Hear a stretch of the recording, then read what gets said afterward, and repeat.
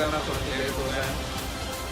Welcome to another live watch party. Through from India, but it's not happening. They will not be silenced. They will not be shut up here. Aru still going strong. Attacking underneath, looking to get the shots in. But Flash moves on the side. He's wiping the shots, unfortunately. Finally, they will hit the last shot. India grabs the back-to-back from day 1 to day 2. This team looks clean. It's time to crush some dreams of 10 teams. Can I get you to press this button and open up the iris? Oh, with a bit of vigor. I like it. I'd like you to pull on this in 3, 2, 1. Send them home. Let's go. There we go.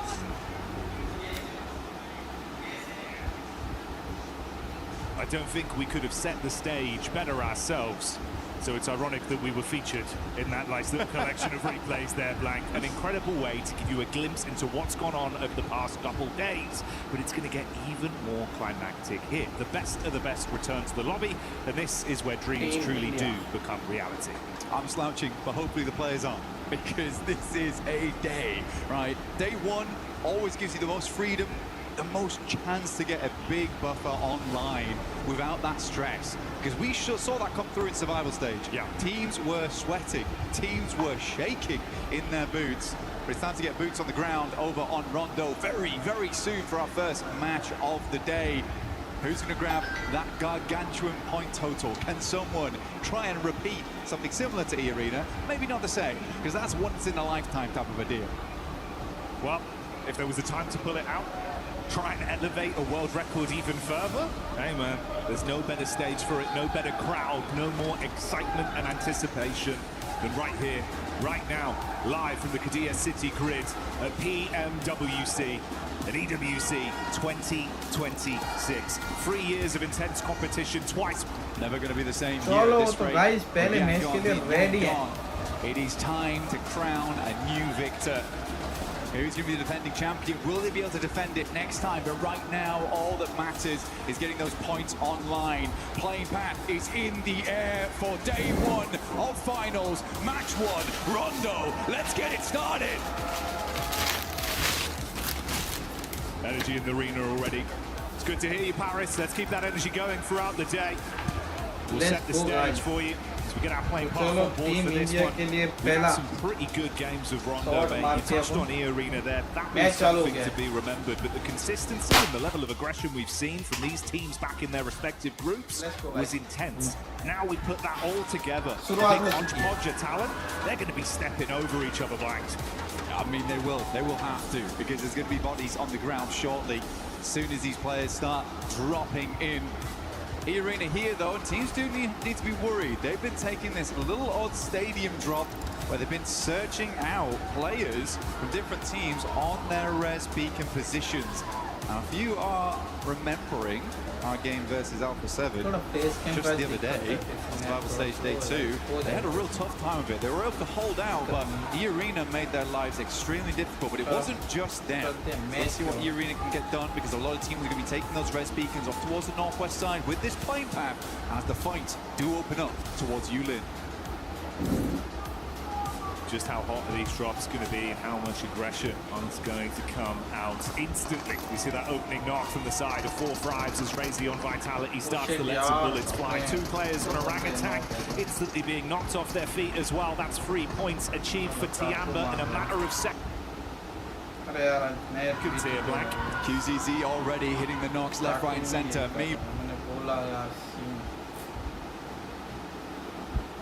Up to 4, QZZ on 2, 6 eliminations in 1 minute 47. That is an incredible result already for Tiamba, and they should be able to get the easy res beacon. They've already cleared out most of the damn teams in that position. Yeah, that's an unbelievable start for Tiamba. A powerhouse in the survival stage, and again delivering early into Rondo. Orangutan being forced out as well as Hora look to try and claim a few more points for themselves. 3 points for Hora, 3 in the back pocket for Notchit Red Force, and that big 6 total for Tiamba already. Oh my days, I mean, just coming through. Milu was just slashing at them. He pretty much cut through the entirety of 4 Guys, fives मैं there. OG की Left Jersey them से in मैं ribbons करने by the वाला था, end of but it. अभी तक अपनी I'm pretty sure he was up against Guns as well, but he just brought the knife close quarters outside the pagoda. Real samurai here on Rondo.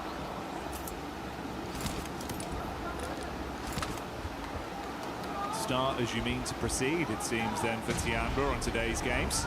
Sleepy taking the clash back over to Zizzy there from non-ship. Going to be able to force him out early. Nice. Ooh, that's a great lineup, bud. Lord coming swiftly in with that one Lord onto ने तो S2G. तोड़ दिया. Gorgeous stuff here. But for S2G, got to chat with him for a little bit.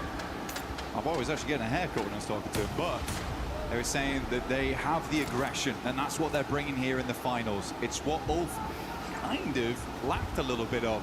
But for that Turkish team, they were looking to bring that aggression over in the group stages. They're looking to bring it again here. They've had a lot of time to study those teams, but Lost moves up and already is down. It's Kamikaze, the man with it all to give. One nade, one dream. Yes. Godlike on top. आवाज नहीं आ रहा क्या? Mic बंद है क्या मेरा? It's a nice bit of chip damage on the peak. Oh wow, Lord trying to lean into it, but the pre-fire back from Kamikaze on low HP will at least secure that one. Ralph goes in aggro though with the shotty and absolutely pumps them full of buckshot. Good stuff that Solkay at least at distance is able to recall the team back into action. We do have a Western circle. We didn't get to talk about too much. Flash already has tops in that region, so Jiao Ting currently covered, but that place can hold a lot of teams late game. Aaron now coming against Wit, bears them up, HP, but at distance it's Milu once again. Tiamba up to 8 probably after this. This is the dream start for Tiamba. बहुत slow आ रही है. The fact that he's got 6 individual eliminations alone, mate, he was just popping off back in the games we'd seen previously. If he feeds the hot hand and can keep this going throughout the whole day, good luck. अब देखो आप कैसी आ रही है आप.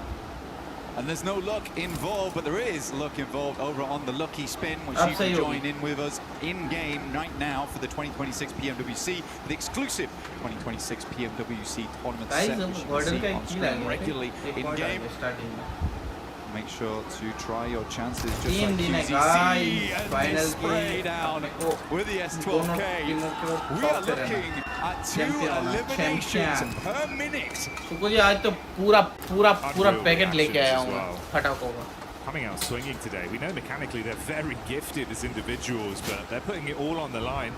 And hey man, that's the way to do it, right? We were touching on the fact if you can have a huge pop-off game on Rondo, the extra buffer of points from the sheer quantity of additional eliminations you can garner from this battleground, it's worth its weight in gold, especially in a 3-day finals environment like this. You gotta get in there and get stuck into the thick of it, and Tiamba are doing just that. Again, for Tiamba, their biggest success in the survival stage was the fact that they started out so incredibly hot, where it felt like all the weight was off them a lot of times. Milu making that 1v4 look really easy. I think that came from the fact that they had nothing to lose at that point. They were already in. Guys, जो भी देख रहा है like करो जल्दी, like करो, subscribe करें. We haven't talked about it too much so far on the cast, but बस we do एक have subscribe Smash चाहिए, Ruling. 760. And not only does that mean that yes, you can win technically game 2, but it also means the further you are ahead, the harder it is for teams to catch up to you to also get to that Smash Ruling. So we are looking for more similar result to 4 Thrives as well as Vitality in terms of how far they set themselves ahead in those rankings to make it difficult for any team to catch up, to really engage that Smash Ruling on the final day. Might be coming down to match 6, honestly. It will be a fun little storyline to see how that affects things going into the last day competition. How big of a barrier that'll be. Really, if other teams will have to rise up to the occasion for it to be a potential pipeline for them. That's one for the future, though. But now it's in the back of your mind. You have that context with just how much these early points matter for some of our squads. 2 sides that you touched on there, though, of course, being Vitality and 4 Thrives. They were dominant in both of their respective groups. Easily the best squads we saw when it came to how consistent they looked and how aggressive they were. Yeah. Vitality even kind of completely blowing away what we thought was the upper limit when they then played their group, right? I think they knocked it out by 1 point, but even that 1 point is a hard point to squeeze out in such a short amount of games. For Tiamba, it's a little less impressive, I would say, just because you are playing with the Drakes coming through from the group stage. We already did send what we assumed to be our best 10 teams forward there. Even so, Tiamba still looked very strong, and for them, it was more a case of switching it on in those moments. And they've done exactly that. It looks like all the lights are on at home right now for Tiamba. They are burning the midnight fuel. It's crazy, like actually wild. The speed at which he was like. So was that 1v4 again? Actually, now I'm thinking about it. Technically. It feels like it is, especially when you then factor in, by the way, we had the one clean 1v4 he won.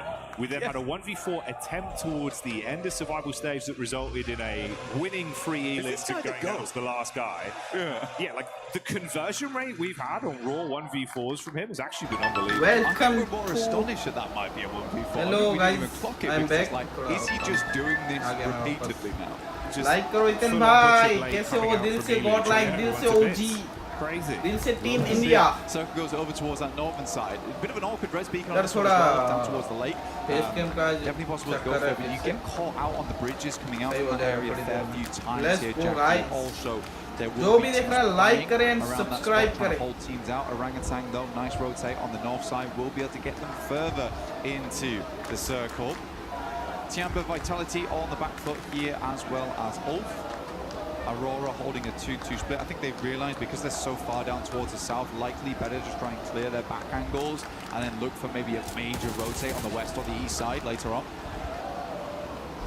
Take on top. Burden. Shades of stadium for E Arena, a position they'd love to play towards in a final circle. And let's see if they can win out versus Orangutan straight through the door. And it's easy clean-up on the opening two players. Arrow and Wizgard down in a matter of seconds. Back down to a duo once again. Four Thrives taking down a Tanky there as well. Leaves Orangutan just on one singular player, AKOP. Guys, more confidence for a res beacon. I think he might go far Bailey on this actually, Jackie. I don't think he's going to stop off early over towards the lake, like we said before. You get a res off there, teams know it's happening, they will hold you out. So he is forced to go for the long rotate. But honestly, for Orangutan, it's not terrible because they can just swing back in from that northern side. And it's fairly free with where most of the teams dropped off down towards the south. Thankfully, he's got just enough time. Pulls slightly further out as well. Hedges his bets, he goes up towards the top of the north side. Going to get that recall in. See Vitality on screen here as well. Just the one elix to start us off with Razy. I mean, you said it yourself, mate, doing a little special report on Vitality. Razak and Razy, that's been a hell of a duo. The Cray twins, bro. You're just terrified when you see them coming at you. Yeah, you are. I mean, one of them bringing the double hammers as well. It's a bit of a nightmare, honestly, and they are always looking for a proper shootout. But it's nice to see Axel as well as Federalis. I mean, Axel really astonished me. Guys, there had been so much talk about Razy and Razak. Federalis has also had a massive amount of tenure throughout the entirety of PUBG Mobile, but Axel was just swinging and not missing. So that's what gives me a lot of hope. I'm very, very excited to see this team perform as this tournament goes on, just because of how good all of them have been playing individually and as a unit. Take a look at Godlike though. They're over towards that centre side. I think Godlike showed us something different from their region. Honestly, they had some great aggression. I think they've been making little adaptations here and there, figuring things out as they go along. But genuinely overall, we're impressive. We're impressive. They were second best inside their group. Only beat out by John Meta bolte public. To be fair play. Fair play. अपने पे आएगा guys, नीचे नहीं जाएगा. मेरे हिसाब से अपने पे आएगा. We got a little crunch down the zone here as well, pulling further down. A couple big names amongst the dead centre of it all. Godlike, as you touched on, 4 Thrives, Vitality, Enigma Galaxy as well. the representation from Aurora, another side that could have some surprises in store for us the longer this one goes on. Yeah, Aurora, they just seem to have this capability to choke in the finals. Yeah, that's fair. Guys, जो भी देख रहा है major team issue. दिल से team Every India single player on that team has spam कर दो greatness chat. inside of them. जल्दी It just seems to dwindle a little bit once we get to a final. And we've been asking for that not to be the case for the longest time. And it's getting to the point now where I just don't believe in it, which is sad. भाई They are क्या consistently ढोल always नगाड़े here, बज and you रहे हैं can't really put them down too much for that. The fact they're in most of the finals, it's like that's already a big achievement. Reefus though opening up over towards Yasser from Alula. Chambers Alula भाई क्या ही there's a lot of the big pillars involved inside the circle, as well as stadium over towards that northeast side, which is open on the outer edges and slopes down into it. So if you are here really kind of swing past here, they also know this area very well. It is their drop spot, but Fourth Rise have beaten them to the punch here down towards their southwest from stadium. Guys, जो भी देख रहा है अभी तक subscribe नहीं किया हो तो कर दो. Excited to see what the form of Fury is going to be looking like like in the it. final Bas ek situation subscribe again as चाहिए. well. They were massively coming alive, dude. Felt like it was way better in terms of the decision making. The communication was on और point. A chat lot of the fights we में witnessed from दिल them. से team India. Igor as well, just playing so brilliantly with some of the individual plays. Feel like a whole new man showed up. We spoke about this big man though, and he's back on our screens again. Milu scouting around, seeing if he can get a line of sight potentially. Just playing close towards the geometry here at the cliff face. It's Ulf that aren't too far away. Eagle and Aching desperate to get some Elims on board. I mean, man, every single one over on Milu and QZZ, but these guys are the fraggers on side. Aching, a lot of times playing off the back of him. Eagle, very, very good at playing that anchor style. Generally is the last player to go down. Plays that survivalist very well for them as well. Yeah, you're right, Furia looking good. Igor. मजा क्यों नहीं आ रहा साकिब भाई क्यों मजा नहीं आ रहा? They've got big names आपको on that क्या team. चाहिए बोलो? Ayala, आप क्या करें जो आपको मजा आए? Igos was just really आप मैच getting देखो a अभी lot of क्योंकि this मैच squad. स्टार्टिंग है We're getting सब it टीमों पे towards प्रेशर है तो आज अभी ना our later सब बहुत circles टीम प्रेशर with में खेलेंगे देखो a आया lot जॉन of अपने that में team still involved. We talked about Jaltin earlier on. It can house a ton of teams.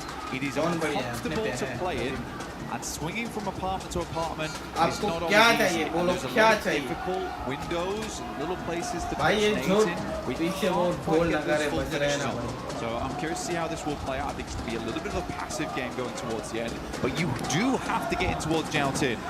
But meanwhile, amongst the battleground, it's S2G that feel the hammer crash down on top of them from non-ship. ओह अरे shit यार एक तो Red Force, the hero of Hyunbin, starting it out well. And only one man in last, forced to bail out and try and keep their dreams alive as he breezes out of action. ओह और आगे घर पर There's गया Aurora as well, clashing against Ida Blank. I mean, Ida tried to get in on the northeast side, which I think is, at this point, a little bit too late. They got crunched in by Vitality as well as Aurora. I think you somewhat deserve that coming into this stage of the game. Jaltin's still far on the western side, but because it's such a big amount of landmass with a lot of places to play, you do see a lot of teams confirming here early, but you sort of want to be on that end where Aurora is Vitality, where there is those clear exit points across the road. A lot of other teams have to take something a little bit more unfortunate. Fourth Rise though, Joker stepping up to the plate here, spraying through the smoke. There's one close. He's giving himself away though, Jackie. Yeah, this is risky, bro. IQ had to be so swift with the shotgun hits. Joker just teasing them, dancing around on top of the rocks. So much damage already done to Fourth Rise. This would be a hellish way to go down. And that's how they fall in our opening game. The Arena. Pakistan की team है The Arena down, but back on ball with Tiamba. Milu buying the first as per usual. Scarface desperate against it, but he's just pushing up. Aching will find another shot. Solus is down. This is looking very, very bad for Ulf. And Tiamba puts up more points. Milu on a fat 7 so far. It's not going to stop Tiamba, either. 12 They kill want भाई, even more. NS Squeeze whatever points they can get out of this one. Aaron had to tuck his tail and absolutely bolt it. finds a lone rock in a field and gets his head मार down. Turns his attention back up onto him though. A few shots as he dumps the magazine towards Milu. Someone needs to stop him, Black. Milu is just out of control this game. You're right, needs to be leashed. QZZ still taking some damage here. I'm kind of curious from where. One of his Fury are actually taking a couple of pot shots over towards them. Eren not letting up. Just about press over the top of that bridge side. They're going to take the blue for a little bit to try and deny those sightlines. They make their way over towards the pagoda. Just about in here, Jackie. Difficult spot to play. Curious to see how it does work out. Aurora, it seems like both them and Vitality have been tossing a couple of curveballs at one another. Well, Eren does find Eagle. Goodness me, still being a nuisance on that east side. Fair play, man. He's thinking you want to try and ruin this for us on game one? We'll at least make it uncomfortable. Force out the utility, see what he can scrap through onto them. Can't really make a move towards that recall, the zone coming in, and that's going to really crunch up away from all of them. Still dead center for Vitality. Vitality's in a really good spot here. Like I said before, it does give them that capability to move out over towards that northeast side if needs be, but they also can crunch every single team on that western side. There was one player left remaining from Ida. It is Darkin. He is over on the eastern side of Jaltin, just hanging out for the time being. But that does kind of save grace for Vitality, because they'll hear the shots immediately if someone tries to rock over towards Darkin. Just give them a brief opportunity to reassemble and reassess how they want to play off on that eastern side. Replay here for Federales, just instant shots. I think this has been a key factor for Federales throughout the entire tournament as well. Reaction speed. He is quick with it. It was quick and on a disgusting angle as well, so good plays. Oh, Federales, no one clears it! Hello? He doesn't get the playoff!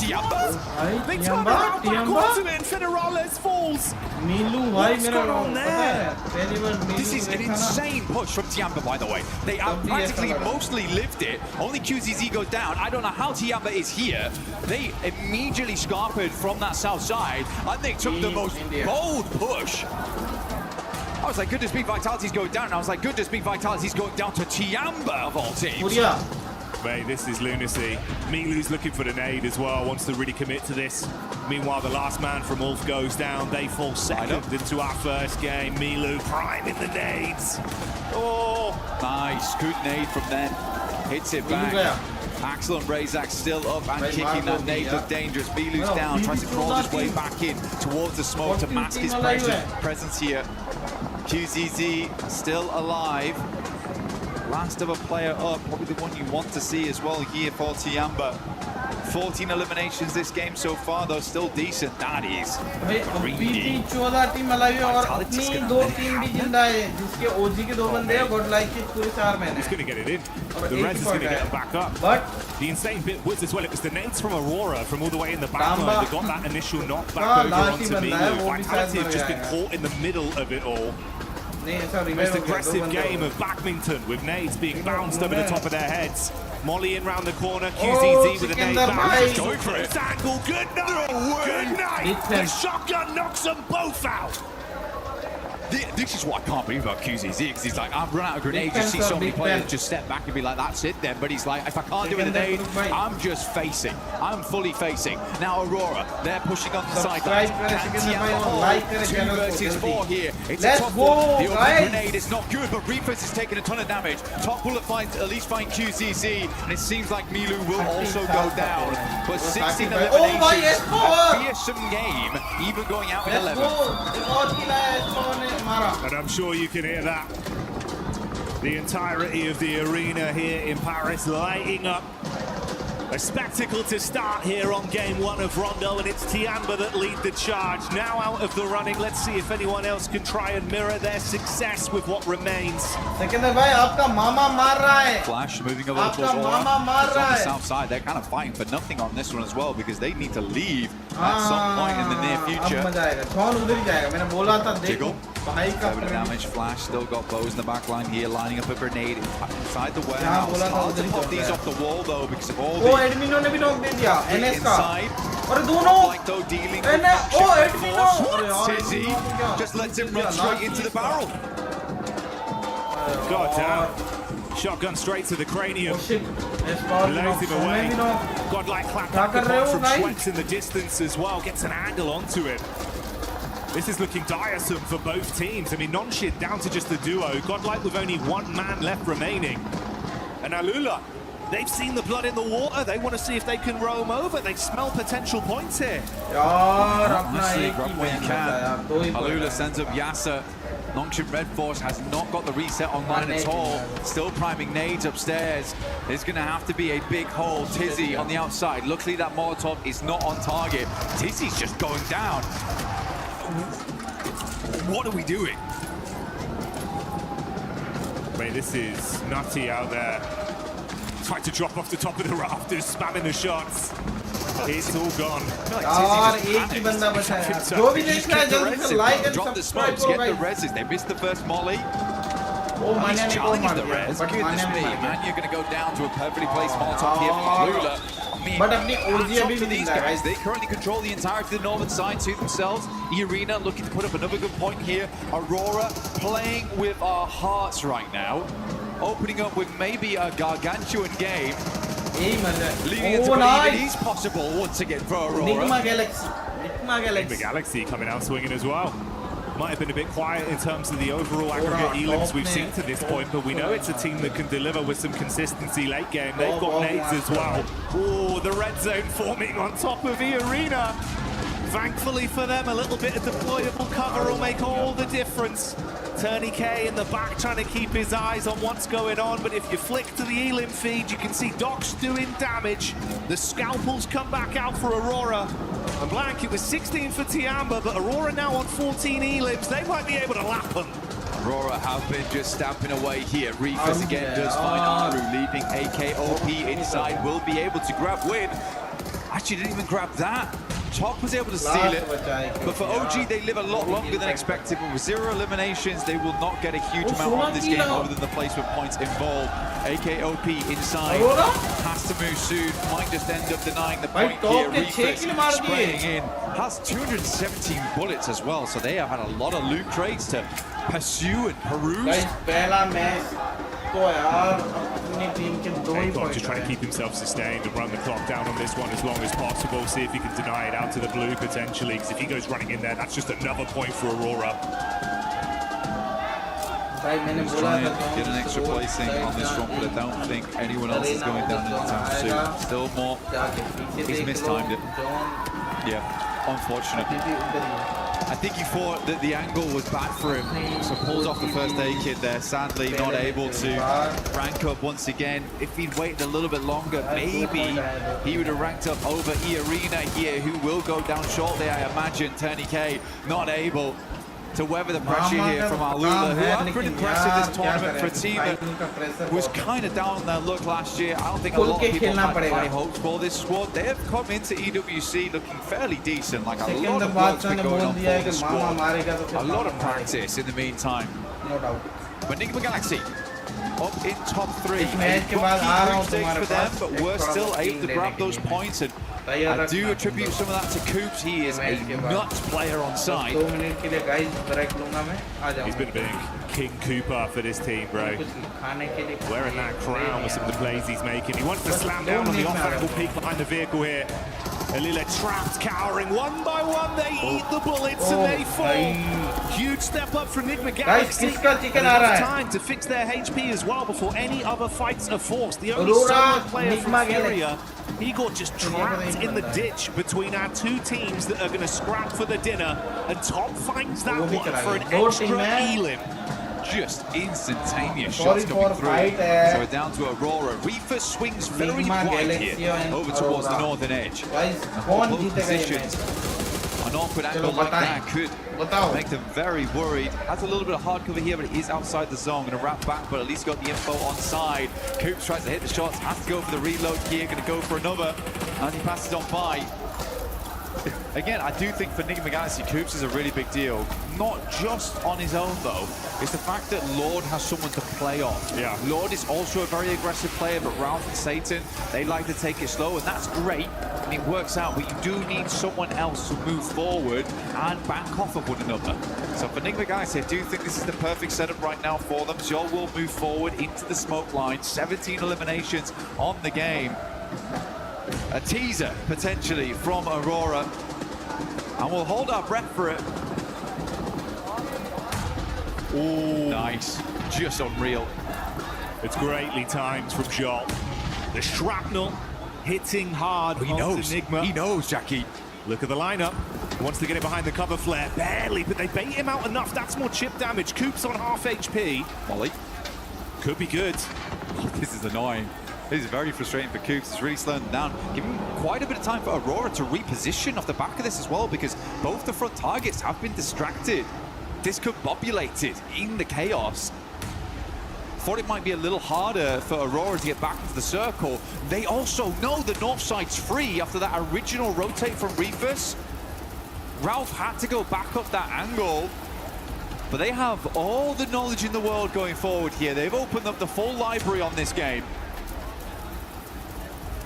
A lot of nades being baited out here by Coops as well. He's down to 2 nades and 1 Molotov. Ralph actually being isolated from his off-angle peek by the backside. That's half his HP gone. The vehicle detonates in front of him. One Blessing's got a little bit more cover to try peek off of, but no easy rotation. Still the 4v4 here. Utility down to nothing on side of most of these players.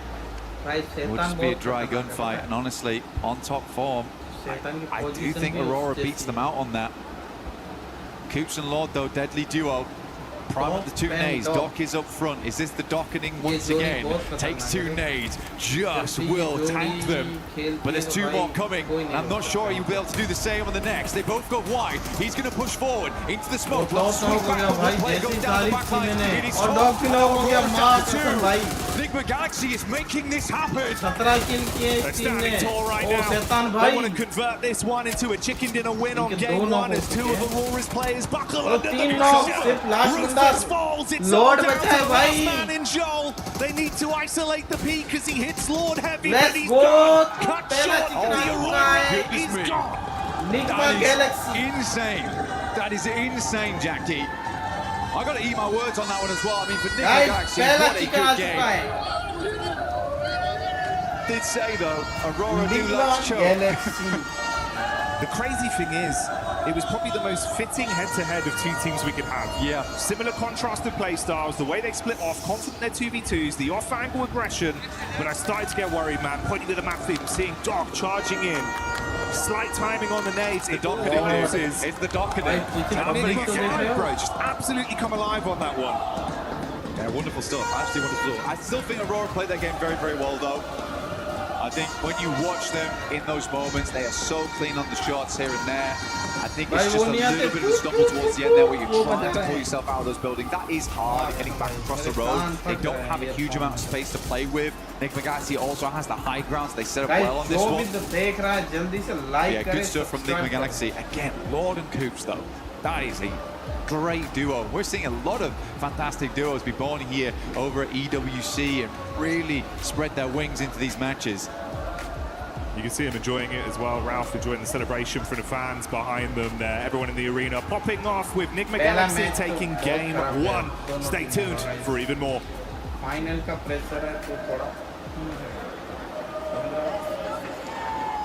वो वाला confidence team में वापस आ जाए तो group stage में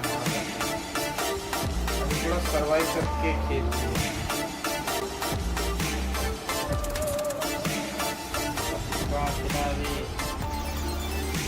कहाँ गिरा सिक्का कहाँ सिकंदर भाई कहाँ हुआ गाइस लाइक कर दो यार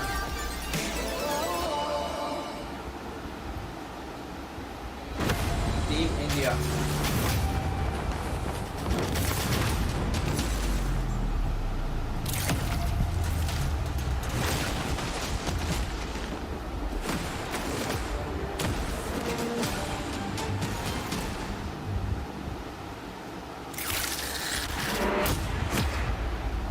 अपनी दोनों टीम 40-50 कर पाएंगे. Welcome to the front of stage. My name's Barney Banks and I'm joined by S2G's very own Banish. Banish, how's it going, man? I'm very well, thanks. I mean, let's talk a little bit before we get into the nitty-gritty of the teams and how things are going for you guys. Let's talk a bit about Paris. How's the Esports World Cup been for you so far? Paris is amazing, bro. Eiffel is so good. The castles are Notre Dame, the Pantheon, everything is good at the Paris. But Arena is more than good. There is, yeah. Let's talk a little bit about your team, S2G. Let's talk about the preparations coming to EWC. Were you guys, you know, preparing here on site, or did you boot camp in Turkey? What was the plan? We did boot camp at the Istanbul. You know, we have gaming house at the Istanbul. And before tournament, we go to China, the PMI, Macau invitation tournament. And I don't know, I feel we're gonna take this. You feel like we're gonna get this? Well, S2G's run through the group stage was really good. Now we're in the finals. How are the team feeling? Are they nervous? Are they excited? Like, what's the vibe from the team right now? They seeing me, my players are seeing me. Maybe we're gonna get the first place, maybe we're gonna get the sixth place. Oh, they wow. don't know. Yeah, but I think we're gonna handle this. It's a very strong group of finalists, isn't it? So if you get on a roll, like, momentum is a big thing in this game. If you start playing well, you could take it all. But do you have faith in them? Do you think they can do this? Yeah, I believe them. I believe too. Banish, thank you so much for joining me in this interview. I really appreciate it. Enjoy the event and we'll see you later. Back to you guys. Day number one in serious business here now for Pmwc at EWC 26. And what better way to start it off than I have two legends here from India to talk about what's happened so far, as well as what may be to come. So, of course, I have Admino and I have Aru here, as we have Godlike and, of course, Orangutan going to be representing from India. So, I guess I'll ask you, Admino, first. You guys must have watched the survival stage. What did you think about the teams and gameplay overall from the survival stage? It was kind of little passive, like the previous group were too much aggressive, or maybe they were one more chance, that's why they were aggressive, and this was a survival stage. But I think Tianba got the momentum, and the top 6 were expected, as we have decided already in the podium thing that we have a fun activity over there. Yeah. And I think Alula gave a little bit surprise, and I hope so they perform good in grand finals also. But I'm hoping for Tianba to carry forward the momentum that they have already got in survival stage. How about you, Aru? What did you make of the survival stage? We tried to grab as many things as we could from the playstyles and the lobby structure to, you know, get a better understanding and to be able to predict better what the structure of the finals lobby would look like. And obviously we don't really fear anyone, but yeah, there are many respectable opponents that we need to respect in game as well, as much as we should, not more, not less. So yeah, we are confident coming to the finals and looking at the survival stage. We know that when teams have like only one last chance, it's like they play more in pressure, and yeah, that's it. All right, so I wanted to actually ask a bit of a fun question since we've got two fantastic teams here. I'll start with you, Aru. If you had to take a player from Admino's team and add them to your roster, who would you pick and why? Maybe Espoir, because he's really consistent. Okay. Same question to you, Admino. Who would you take from Aru's team and why? Aru insists because he's a good idea. What do you think about that? You think you're a good IGL? You think that's fair? I don't know, I just work. All right, so kind of final thoughts, kind of look at the finals as a whole here. I'll start with you, Admino. Well, what's your expectations here for the final? Obviously, it's an amazing lineup of 16 teams, arguably one of the best lineups of all time here at PMWC. So how do you think your chances are here? Well, I wouldn't be saying anything. I'll just prove it by performing over it. Perfect. How about you, Aru? What are you thinking for the final? I'm just here to play and enjoy the 18 games because I love this game. I don't want to feel any pressure or, you know, set unnecessary expectations from myself. If we are going to enjoy the game, inside the game, then we are definitely going to perform well as well. Gentlemen, thank you very much for joining me, and best of luck today. Thank you, Kalaris, for that amazing interview there with Admino and none other than Aru. But it does end up coming down to Aurora at the end. Even though Enigma Galaxy won, congratulations, Enigma Galaxy. I gotta give this team some props because we're finally seeing the MVPs show up for that squad. But Enigma Galaxy, Coop, Coops, especially at the end. What a surprise for them being able to come out with a win. It's so nice. Just in my notes, I just have Coops because that's all you gotta say, He does. really. He does, do. Can confirm. Yeah. See, Confirm. see that? Yeah. I can't read that. Yeah, my handwriting's not great. But Coops was awesome. I really love the jump that they're coming through throughout that game, right? They played on that edge side. They waited for their moment. They bided their time. And what I loved particularly here, Max, was their push onto EA was not super aggressive. All they wanted was space inside the zone. They didn't go for that full push and that full clear of the team. They're just like, hey, we want some space. We're going to take it from you, take a couple of points as well, and then wait some more. I really liked that from them. I have an idea, but this is just pure speculation. Maybe I'm reading too much into it, but I'm like, maybe they slowed down the fight into E-Arena, hoping Al-Ula would go for a third party, and then they could let them fight each other and pick off the rest. I don't know if that was the actual reasoning, but it's how it worked out in the end, and because of that fight in particular, they get a 23-pointer tied with Aurora Gaming.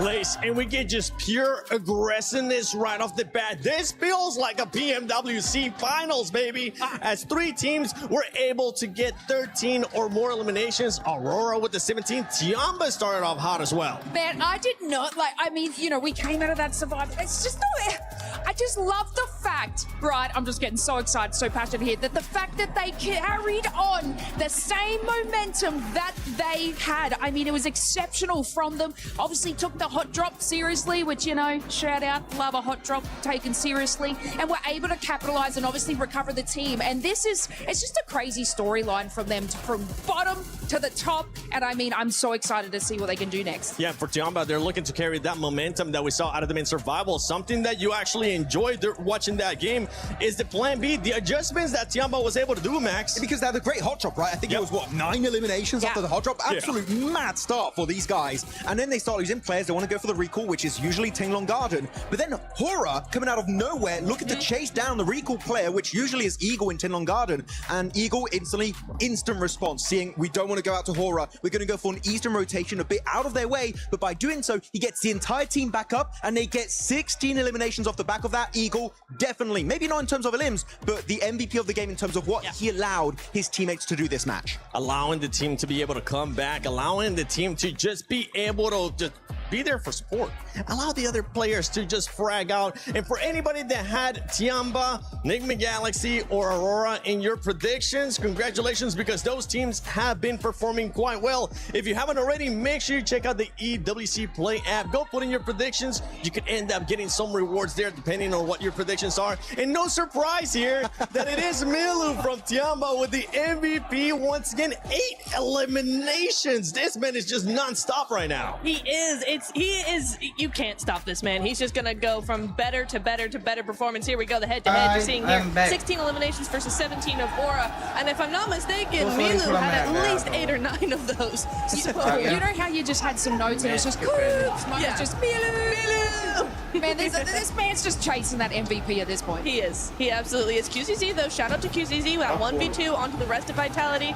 He was wiped out by Aura like seconds later, but yeah, some really, really good stuff there. There's a lot more players on the team than just Milu that are really fragging out. I mean, I was wondering going to this, are we going to get group stage, Chamber? Are we going to get survival stage, Chamber? Clearly, with its opening performance, 7, it is survival stage, Chamber, in the finals. And we're hoping that that's going to be the case. If you're a Tiamba fan, you're going to be looking really happy. If you're a Fourth Rise fan, Fourth Rise, it's looking for a comeback here. Same with OG, but let's see what's going to be happening here on the second game of PMWC at EWC 26 Finals. Thank you, Seven. Great breakdown there, recap of what we saw on our screens live in Game 1 of Rondo. Starting to get a little bit louder in here, but Paris, I want to know, how loud can you get? Let's get some noise going! Let's go! It's a good crowd. It's a real good crowd here we got here in Paris. Supporting all their teams. I mean, the Enigma Galaxy crowd, they've been loud. We'll see if they can get louder. As Enigma Galaxy are doing fairly well here so far. It's really, really nice to see. I think, again, mad props to Coops. First of all, mad props to actually being here. The guy's dodged so many events at this point. Finally gets to play some matches. But yeah, the rest of the team's also looking fantastic. Round looking a little bit more reserved, I would say, in the gameplay, which is good to see. Holding those angles. I actually liked where he set himself up. Became a real nuisance. The big thing was, didn't immediately go down either. And I think a lot of times that's all he needs to do, because he knows the layout of the land. He knows where he needs to be playing. It's just sometimes he'll play those spots and then and that's fine. So he's just letting the rest of his team work those angles whilst he plays that off angle in a really, really strong and quite frustrating spot to deal with. But we're heading up to our angle now, so probably a little less action. A little bit more calm, chilled out as we head in towards the first portion of the day. Fury at last game did come down to Igor once again. Yeah. And honestly, mate, you know, normally I think you'd favour him in kind of positions like that, where if he had to step up as a solo, it's just how late in the game it was and how strong everyone else he was up against was looking, right? Uncomfortable position to be left in, but hey, they still squeeze some extra points out of it. So it's better than it could have been. For some of our other talented squads, they're far down the standings, but like you touched on, Rondo is Rondo, and now we get something a little bit more normal. Opening playing path established here, all the way down the middle. Down on that eastern side, Yaz. Opening here for teams to move into. Gakra a little bit harder to get towards on that western side. North George, as well as South George, probably possible. It's just going to be a little bit more of a long approach on that one. Vital is just out early. I don't really ever mind the Kameshki split, honestly, over towards Stalber on that eastern side. You have a lot of position to loot. Most of the time you're not having a second team come over here, so it's just a really good position to get set up in the early game. But man, Tiamba, we didn't talk about too much at the end of that game. But there is definitely fire in those bellies today. Because to make that push, to make that decision, to just be like, let's have a straight fight on the central compound when we're playing Edge, I don't know what's gotten into them, but I love it. It is so good. So many elims already, and they just go, I like the look of that position, let's take it off. I'll be having that. Fairly watery circle, mate. Starting off one of these. This has been a consistent trend, at least throughout Survival. We had quite a few very similar to this on our start. Obviously a little bit worse for Vitality with a late rotate all the way down from Stalber with their instant drop from the plane. Yeah. It's going to be a little bit more difficult. A lot of the rotational tools will probably be removed as well, so it is going to be a long rotate for Vitality. You are correct. That might end up, or probably will end up, creating a little bit more of a passive game for them, a slower game for them. 4 Thrives though, loving life. And then they get down towards Ferry Pier. The yellow's on the eastern side. There's no one around here. It's chilled out. It's peaceful. You get yourself set up nice and early on one of the prior compounds as we head into Zone 2. I think the scary thing about this one is it does eke in a little bit of Sosnovka, and there isn't a 0% possibility that this doesn't go down towards Sosnovka in the future. It still can, but even set up around Bridge. Satan on our screens. You know what, the last game, first time I've seen Satan smile this tournament, by the way. Even when they win, he usually looks like something's gone wrong. He enjoyed that. He did like that one. That was a nice win for him. Yeah, they were chuffed to bits. And to be fair, it was great. You know, nice head-to-head. 2 very talented squads. Lots of contrast of play styles, but Nigma Galaxy proving that it was on the money today in that first game. So low on utility, but made every bit count. Can they keep it going, though?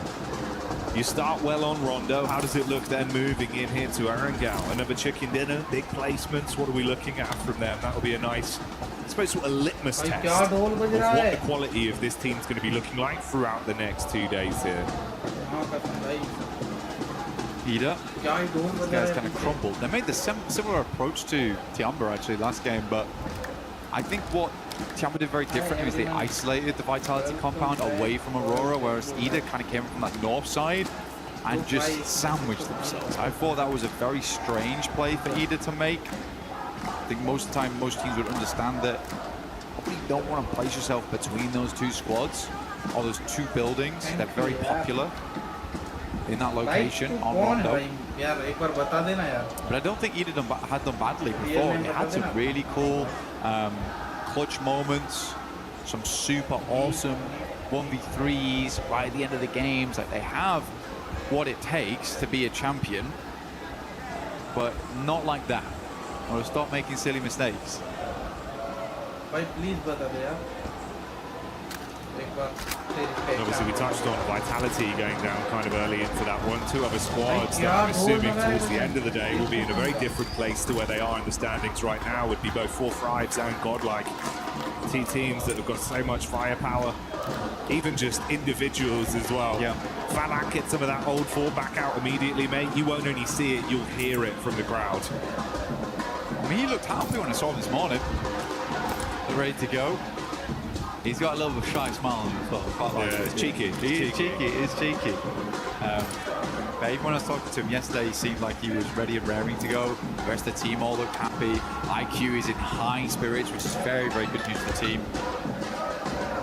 Be able to give that advice and those crucial bits of information, where the team wants to go, how they want to play it out. You need all of your team to be happy. Though I am kind of worried about Godlike and Orangutan. Okay. Not because of gameplay we've seen so far, just because this is a finals at EWC.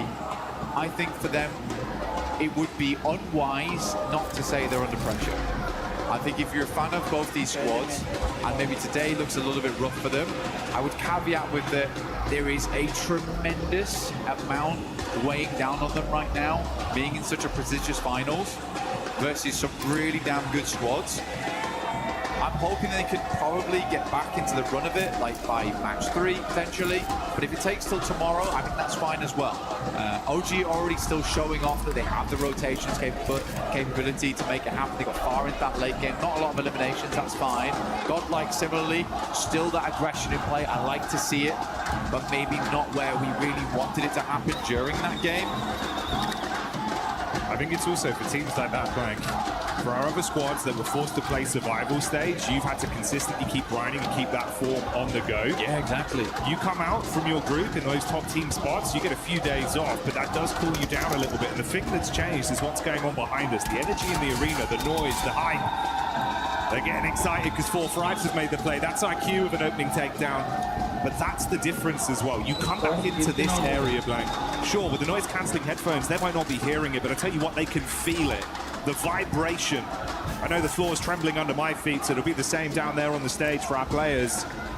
And if you're trying to instantly snap back into that tournament-winning mindset after a few days off with all this going on, it might take a game to try and lock back in. Yeah.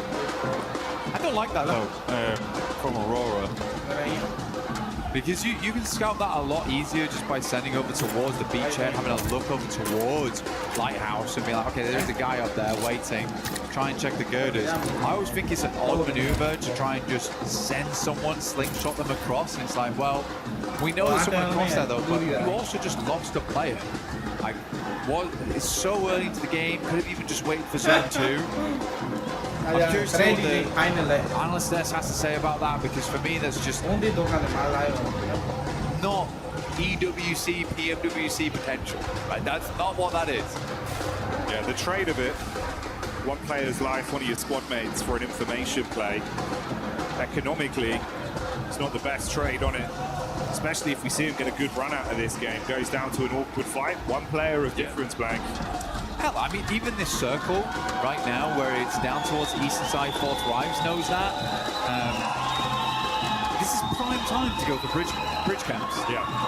Like, if this circle is further over towards the northwest, maybe you don't go for that type of thing. But I think this one, if you're Aurora, it shouldn't be a case of, oh, let's check if there's someone there. You should just know. Devil's in the details. And it paints a very pretty picture here for some teams. For Aurora, it results in 3 players alive in game 2 to kick us off. Flash also having 1 player knocked here. Zone crashing in. Yeah. Still in play. There you go, buddy. Thought that this might be the case. On a circle like that, it's very, very awkward on these types of circles, and it can center up around bridge across both sides, which is super unfun to play. Because now this really could go back over towards Sosnovka way. I'm sort of expecting it to head towards the northwest. But for Aurora, they're stuck now. As are Alula. Alula's kind of considering whether we should take an eastern crossing or should we just play over towards the ridge side on the southern edge. cuts out a massive amount of space though. So much water involved. So teams are just going to be sending towards Ferry Pier because there's safety in that location.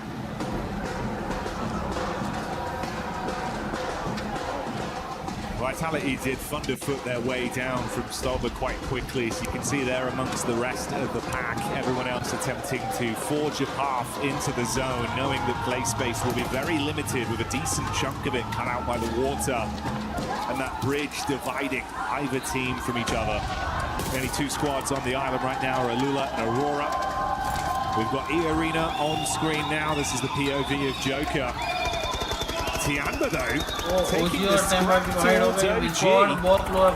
With God being hit very heavy. Trying to stay behind the trees, bro. Luckily still alive. Yeah, great zigzag. Able to stay out of dodge there for a second. He's very close to going down. Aking will be actually challenging this. But man, Aking has been making a name for the DBS, right? You know, there's a lot of nerfs that came through. S12K became the more popularized weapon. Despite that, though, Aking has been consistently winning these crates with it. He's bringing it back in fashion. Seems like the horror fans enjoying this one so far. Getting quite loud there. You see the banner flying. Aru. Oh, going back in. Let's see what he can do with the DBS. What's to prove? He's the DB best up close and personal onto Schweitz with the opener. Not ideal for his teammates though, as Joker strikes with a shotgun and Turney K outside twists the knife. Another one falls. An orangutan, it all goes down to just Aru. Trapped behind the bike sheds and laid out by E-Arena. E-Arena able to remove them. Stepped up to the plate, but not worthy to sit around here with E-Arena, unfortunately. Some good shots at the start there, but started to crumble slightly. Turney K came in like a demon, though, from the sidelines. Big WizGod was not expecting him to be so up close and personal. Aura played back here. They're over towards the pier itself. Four Thrives mirroring them over towards the eastern side. We are close towards our next circle now. Nigma Galaxy making me laugh at the moment, man. They're like, this circle looks horrendous. We're going to play in our drop spot for the rest of the game. We're going to get very looted. But we think about moving. And we're still on Sosnovka with this one. Four Thrives looking good. Down towards the southern edge here. Vitality trying to confirm over towards that compound that sits towards the field. I don't think it's a bad idea here. There's a lot of control of the Longwoods that sits around this area. Not sure what S2G is doing. I think they've got boats. Okay, that's fine. Yeah, it seems like at least one boat in play there. Dream scenario, maybe it's a hovercraft wrap back over to the mainland, grab their teammates, then get involved with the action later. Meanwhile, though, Godlike taking on Tianba. Milu on his last leg, suffering a casualty there for the Tianba squad. It's a decent start, but Godlike have received onto their roster. This is the establisher. You can see the fight here from the top down. QZZ with a nail into the ditch. Manya very low, but back pedals into safety with cover to play with. Right, first nade goes long here. Power on down the fortress. Keeping that draw bridge pulled up. Damage here, refusing to move. Manya will reinforce the front gates. Actually goes for a swing by, trying to get some information on that. So Eagle's going to move around, and the position has been compromised.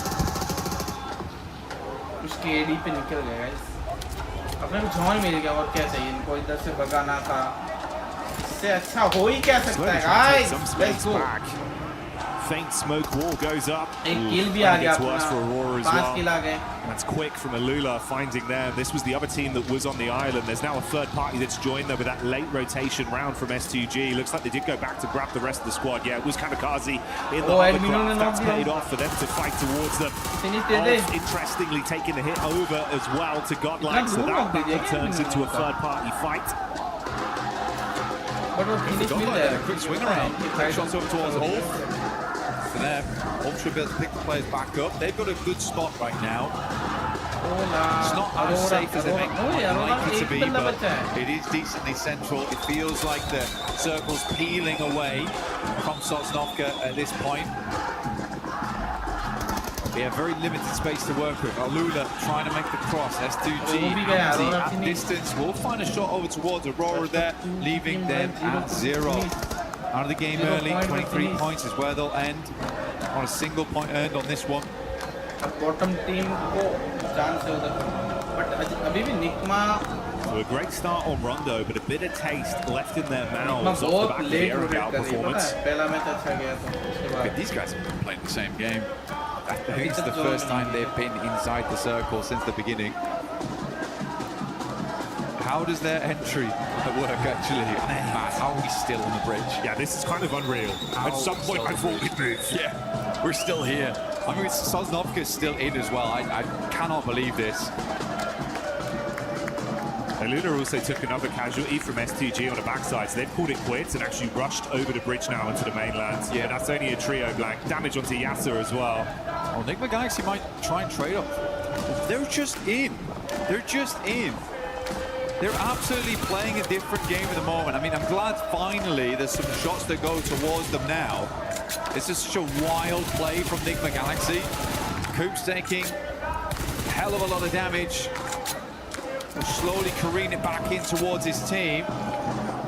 Lock it down. They have lost one off the back of that.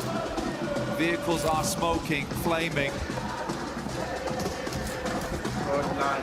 Flashes dash with Gal. I mean, that's 3 eliminations potential there for them, but they're worried about these sidelines to the side. Furia.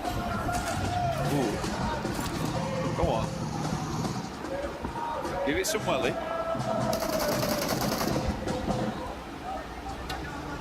Tiamba doing Tiamba things once again. Tony K low on HP on the top floor, upside in the attic. Looking for an angle here, but Falak with the distance shot. Claps back onto Eagle. A-King gets a little bit high octane as he charges through the ground floor. Nade on the stairs. Mormon's cooking one of his own to bounce down. Godlike getting involved with the fight. That's Manya. Just outside the window. Big Papa pump in his hands. So many teams crunching in. Yeah, good Molotov here, but really good timing from Godlike as they move into this one, just leaving A-King alive here for Tiamba. Irina on the upstairs with the 4v2v1. Really good stuff. I mean, this is a good entry point coming through for Godlike, and they understand if they can get rid of 2 teams, they're going to be opening up a lot of space down here. Still high HP count, but Manya finally does fall here to a nade from Mormon. Tiamba goes down.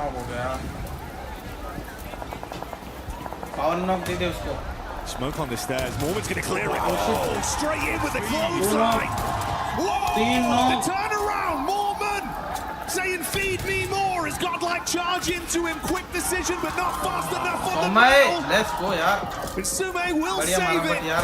But at what cost? The only player left alive for the squad. I mean, Godlike need more men now. They're only down to 1. What a play from Mormon. The speed, the velocity. Straight in there, no qualms. Now Vitality, they're up into it. This place has been the graveyard of 5 separate teams so far. Vitality finally just come over towards the dregs. The funeral's almost over. Can Saume stay alive as the sole participant?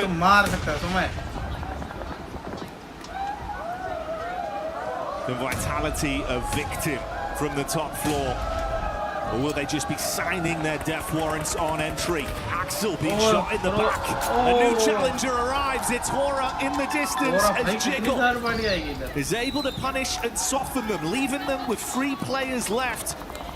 Sume still just guarding the stairs with a nade pin pulled. He's going to go down. Razak going to dive around the corner. He wants to punish him with a shotty and will find it.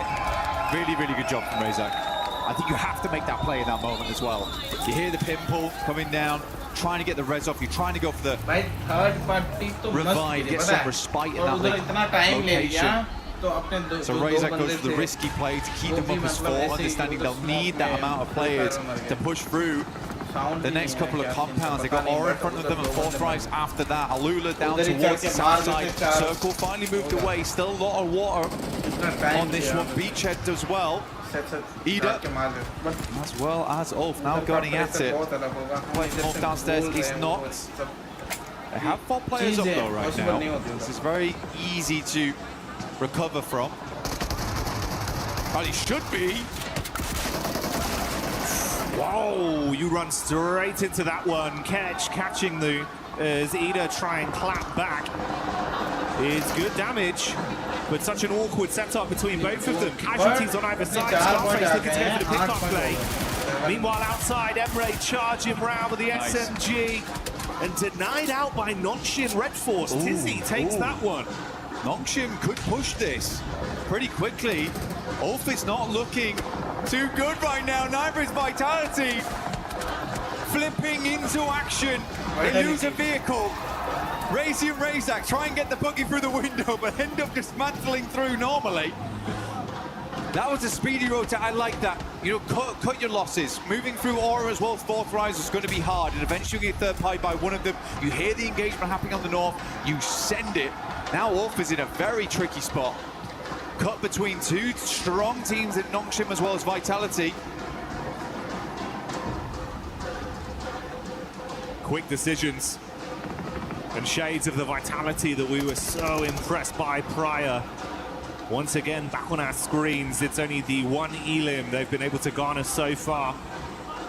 But they are licking their lips at the prospect of so much more.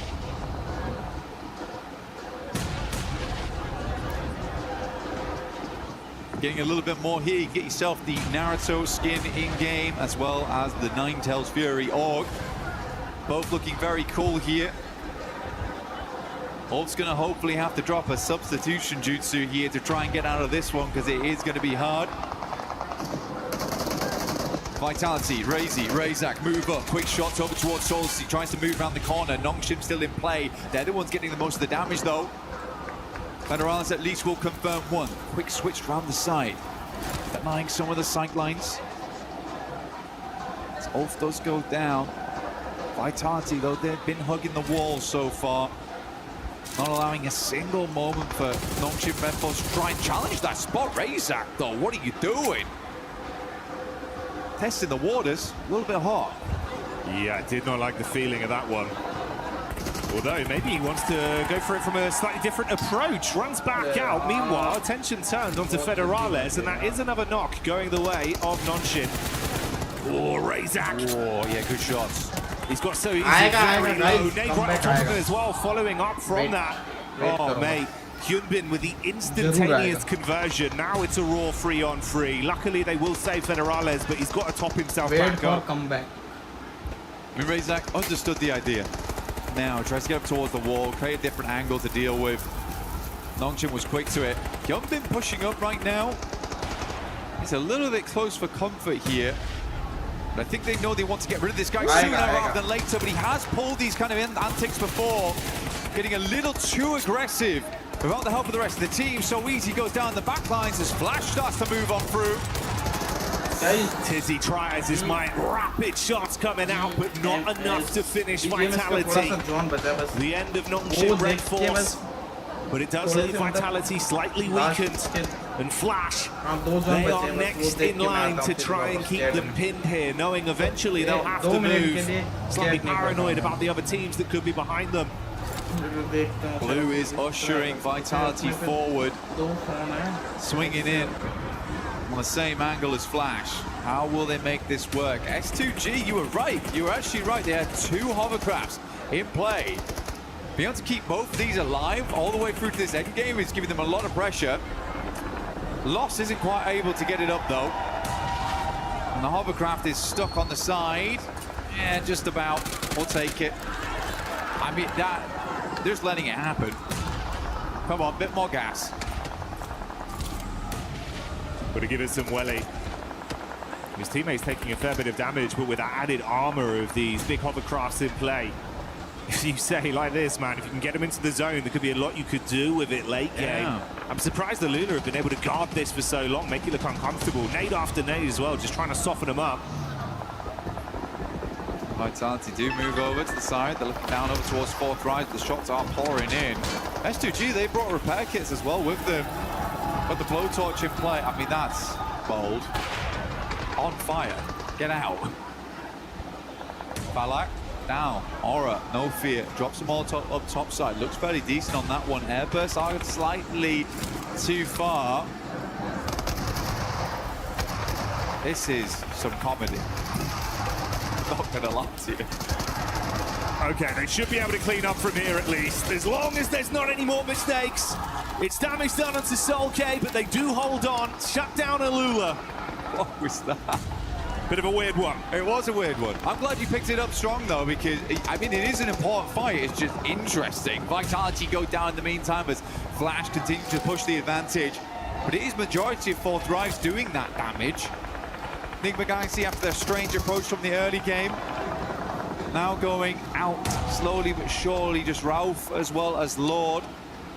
Flash has been all over the place so far. Next circle will pull in, stage 7.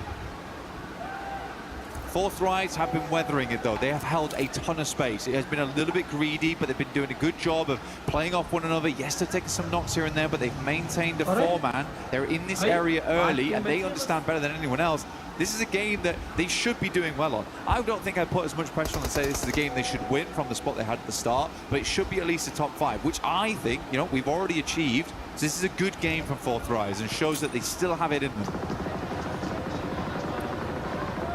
And with them being able to have enough timing here to get IQ back up once again, the 2-2 split from them could still pay dividends massively. It's been a very elongated firefight between them and Hora, effectively just mirroring each other's movement up along the ridge into the zone. A little bit more split here. No fear in the back, trying to protect some Overwatch. Right above you in the building as well. Meanwhile, that's an engagement over onto Enigma Galaxy. S2G, after moving in and cleaning out Alula, they head center zone, and they find the final blow there. Goodbye, Enigma Galaxy. S2G stealing points here, there, and everywhere. Do we have to call this play the kamikaze from now on, where S2G just launch him out like a rocket to center circle and leave him there on his own? This is the kamikaze. This is crazy stuff. The rest of S2G trying to regroup with him, but it's not likely. Kamikaze in play right now. The other hovercraft does go down, not really any other vehicles. Might need to regroup, pick it back up again, but Kamikaze, he's going to hold that spot. He's planted the flag, the S2G flag. T24 goes down, jiggle around the side. Oh, Sleepy. Top side of the stairs, but you can't weather the storm as Fourth Rise arrives, and the brain of the operation kicks in the brawn. The shotgun does damage. Falak there in the back line to assist, but no fear. Charging up. He's going to play on the edge, wants to run in now with the timing, see if he can shut them down. Falak charges back, can't do it. No fear, holds on. Quick switch to the primary. Gets himself onto an off angle. With one more play, if he can shut down IQ, he can take out Fourth Rise. That's how he does it. No fear from Hora, stands on. Absolutely not frightened in the slightest as he moves downstairs, pushes up into the dark, and Fourth Rise will fall. Win up against the world right now. DPS at distance, he's fighting all of them, but S2G falling in the meanwhile. No fear. There's a possibility of winning this if he wants to push out right now. Get involved in the action. Everyone's weakened. Doesn't have all the info we do right now. He's going to top himself back up, play the slow game. That's Flash. Losing their last man there with Kamikaze continuing to punish.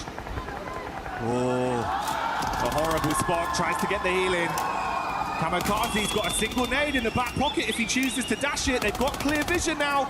Peppering the bullets. This is it. Pulls the pin, looking to cook. Let's see if he can land it. Kamikaze looking for it now. A bit of splash damage. Not that just there yet. Kamikaze keeps spraying the right location with the bullets, peppering the ground, picking up mud. Solkay in the back lines. What's left out here? Quite an unfamiliar target. Solkay will take down tops. But Kamikaze is out, and we're down to a 1 versus 1 versus 1. The outside contender in no fear. Solkay looking at both angles. The battle of the solos. to decide our second game chicken advantage dinner. देखा जाए तो किसी पे भी नहीं है, सारे as पे है No भाई। Fear already picking up that big clutch. He's amped up as an और individual. उसकी healing नहीं है क्या? Got a rough read on where he believes Soul K can be stationed, tucked in behind this burnt सब out अपनी अपनी hovercraft. Position पे है अच्छे। I don't think he knows. I think he knows there's a team in that general direction, but he does not know Flash पे थोड़ा where ज़्यादा है, No क्योंकि Fear वो is. height Hamza का G advantage finally है। goes down. और last I think stage है No John Fear का has ये। a rough idea that he's playing on this hovercraft. भाई Though. क्या He टूर्नामेंट has हो the रहा है भाई ये? information. Watching both of them. 1v1 तीन बाकी है। This would be an unbelievable double clutch जो up भी लेके versus जाएगा इधर fourth से rise सीधा 10 into the point। last two teams. Zeus is just pushing forward. Instant spot though. Over towards No Fear. And now Zeus with all to do here. Flash, who had swept everyone aside. Soul K, the last of all potential here versus Team Flash.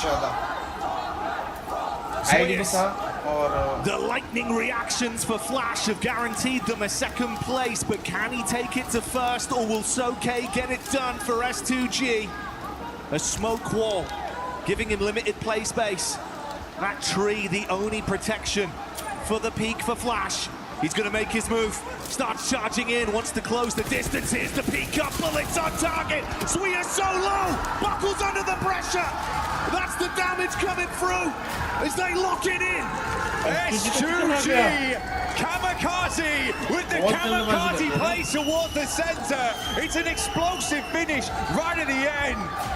But Soul K steps up, a lad that's been in the esport for the longest of time. He's still got it in him. Feeding the crowd energy. A celebration in unison for the nation as they pop off on that one. S2G locking it down and everyone's living it up. It's all in the name because it is all gonna be okay at the end of the game for S2G. They had a lot of confidence coming into this one. They look good on the stage. They look good in the game. Is this the S2G comeback that we were looking for? Aggression, confidence, some brilliant gun skill. Showing us a lot of the moves we needed to see on that one. A smart rotation from start to finish as well, playing by their own rules, Blank. I think the thing for me is just, man, 2 matches so far, they have been both electric. I mean, this shot from Zeus. Oh, the quick reactions, dude. That sent me. His eyes must be going 2 different directions, man. He'd be seeing everything. He was so locked in for an STG fight. I don't even know how he clocked him, but instantly. He said it, lightning flash reactions. That's what it is. I mean, it's so good from this team so far. I mean, they were involved in everything. Yeah. I think Horror, honestly for them, yeah, it's a tough fight versus fourth rise, but you've got to be happy with the way that No Fear clutched up there. That is an incredible finish of those guys. Yes, Horror had a good spot on the sideline, but it's so many teams constantly pouring in, cycling out time and time again. I don't think that was an easy game whatsoever. And you can feel it looks a little bit different with this lobby compared to what we had in isolation in groups, right? Yeah. Everyone's so much more quick to the punch, a lot more early contact. And it feels like sometimes we were seeing maybe a bit too much respect for the big dogs. Now everyone's playing on the same level. It feels like we're all on an equal footing here. And they're giving it their best. It really has changed the dynamic. But let's get down and hear from Kalaris himself on the stage about what they have to say. Thank you very much, Jackie. Yes, you can cut the tension with a knife here at the moment for our first 2 games. And I'm here with our winners from game 1, of course, Ralph from Enigma Galaxy, to talk to about them. Some of the games that have happened so far. So let's talk about that first game, in that late game against Aurora there. What was your anticipation as a team? Did you think Aurora had maybe moved a little bit earlier? Or talk to me about the late game and what you guys were experiencing. I mean, we didn't really know. We didn't have much info. But we just played it slow. We took our fights that we need to take, and we just secured the win at the end. I mean, it looks good at the end, right? Of course, getting that many points off of a rondo. Not a bad start at all for a grand final like this. That second game, a bit harder, I think. Yeah, second game was a bit harder. I mean, we have a team hot dropping us, but they're scared to fight. I don't know, they're camping. So we'll see next game what they do. I was going to say, were you surprised by that? Because it was in the back, we were a little surprised that they were going to come your way. As we've talked about multiple times, it's your territory. So what are they doing? They know we won't change, so they're just wasting their time. And they're coming to fight, but they don't want to fight. So I'm really confused right now. All right, well, thank you very much for joining me here, Ralph. You heard it out there. He's got his eyes on you. name's Blank, and I've had 4 coffees, and I'm testing my reaction time right now. I'm Hot Jukes. I just had a massage. And Guys, this is my reaction time. PSG final. Let's get it. शायद watch party की permission अगर मिल जाए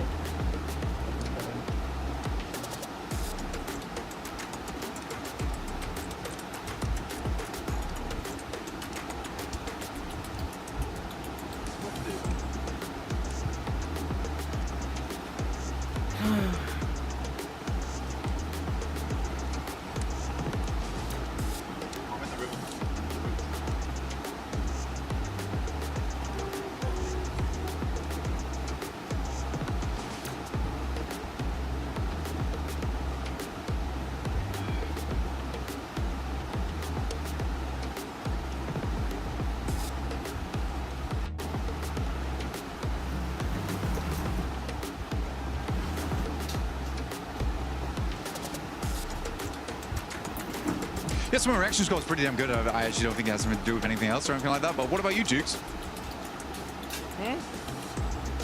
I don't care. Cut.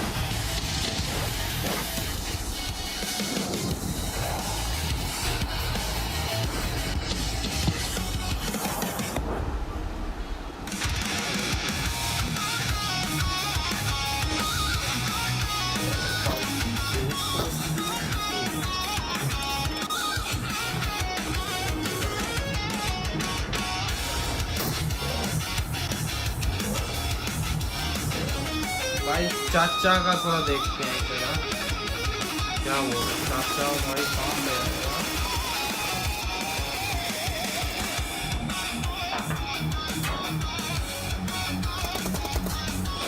Mic बंद करते हैं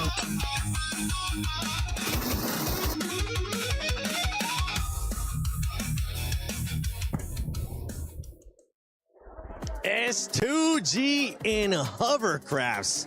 That is like white on rice right now, because my goodness, what a performance out of that squad. Before we break down that second match here in finals, don't forget that we do have the fan experience that you can check out here at EWC. Make sure you go check it out. You can check out the new mode, Brain Rot Royale. Check out the collaboration right now the PUBG Mobile is doing with Naruto, and so much more. And you can win some really cool shirts, which actually we've been wearing them. Not right now. I think Jukes does have one on, but you'll be able to check out so much stuff. Yeah, check out that still Brain Rot. I mean, Brain Rot Royale. I've been playing it. I think I got to level 7. I've seen people being able to get to level 11. I gotta grind some more. Wow, 7.7. Yeah. Hey. Yes. Gotta keep it on brand, baby. Now that's it. I'm not gonna be playing it anymore. But S2G, Jukes. Bro. My goodness. Oh, dude, that double hovercraft play right there at the end was absolutely insane. They were able to take out Aula in a very nice way. And then just, I like to see that they kept one player there, right by the water, behind the hovercraft, just in case. And he was able to clutch it up at the end and get that chicken dinner.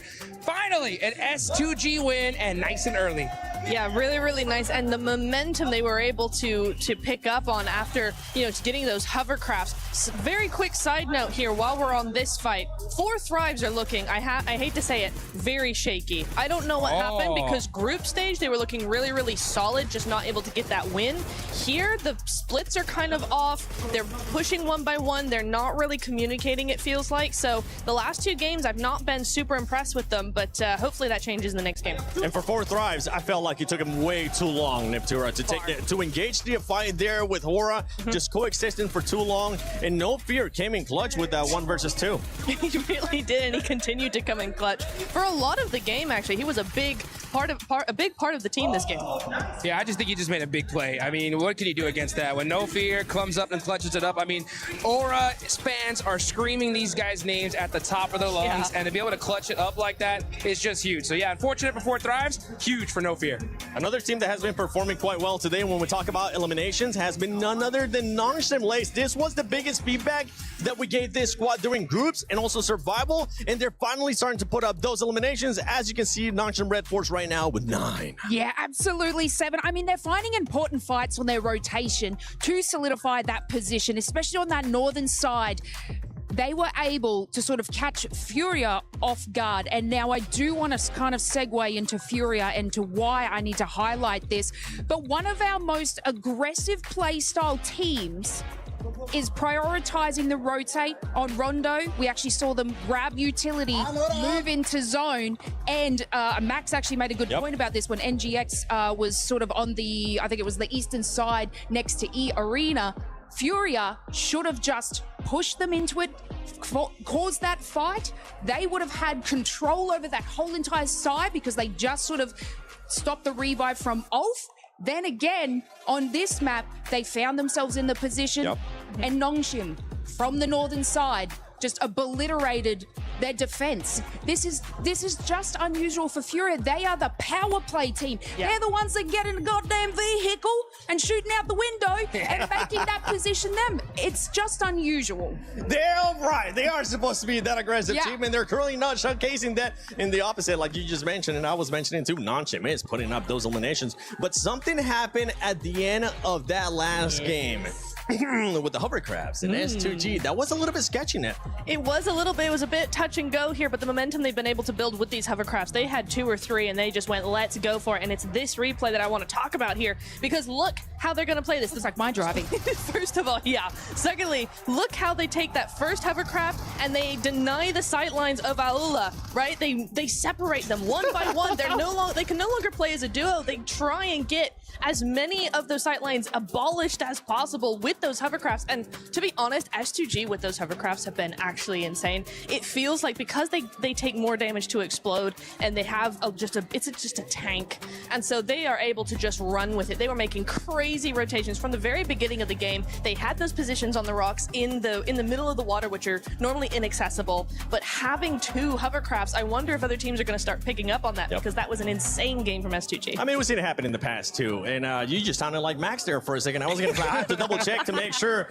it was Michael Natura Jackson or if it was Maxman, but we're looking at the overall ranking here. Nick McGalaxy is currently in first place with those 26 points. Aurora, top.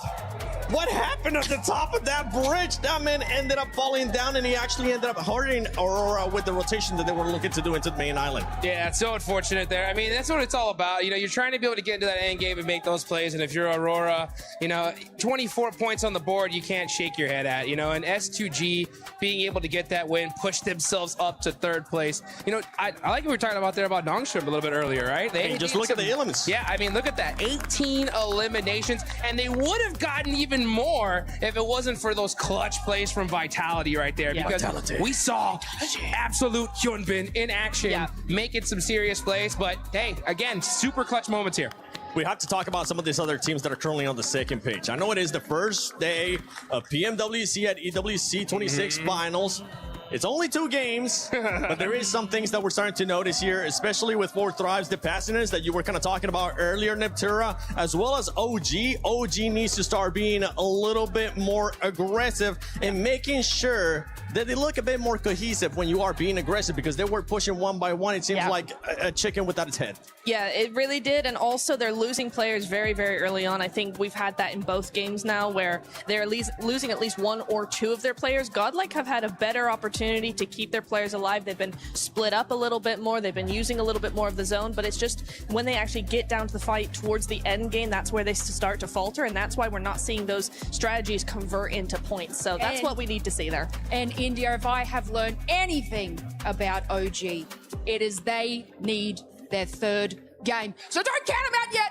I've learned my lesson. Don't you stress. Orangutan in their 3rd match, what they tend to do is actually prioritize just kind of scoping what the rest of the teams are doing, making their game plan, Game 3, 4 is where they set their sights on fire. Oh, I like that one. Now this is learned my the group lesson. of death. This is the group of death, and this does feel like a finals right now with the way that some of these teams are playing. One man that I know is happy because he ended up picking that team that was in the top 3 here, none other than Team Flash. Maxman is looking to make sure he reverses curse. So let's send it over to Maxman and Kalaris.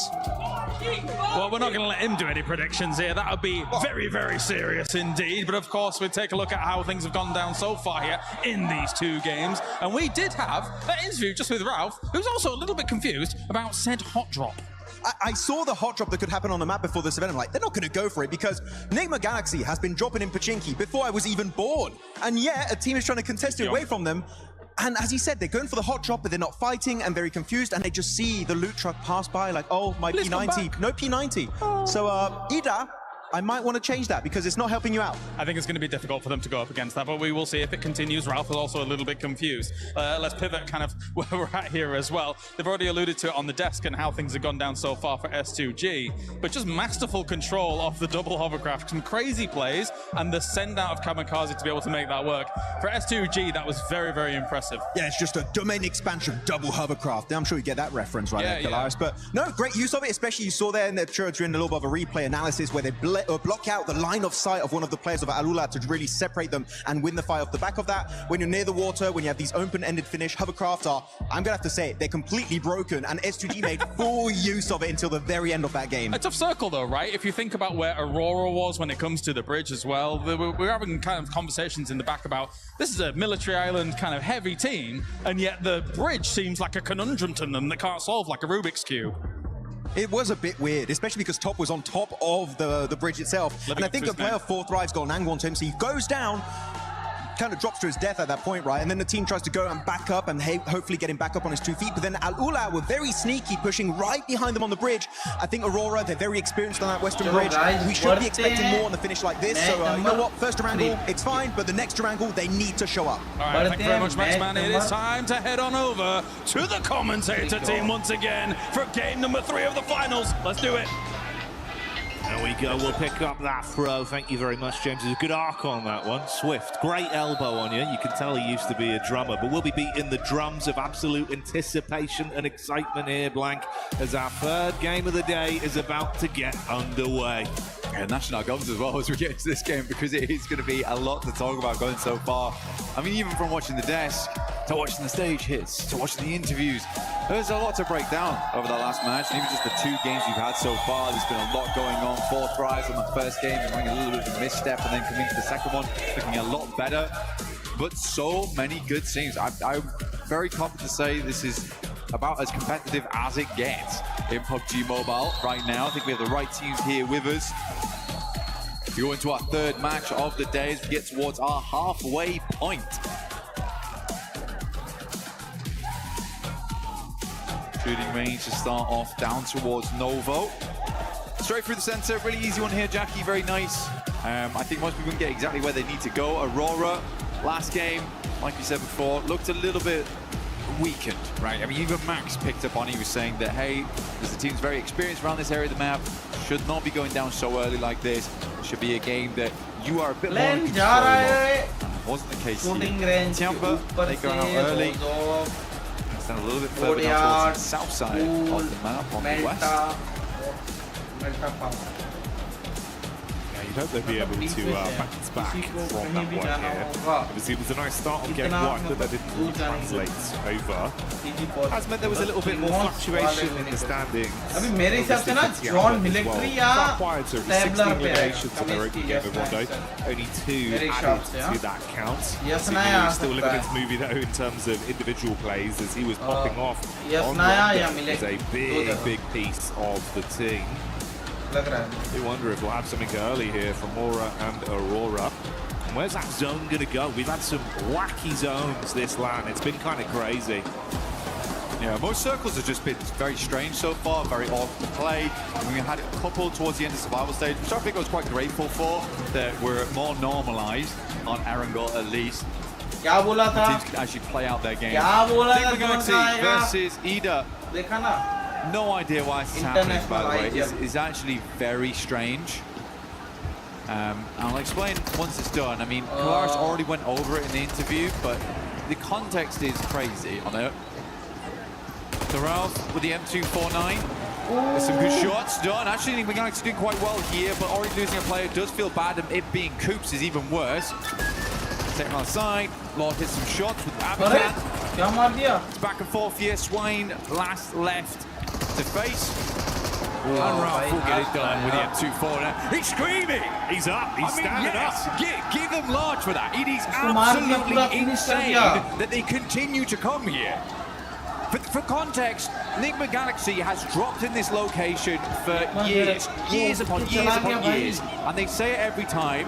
In fact, they actually say it to the crowd and to all the players, we will never switch our hot drops. So it is never worth it to fight Enigma Galaxy inside our Pachinki.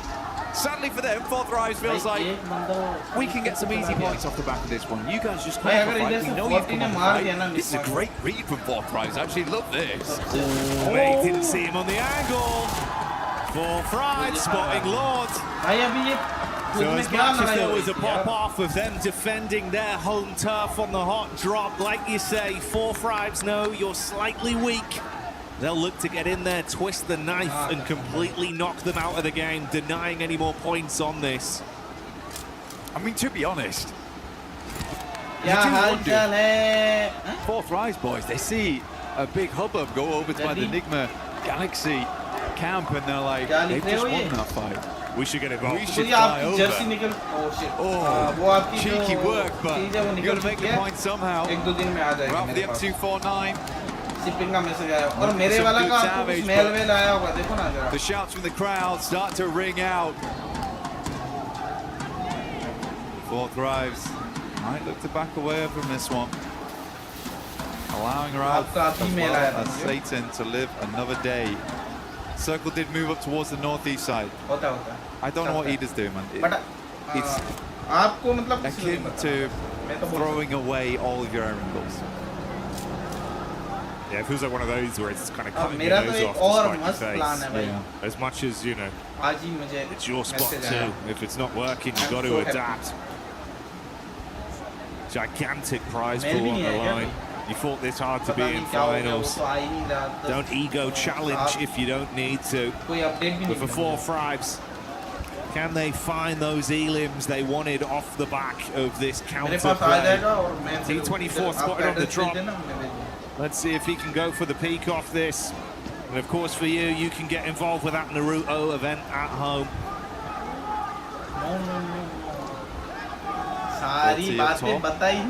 T24, he's got an inkling. Smells him out on this one.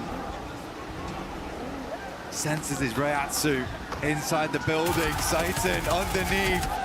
Ooh, slightly slow on the timing there, and T24 tries to use the DBS. He's swinging around in circles.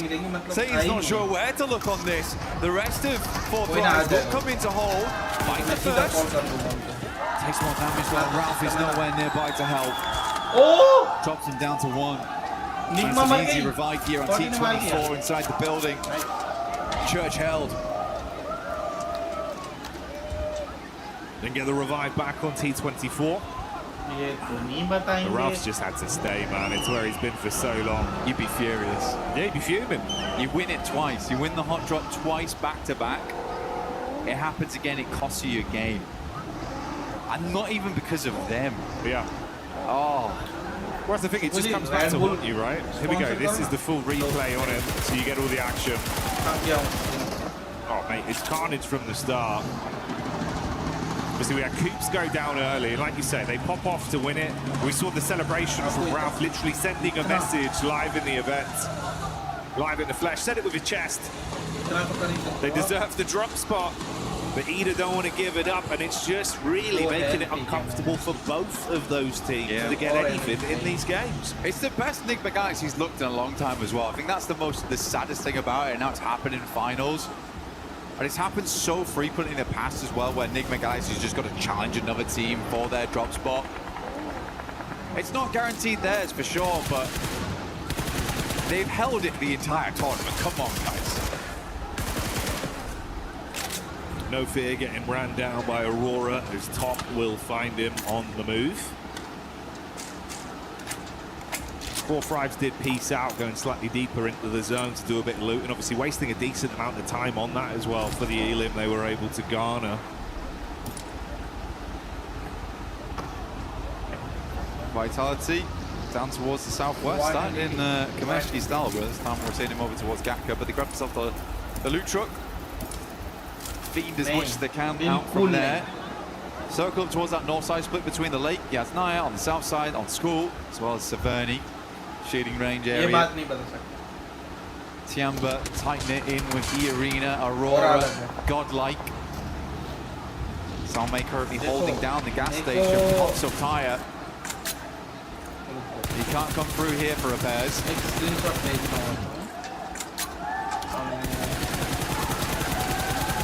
got no bullets though. Yeah, only 18 left. One in the clip, 17 in a hole. Let's see if he can turn some bodies cold on this pusher.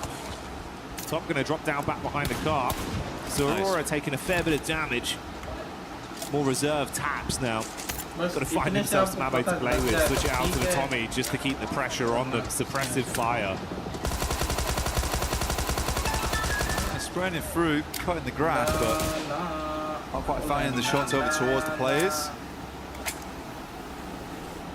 Next circle, 10 seconds roughly on this one. Aurora still figuring out where they want to play. Probably going to be a big old retreat here out. Migrate for a lot of squads. Hard shift potentially. No, actually. Very, very kind. Up towards that north side. Obviously, Lake is a bit of an awkward one to play around. You're going to see a lot of people playing on the rocky outcrops. The staging that goes up towards Stalba. Big old mountainside. There is also... Never mind, it's horrible. I lied to you. It's not good. Got the field down towards Yasnaya too, so there's not a huge amount of fun spots to play in. You have to decide a rotation in now and quickly. Do you wrap on the north? Do you wrap on the south? Because you can't really change that as time goes on because of Yas Lake. Match start नहीं होना इससे पहले मैंने बताया था कि John Mormon from the arena once again being able to throw out some big uppercuts. That's back onto Aurora. So a single knock there. With the Tiamba POV on rotation, get themselves into a fair place so far. Keeping it going. Ooh, that's Vitality as well, with Razy hitting a very big blow back onto Godlike. A lot of fights breaking out across the battleground, individuals being knocked off, coming in with some show-stopping rotation. Nice nade! Right into the nade! What a nade, yeah. He's got that one ready for him. क्या ही मारा है, bro? Got it primed. I mean, everyone comes in swinging. But yeah, got shot down very, very quickly there. Scarface looks to send a nade, but I don't even know if I think it's worth it anymore to go for this. Also deep on the south side of the map, need to swing back further up in Yas way. Alula instantly takes up the cliffside. Aurora decides they're going to go loot Severny. I mean, to be fair, they had taken quite a fair hit earlier on. Spent a little bit of ammo. Potentially some of the vests are starting to wear down, some of the helmets. Get some resets on that before you get moving. मतलब official post का तो मना कर दिया मैंने खुद वो नहीं डालेंगे क्योंकि अपने थोड़ा पर्सनल डिस्कस चल रहा है अभी Tiamba tackling against the Vitality Killer Bees once more. But मैं बता दूं and it's Milu that's already showing that consistent form. Putting himself up to 10 elims. आपको अभी जानना है तो आपको 2 रेड बुल देनी पड़ेगी. Nice start for the first 3 games. अभी आप खुद मना कर दोगे. Keeping it a little bit quiet though. Now playing a little bit of split on this one. They've got Eagle a little bit further forward, perched up over towards Aura. Very much slowing down now at the halfway portion, Jackie. Trying to maintain some of that lead because some teams have struck out in a big way. I mean, Enigma Galaxy are absolutely 30 points right now. Aurora at 26. They were able to earn 3 after that last game. On the first, I think they got 23 on that one. So last game was a bit of a dud. Hope they can find more of this one. Centers up over towards Tiamba as well as Aura. So those 2 compounds there are going to be a really big deal. Aura actually has the high ground on this one, the plateau that surrounds them. Very nice to be able to take shots out towards teams as they push on in. Sadly, Alula's much more high ground spot gets pulled off. So you're going to have to move over towards that western side. Yasser pulled away. I like this move from Four Thrives though, Jackie. This is good. Four Thrives still looking pretty nice in some of the encounters we've seen individually. Another roster that we know that can be very explosive. Let's see if they can bring the boom on this one straight up towards the setup from Alula. Quick on top. Bit of pump action in the back pocket, ready for it if they can close the gap. Bit of overwatch from R3B on the top side with Claws relatively close to assist. Fast reactions onto the position of Falag, but the shot's not connecting. Falag taking a little bit of damage here, down to half. Claws as a nade though, it's not the craziest of sends on this one. Good bounce on it, actually. That would have been on target if he hadn't moved. I mean, Falag just takes the time. Here's the arc on that one. So he doesn't want to have any part of it. Tough circle though, man. Very, very tough circle. The majority of the center is taken up by that water. I actually do really like S2G's position. They're playing over towards those compounds that sit just a little bit east over towards the lake itself. Oh, sorry, the cliff face. You got flashed down towards those compounds, but S2G currently playing on that rocky outcrop on the northern side, just holding out teams on the south here. Tiamba's actually even going to crunch in towards that little bank.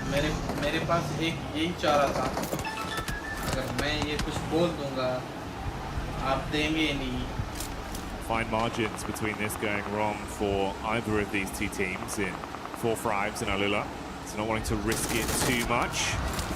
Meanwhile, OG crossing past the crosshairs of Nongshim Red Force with Zizzy taking the peak over the top. Got the heavy weaponry ready to rock them if they stay close by. They have at least been able to create some space between the two. Double back over to the bridge where Rolf is stationed. Yeah, they know OG's in the area as well. See, Aaron struggled versus them earlier on his flying maneuver into the gas station. Tries to go for the movie entrance, but we went straight to credits instead. Yeah, all hoping to hold them on the bridge side. So, one and OG man. Next circle though, I'm feeling the pizza slice here over towards the west. I mean, Aurora currently have a really strong position on it, and we do have it over there, in fact. But it's like a case of Aurora holding the central spot. They have a lot of 360 vision, but it's very open, Jackie. This is a very, very open area. Fun. There's quite a few radio towers in the square complexes that sit underneath them that end up being like where you play. You literally just lie down next to them, try and set up vehicles. You can see Vitality already sending over. But this is quite a nice spot for Aurora. It's a tiny bit of hard cover, a little bit of a crescent lit behind them as well. Well, that's the last man for Enigma Galaxy, and Ralph trying to stay alive for as long as he can, but finally falls to S2G. S2G possibly being collapsed upon as well by Four Thrives. They fall next. Yeah, good fight. Very good fight from Four Thrives.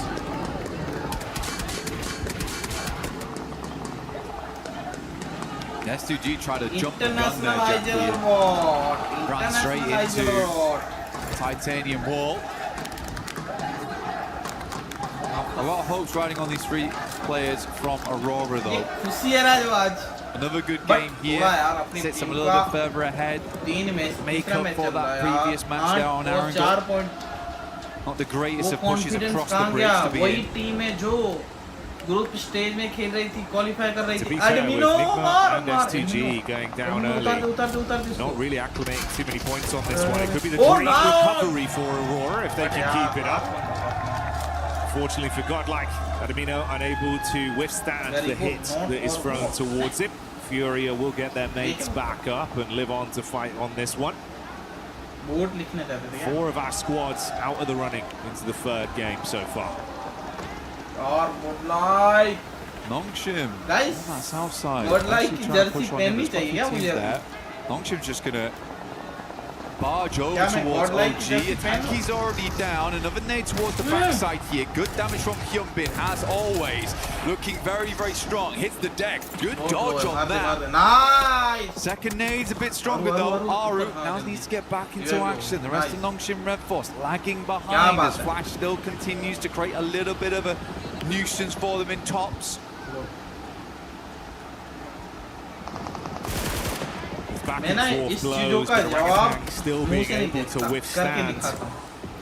Uncomfortable for Nongshim, actually, man. Yeah, that's a nice flick back up towards the Wizard Tower. It keeps him pinned in position so he can't provide too much Overwatch. Bad spot now. I mean, no position to help the rest of his team. It's a cool side swipe coming through from tops as well. Caused so many problems on the back line there for Nongshim Red Force. Just weren't quite quick enough. He's going to have an even deeper look into this one. He wants to get up close and personal, investigate. Potentially some more eliminations here left at the crime scene.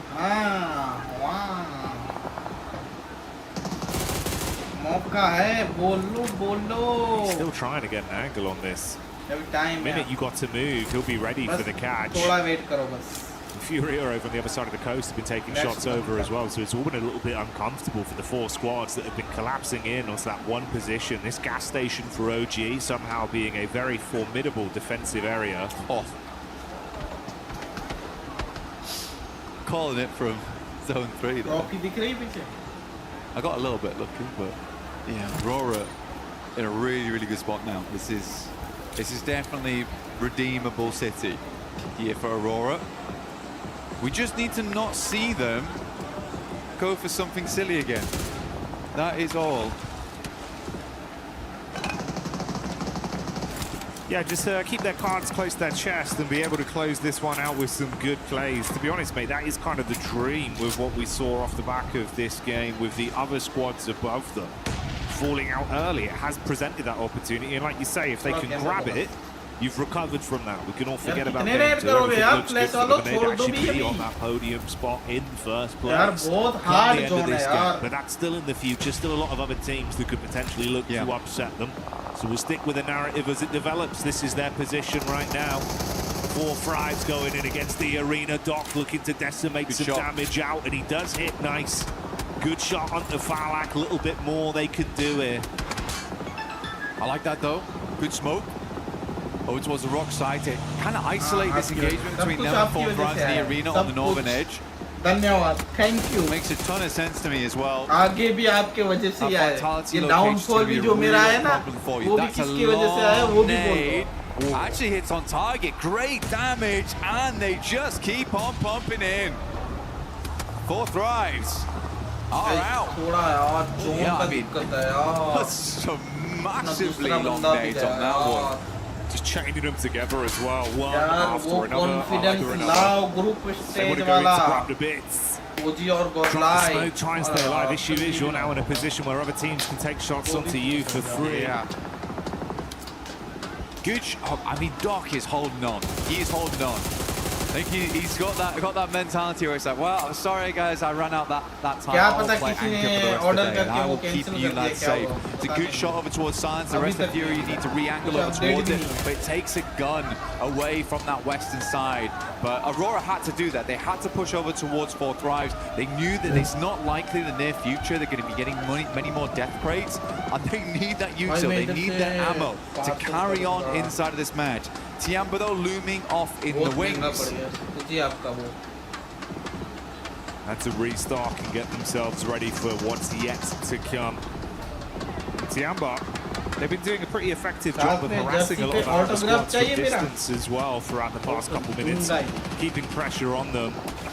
Playing a little bit safer here in their setup. Window peek with good eye line onto some of the other teams.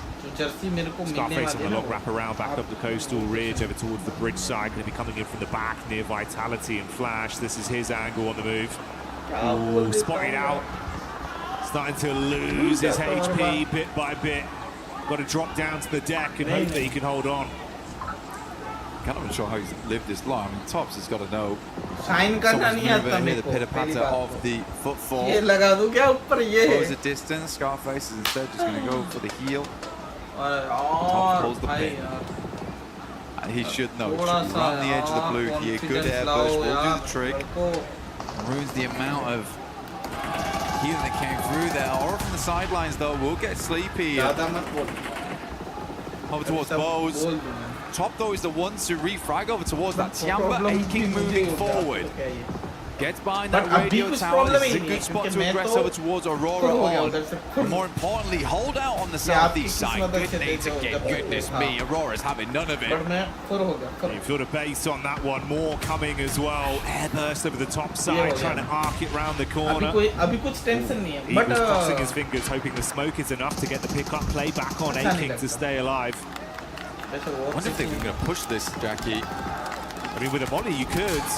You get the spread on it, just try follow up off the back. You know they're weak.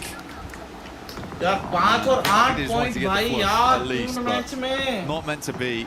That's a lot of nades invested there for basically nothing.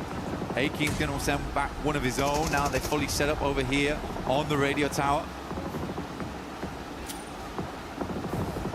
Good Molotovs, more damage done. Chip damage from the nades should be good enough. So start to bombard now. They're splitting the difference on these ones. They know they have to go for one side, and it is over towards Doc. Survives the first blaster shrapnel and should survive the second. So many names though. Doc, although the shrapnel hits him in the face, he takes that peek and shuts one player down once again. 6 nades thrown out for no real follow-up from it. So it goes both ways for either of these two teams. Top with the instant adjustment back over into E-Arena. No, he's being collapsed upon from two sides between this team.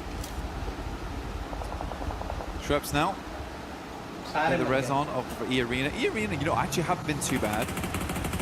The points they currently have, 19, but they've been consistently up towards at least the top 8 every game. Vitality still taking more shots here. Tiamba is the one to take down Tops. Tiamba's playing as a format, and genuinely the way they weather the storm here versus Aurora, they have a place to play inside the circle going forward. It's more about dealing with the couple of players inside that shack right there. And it's hard to line up those nades past the side. Nice.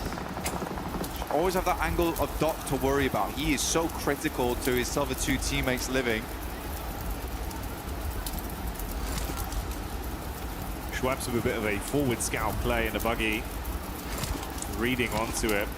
GZZ was knocked towards the backside. The thing is, though, they've been here for so long and they've invested so many nades, so many bullets, and they're starting to run dry and can't actually push out to get themselves anything. Availability of crates becoming an all-time premium. The longer this goes on, the worse it gets for Tiamba. Yeah, they needed a break, honestly, and that break was going to come in, be able to get those shots, get those nades over towards Aurora. E-Arena making a massive swing. Mormon's got 5 nades to play around with too. QZZ finds shots over towards Vitality. They are trying to stop two teams from squeezing them together. But this is a good play. This is actually a good play. It's a desperation play, but it's one that's very much needed for Tiamba right now as Aching moves in. Razak last alive. Where's the rest of the team? QZZ moves up. How is Razak living this? Oh, this is unbelievable. Razak raising hell amidst the chaos as he stands strong to punish back. Vitality looked like it was all said and done, but they pop off on that one against Tiamba's clash in, knowing they needed to shut them down to get themselves any sort of ammunition, any kind of supplies to play on. And it does not work how they wanted. Wild stuff. The arena now. Send some nades in. Joel's the first to fall off the back of that. They have just played this game nice and slow from that northern side, trying not to get too involved in things. They've been saving up these nades for that end game. Mormon will move in and just completely cleans them out. This guy's been unbelievable with the S12K 20 like karwao. 20. 20. Finishes off the stragglers. More 3 like. Slowly but surely, the team's exit stage left and the final fight begins to have itself set up. Furia coming back in with some of that firepower we had seen prior. Good damage onto E-Arena. It's Tony K that's knocked behind the hard cover. Joker looks to wrap over to see if he can save his mate and put them back into an equal situation. 3 versus 4 right now. Schweppes warding off Ayala. Igor's Mormon still coming out strong. He wants more on the game, and they are delivering. Igor's down, big player on the squad. Now it's time for the likes of Ayala as well as Chief to stand up tall. E-Arena, they saved all their potential up for that late game, though. We saw how much ammo they still had, more, how many smokes they still had remaining. This team basically played this one out for the chicken dinner. The Arena, it's sort of not worth it unless they get the chicken dinner on this one. The amount they saved up, 5 days still in the hand of Schweppes. Getting a second place is nice though, but yeah, it's this open ground, disgusting to work with. Furia is lining up for a big old bombardment from E-Arena in the near future though.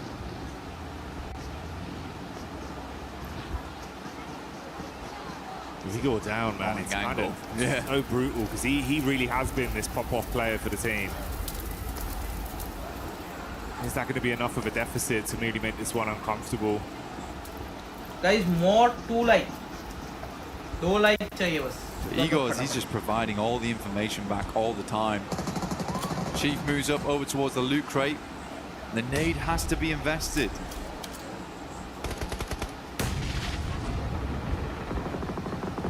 Don't miss on that. Yeah, good. I was thinking that he was going to send it over towards Igor's. But he is just calling every single time they pull the pin on this one. When to move and when not to. Finally the play zone takes him out and Fury is blind again. You lose your eyes in the back line and have to rely on your gun skill now. A standoff between these two teams with open space in front of them, waiting to be crunched forth. Silence with the big guns in the back line, ready to spray. A lot of nades invested, dashing them in towards the middle here. I mean, they're mega blind. I mean, they can't have moved that far. Unless Igor's giving them back the worst information in the world, but... I mean, for Fury, I think there's a little bit of scaredness of that front line being aggressed upon. Schweppes pulls the nades. We are playing battleships right now. Grenade to E5. You missed by a mile. Just dashing them out. He's gone wide, man. Start forest fire out in this field of Erangel right now. Be the best opportunity for them. That one actually hits. He's happy to drive into it, though. Okay. Assist. I mean, I think we could just wait on these nades. There's plenty of time to wait on this one. E-Arena can play off the back of the tree in the near future. Ayala's just going to swing round, right? Not how I expected the first domino to fall, but that's Ayala going in and opening things up with an advantage for E-Arena. This is Pmwc here at EWC. There's been an end game. It has been an end game. Igor's confused everyone. Silence now. Trying to be as quiet as possible. Decent Molotovs, these ones, actually. Trying to catch them on the rotate out. MG3 could make all the difference. Joker's about to send this nade back into the blue. A little bit of a pre-fire. Problem is, the info goes both ways. Silence got a good read of what angle they're actually playing from now. Oof. He actually did. Oh, okay. Chief with a peek up. There you go. Follow up off the back of it. Let's see if they can deal some damage. Silence peeks up. Warning shots out. Low on health. Got about half left to play with. Runs in towards the tree. He's got the shotty in his hands now. Yeah, all right. It's all kicking off here. They're going to be able to find it through in the end. E-Arena do clutch on. A bit of a topsy-turvy one, but a chicken dinner they'll still be proud of. You'd hope so, wouldn't you, really? Good game from E-Arena. I think that the game plan was great. I think everyone confused one another right at the end. Igor's, as he went down, I think he might have thrown out some information that was maybe less than useful. Unfortunate stuff. What to be fair, whilst he was still alive, they had a real good pinpoint on what E-Arena was doing. So I am joking. It's a joke, guys. I do think Ego's a great player. But yeah, still a weird ending. Yeah, it was a lot of utility investment with not too much information. Kind of felt like it was, we don't want to push, so we're just going to lob everything, and then have that respectful gunfight once we get in your face. Because I do think that for E-Arena, they just wait a little bit longer, play up towards the tree line. With the amount of nades they had, they could have blanketed the entire thing. But even then, they were like bouncing them out into the blues. It's a little strange. It was a little strange. You're right. I also did not expect that to be the first domino to fall, which was just Tyler just getting mega impatient.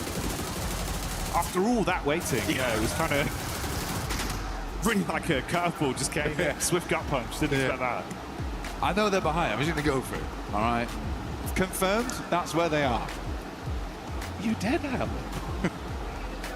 That's where they are, lads. Yeah, I got the info. Okay. Got the info. Info game. Sick of playing battleships. But yeah, overall, I think if we look a little bit prior into that game, I think Aurora, the way they set themselves up, not bad, but there was a couple moments where it got real hectic. I think a lot of teams made it far into that end game. Tiamba play out that radio tower really, really well. Even I think Tiamba's decision-making does require bringing up a little bit. The fact that they decided to push over towards Vitality in that moment, the play almost works, but the speed at which they do it, like we're getting crunched right now, we have to just fly over towards this team and take them out. They have no qualms about just fully going for it. I really like that, and I think that that's the type of playstyle that's going to win you games more often than it loses them. No, absolutely. I think, again, that was one where it was like Razak just kind of popped off on the hold. Yes. Honestly, it was better play from him than it was bad play from them. He just popped off on a solo mission where it's like, oh, fair play. You've actually kind of owned us there. Yeah. But what the play was meant to do was great. They needed ammo, they needed supplies, and they went for it. So absolutely. It was a head-on call. It was the right thing to do. And the right thing for us to do right now is to go for a little moment with the boys over on the stage. And we'll be back real soon.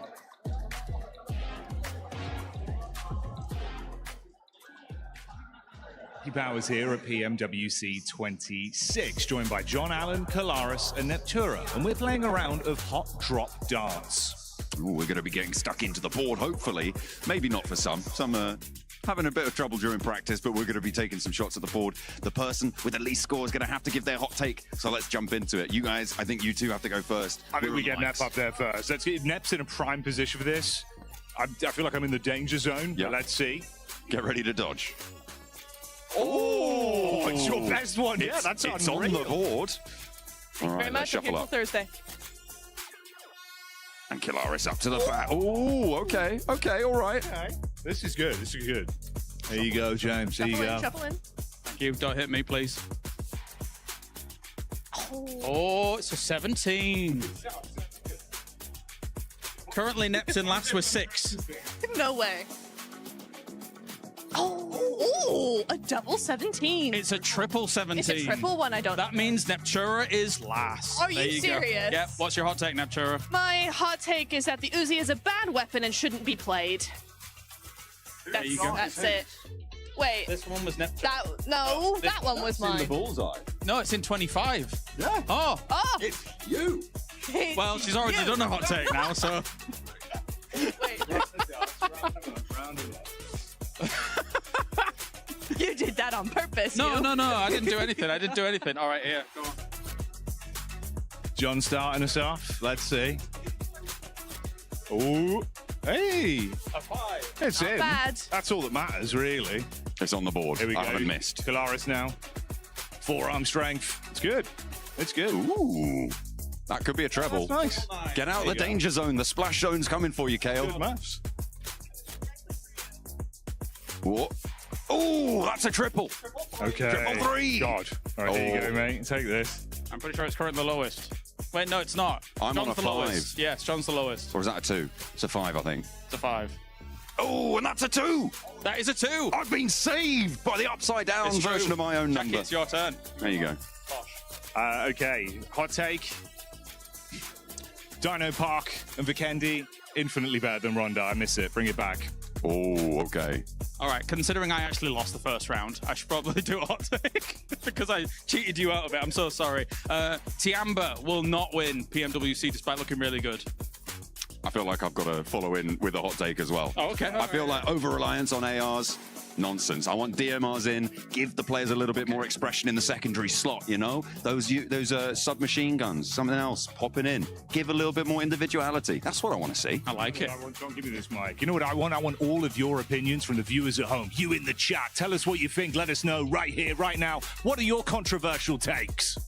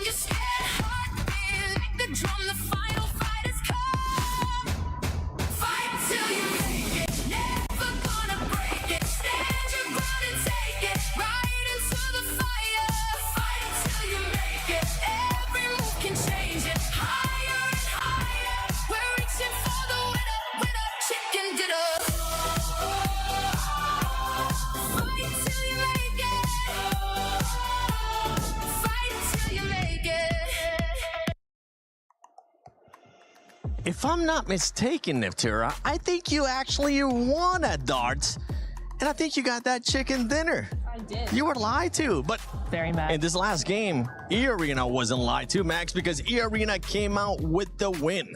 I never know how to react to an E-Arena win now since that Rondo 39-pointer. I'm like, okay, that's great. That's a cool win. But what's next? No, it genuinely was a good game. It was very open-ended finish between Furia and E-Arena. I think it was kind of even-Steven until eventually Ayala got a little bit overly aggressive on that push. Then he gave them an advantage, and E-Arena using every resource they had available to get that win. Good to see, but again, I need to see that continue in your next coming matches. Take it away, Lace. I know you've been wanting to talk about this team for a minute. Hey, Ayala, I am revoking your driver's license because I was waiting for the Furia drive by Max. E-Arena, obviously, they deserved that win because of Furia and their driving and not taking that position early on. I mean, I liked the way that they sort of held out E-Arena early on in the map. They had Silence kind of scouting Vitality's movements right down at the south side. So this was such a better play from them. They're actually defending and looking where other teams are sort of pushing into that position. They had such a strong split hold. Obviously, a little bit of tunnel vision coming out of some of the players there. And then I don't know what the vehicle situation was. And you could hear me screaming in the back. He's like catching nades with the vehicle as well. And I'm like, what plan is this? They had such a strong position after getting like this one. Yeah, after moving their way into zone on the rotation on the southern side, Max. Look, I'll give you my tech next year. I'm really upset. I know what happened, actually. I was talking tonight. I saw him as we were leaving the talent room, and I asked him, like, what was the play with Ayala? And he said the idea for Ayala was to get an off angle on the team and actually catch them from behind. But then he saw two players and he got scared. And that's the thing is, right, lack of information will make you do these kind of mistakes. So it could have been a good idea, and catching nades didn't work out. It could have been great, but unfortunately, two-player setup was exactly what E-Arena needed in case of those kind of pushes coming their way. That was just a big, something I like to call what the Furia. WTF, because that's exactly what ended up happening with that one. I've been working on that one all day, especially with the way that they were playing earlier. There was a squad, though, that was able to put up a good amount of eliminations, and it was none other than Aurora. Aurora, once again, Neptura being able to back it up with the runs, even though they wasted a lot of utility with Tiamba. they did wait. It was a big old red zone, and it was fairly unnecessary. However, it does get you those points, right? And it's been really nice to see them actually. In the group stage, right, we saw them just doing just enough to get into the top 5, just enough to get to where they wanted to be. Now we're seeing true Aurora here. Now we're seeing the team that we're used to seeing, and I'm really enjoying that. I think they've actually played a lot better, right? They're very even. They're not splitting. Doc's not doing his thing. He's staying with his team. And Rifus, we've seen some really cool off angles from them. So very happy with them. And something that I enjoy seeing there, especially out of that graphic, Max, is Top being able to bounce back. Remember earlier in the previous match before this one, Top was on top of the bridge. It didn't end up working out for him, but 4 elims out of him, a person that has been an MVP before on an international finals, that's exactly what you want to see. Yeah, really happy. I mean, the best way to describe it is what you said, Niptra. They became a red zone at that moment in that game, and I love the way that any team would get in contention of their zone, they would start just nailing them to hell and back. So Aurora playing it really well. I am still not sold on their performances so far. I feel like there's still a lack of fragging power that they used to have in the past. Doc is underperforming quite significantly. So Top, GG's, I'm loving it. Zol too had some great moments, especially on that rondo. But Doc, he's still sleeping right now. He needs to wake up. Wake up, Doc. Wake up. Just make sure you don't start going away from your team, because that's when things ends up falling apart for Aurora. But Aurora, honestly, 36 points, currently tied. But the tiebreaker does go to E-Arena with that win that they ended up getting. Tiamba, though. Tiamba right now, the aggressiveness that we've been seeing out of this team, if you want to give the mic to Lace, they're currently putting up those numbers, Lace, because 27 eliminations for that squad and only 4 placement points. Yeah, I see that. This is what I'm saying. They're finding those fights, they're gathering those eliminations, finding a nice power play position, but then unfortunately losing it, which is where we see the decline in placement points. But obviously, this is still a really good trend for them, especially coming out of survivals into this sort of scenario. And to have that amount of points and that sort of trajectory is incredibly good for them. But of course, we've got to bring it back to kind of the smash rule and the way that you have to gather these eliminations. It's fine. It's good to do it, obviously, today. But then we've got to see more of those placement points and those wins out of them to be able to take more than that. 100%. And another team that's currently doing that, Max, it's none other than Nongshim. And I know you weren't quite happy with what Nongshim, especially Human, was doing that last game. Yeah, initially I love the way they initiate the fight onto, I think it was Orangutan in that gas station. I'm like, okay, you've got some solid off angles, I like it, they're pushing the fight. But the thing is about off angles, they lose effectiveness the longer the fight goes on. And I think it was one of the play on the Harry Potter tower, he had a great line of sight, but eventually Orangutan know you have that line of sight, so they're not going to peek you that aggressively. That would be the prime time for them to regroup, fully commit to the fight and send it, and hopefully come out on top. But they're very slow to respond to these moments, and I'm very upset with their opening performances so far. Yeah, one team talking about aggressive, talking about people committing to a fight. We saw Nigma Galaxy and Ida finally commit to the hot drop, and if I'm being completely honest, I don't want to see it. I don't care about it. Leave that ego to some other time, because right now it's going to be hurting those two teams. Yeah, it is, and we did see Fourth Thrives take advantage of what's been going on there, right? Just dropping in on, trying to get a few limbs and then move back to their position. They were trying to punish that as much as possible, just because it's kind of silly. In the finals, maybe day one you kind of get away with it, but keep on doing it, it's not going to work out. Fourth Thrives knew that, and you know, they might not be the only team to take advantage of that. If the playing path's a little funny, if that keeps happening, other teams might just third party that. Yeah, they will end up third partying that. We saw there towards the bottom of the leaderboard as well. Godlike, OG currently not being able to put up those numbers. Those are two teams that are looking to bounce back. But right now, we are halfway through that mark. Lace, any team that has surprised you so far?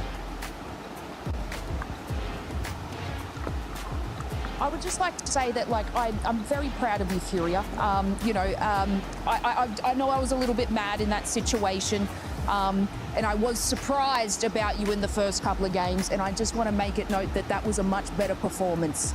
But still, I'm taking your driver's license away. That was a good performance. Next time you ever take my mic, Lace, this big old chicken is going to be hitting your head once again. But as we're getting ready here for match 4, let's send it over to none other than Barney and Luti.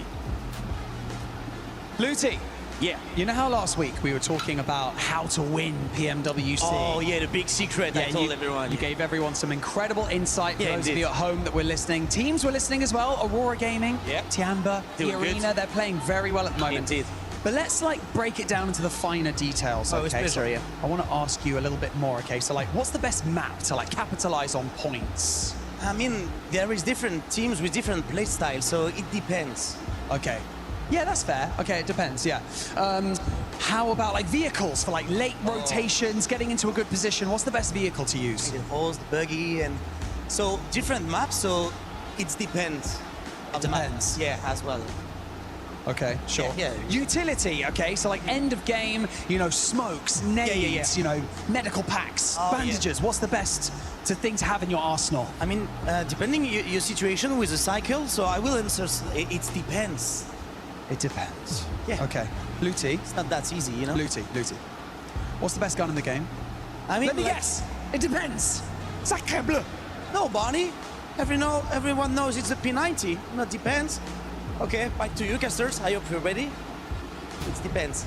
And yeah, he's right. The P90 is where it's at, but we are here live in the finals, getting ready for the last 3 matches. Absolutely. We have got a great day unfolding before us. We've had some real step-ups from a lot of teams coming on through, some great rotations, some insertions, some side swipes into those zones. That S2G hovercraft double roll-up, that was looking pretty, but we're going to be sending ourselves once again over to Erangel to find ourselves one more chicken dinner. Let's see who's gonna get it. Yeah, I mean, this is it, the last Erangel of the day, and it's time to put up some serious points. I mean, we're still super early in this tournament, but we're already starting to see some teams, right, make some things happen. I was able to talk to one player in particular as we were getting into this game. I happened to see S-Power from Godlike. You know, the hair is hard to miss. I went up to the man and said, hey, you know what? Give me 3 words before we get into this next match. And he said, domination begins. Ooh, using a whole word on the. That is bold.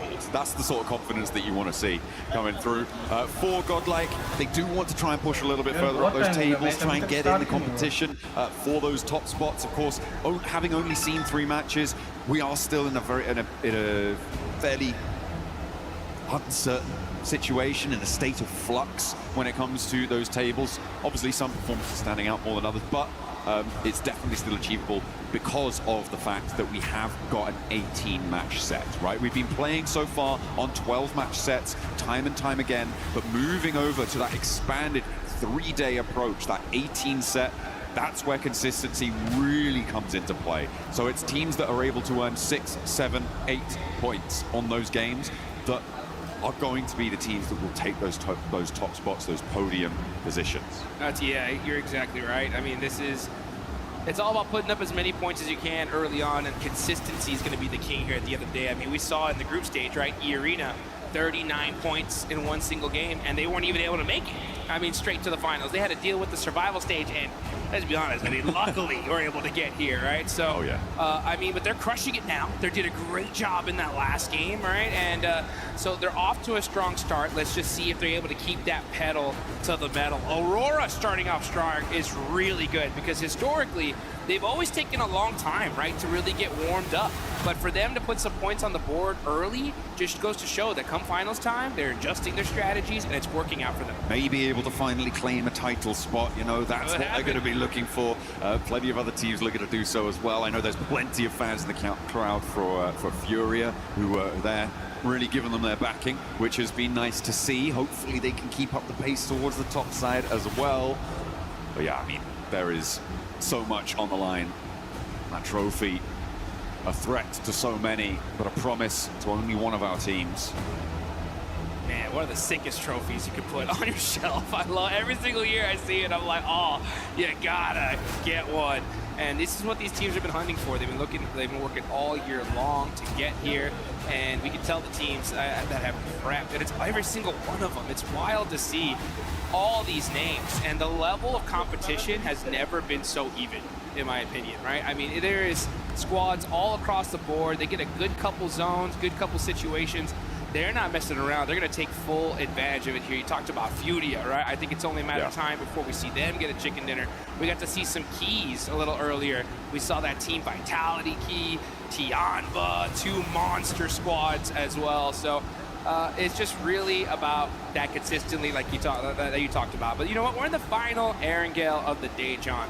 one thing that stands out to me, without a shadow of a doubt, is Pachinki, right? What is going on there? That last game has to mean that something's got to switch up, right? It has to. Something definitely has to change. For me, I feel like Enigma Galaxy, they kind of, well, certainly we know how consistently Ralph will just sacrifice tournaments to hold on to Pachinki. So for me, I'm just unsure as to why Ida made the decision to stick to that drop spot. There are obviously other opportunities, and it's sort of, it reads ego to me. It reads ego that they aren't disengaging. I liked 4thrive's adjustment. They were able to get in. They were able to get, I think, 2 eliminations right at the start of the match. Really, really nice stuff from that very peer position that they normally drop around. They were able to move on up. They exploited that situation.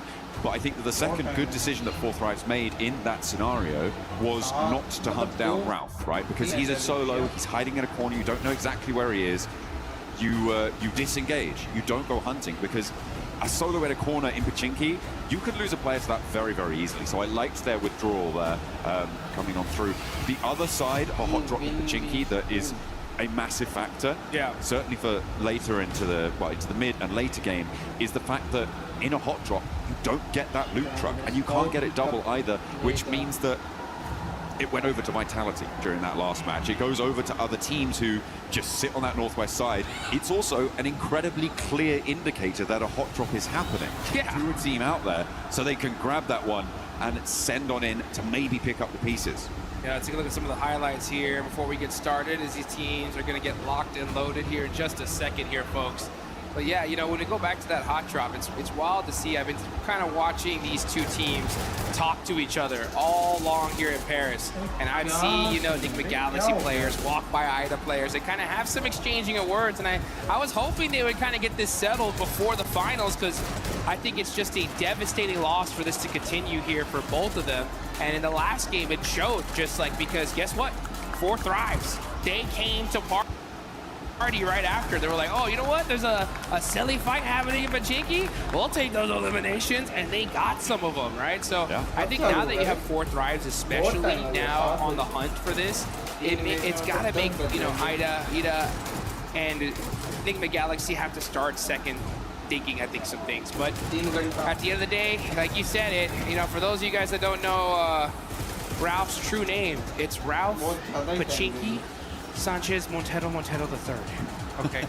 Pachinki is in the name, right? And he will refuse to let it go. And I mean, they've dominated it, right? We saw them be able to take out Ida, but now that you have 4thrives coming into play, it's got to make you second guess things. I mean, I'm pretty sure that dropping in Pachinki is in Ralph's will somewhere. Yeah. For when he eventually, hopefully, in the very far future. But if he keeps dropping in Pachinki in-game, he's certainly not going to have a long life expectancy. Aurora Gaming, able to do the business, but we are going to head to a quick video whilst we get this lobby ready to rock for our last Pachinki today.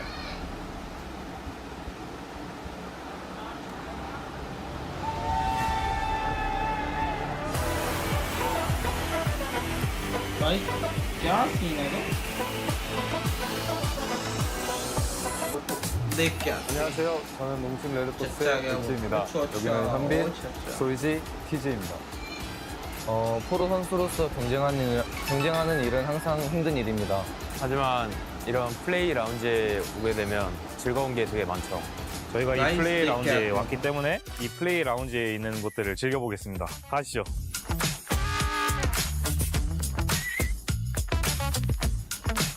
이 공간은 협력 공간입니다. 대회 측과 소통하거나 협력해야 될 일이 있으면 이곳에서 해결하실 수 있습니다. EWC 공간에 있는 한 공간 중인 탁구장이 있는데 저희가 한번 재밌게 해보도록 하겠습니다. 오! 연습반이네 완전. 어이씨 뭐야? 여기는 여러 가지 즐길 것이 있는데요. 저희가 한번 다 체험해 보도록 하겠습니다.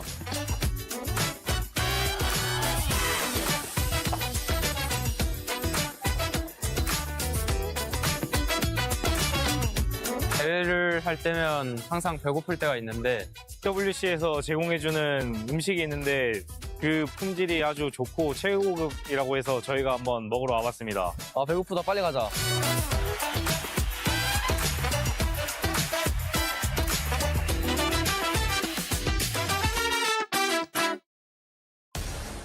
Welcome back to the Hot Drop Watch here as we await the fate of Pachinki. It is still undetermined as to who is going to last the longest in that location, and if we may have a fourth, a fifth, or maybe even more teams. Perhaps everybody is going to Pachinki. It's going to be a 64-player brawl in the center of the map.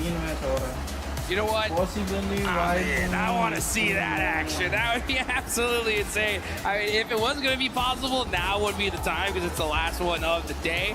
But you know what?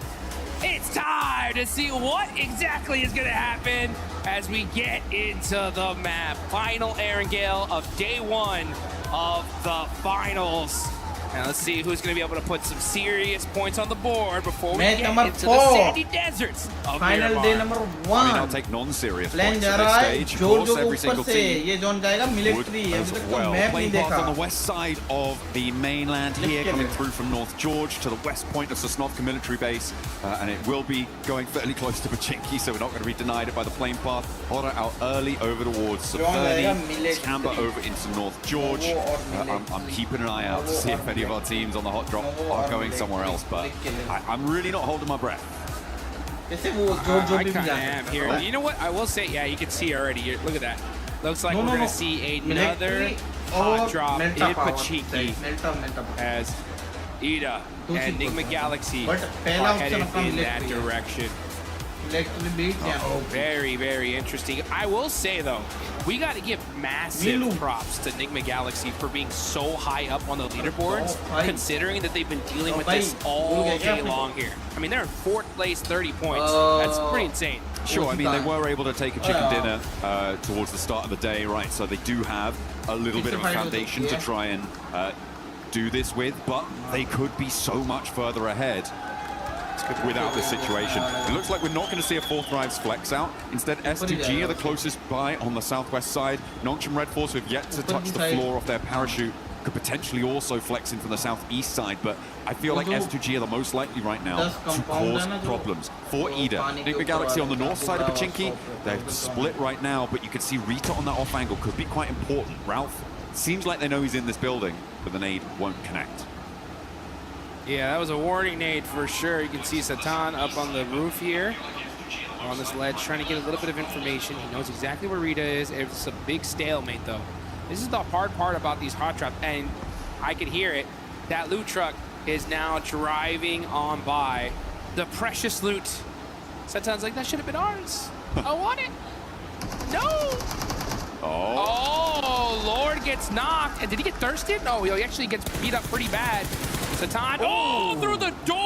What a clutch knock for this team. Able to take out the off angle there, and Ida are going to really struggle to get back to this one. It's across the road. I don't think you can break past that. The res, though, in the meantime, is going to be there, and because it's so early in the game, it's so much less likely that you've got the nades on side to just completely suppress that res position, which allows Enigma Galaxy to go back to 4 and leaves Ida stranded on 3. Rita getting knocked there is the most crucial part of that fight, Juice. Man, that was an insane shot there from Satan. I mean, that's that game sense, guys. Shooting right through the door. He knew he was there, and he makes the play for his team. It's one of those micro plays, right? That when you make that kind of play, it just changes the entire situation for your squad. And now, because of that, Enigma Galaxy up ahead against Ida. They still have to get a little bit more pace to it, though, and Ida are retreating now right to the southeast point of Pachinki. They've read that immediately Satan can move out, get this position on the off angle that they were previously in control of. The fact that they're aware of that is good, but you're just going to keep losing players. At this stage, I feel like Enigma Galaxy definitely have had a better result so far in this Pachinki Hot Drop. They were very ready for it. As you said, they will have known, they will have been aware that this is unfurled. Yeah, and what are you going to do if you're Ida at this point? I mean, look where they're at on the leaderboards. I mean, this is crazy. 16th place, only 2 points so far. If I'm their coach, anybody that is in the leadership of this team, I'm like, give it up, guys. We lost. I mean, I get it, right? Day one, you're going to battle it out with Enigma Galaxy to see if you can conquer this location, but it's an L. Like, you got to at some point realize that this is not going to work for us. If we want to be able to do well in this tournament, I mean, Aaron Gale is the majority of the maps we're going to be playing here. We cannot afford to continue doing this. It is pretty devastating. They have only lost one player this time around, but the loot is going to be fairly thin on the ground. The vehicle condition, I don't know, man. It's really cutting the legs out from underneath themselves. It's terrible. I mean, you're down a player, you don't get the loot truck, you don't get any, you're under looted at this point. I mean, it's just a loss overall, and where they stand on the leaderboards is a pure reflection of that. So, yeah, you know, I always say that when it comes to these kind of hot drops or these situations in general, I really do think these need to be settled in rehearsals, you know, in the pre-matches, where it's like, hey, you know what, guys? Have a little handshake agreement. We're going to drop a Pachinki this game. Whoever wins it gets it, you know? Fair enough. Yeah, well, I don't think that would ever happen, but yeah, I mean, I kind of understand. It is a question, right, that is rooted in a lot more, I think, subjective opinion for a lot of people. Sure. Because you have that question of, if we give up our drop spot, are we just going to be easily pushed around in the future, right? Like, are you trying to do that sort of thing? I mean, it's like negotiating contracts, negotiating business there. It is one strategy is to just be like, okay, we'll go somewhere else. We'll go somewhere else.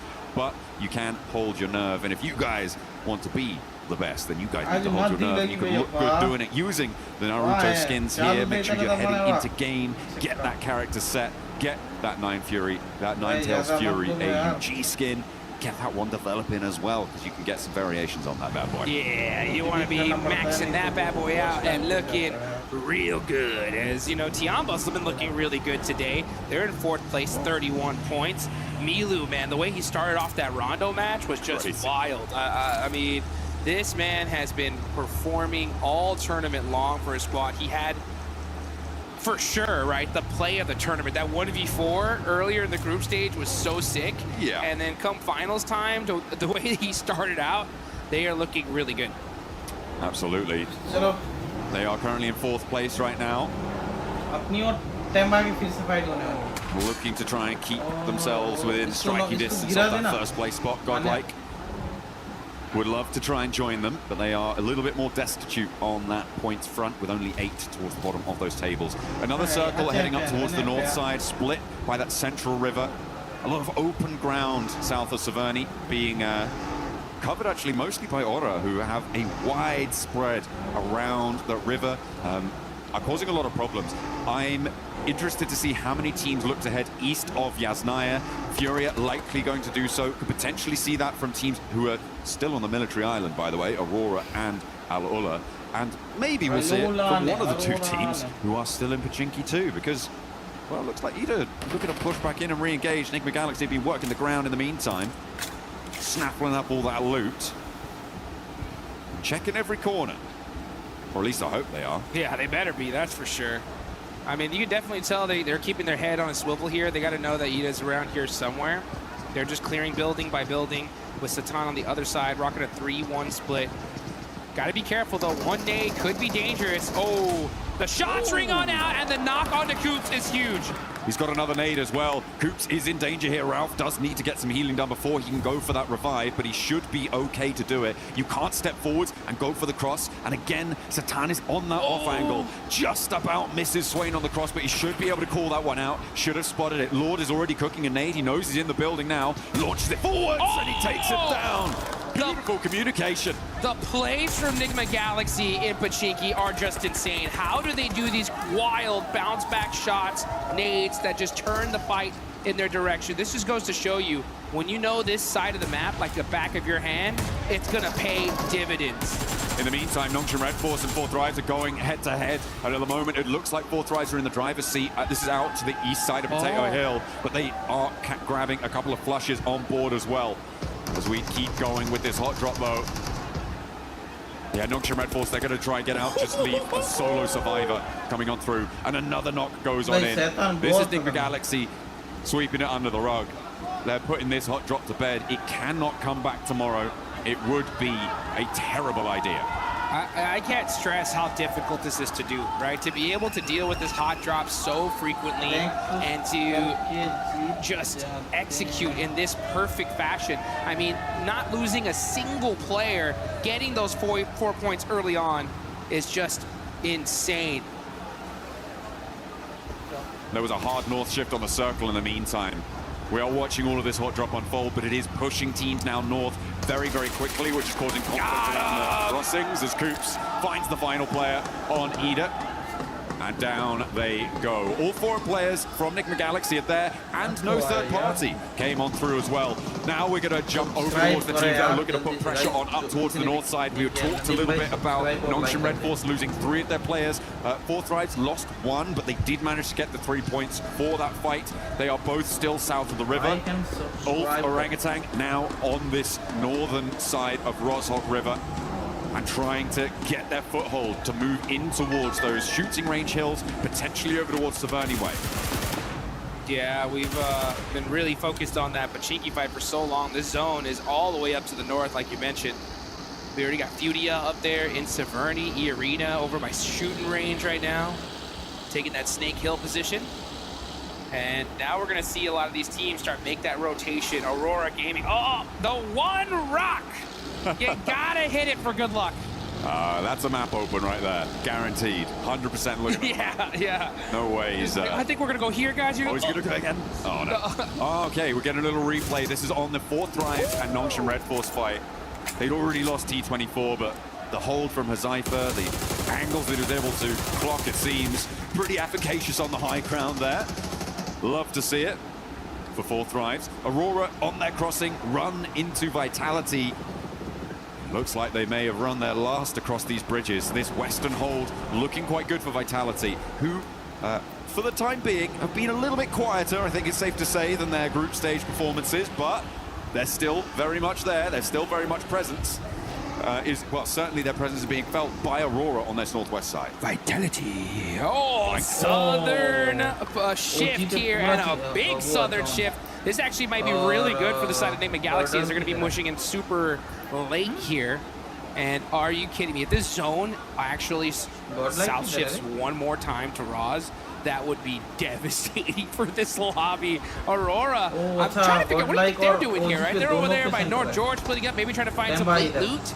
Well, I mean, they were being held out by Vitality, yeah, right? So you're right. They're just trying to take a turn around the town to maybe allow Vitality to disengage and then maybe re-engage later on, see what they can do with a little bit less pressure from the river crossing on that front. Team Flash over on the east side need to settle their score with Alula to try and get towards the circle, and it is not looking pretty for Alula.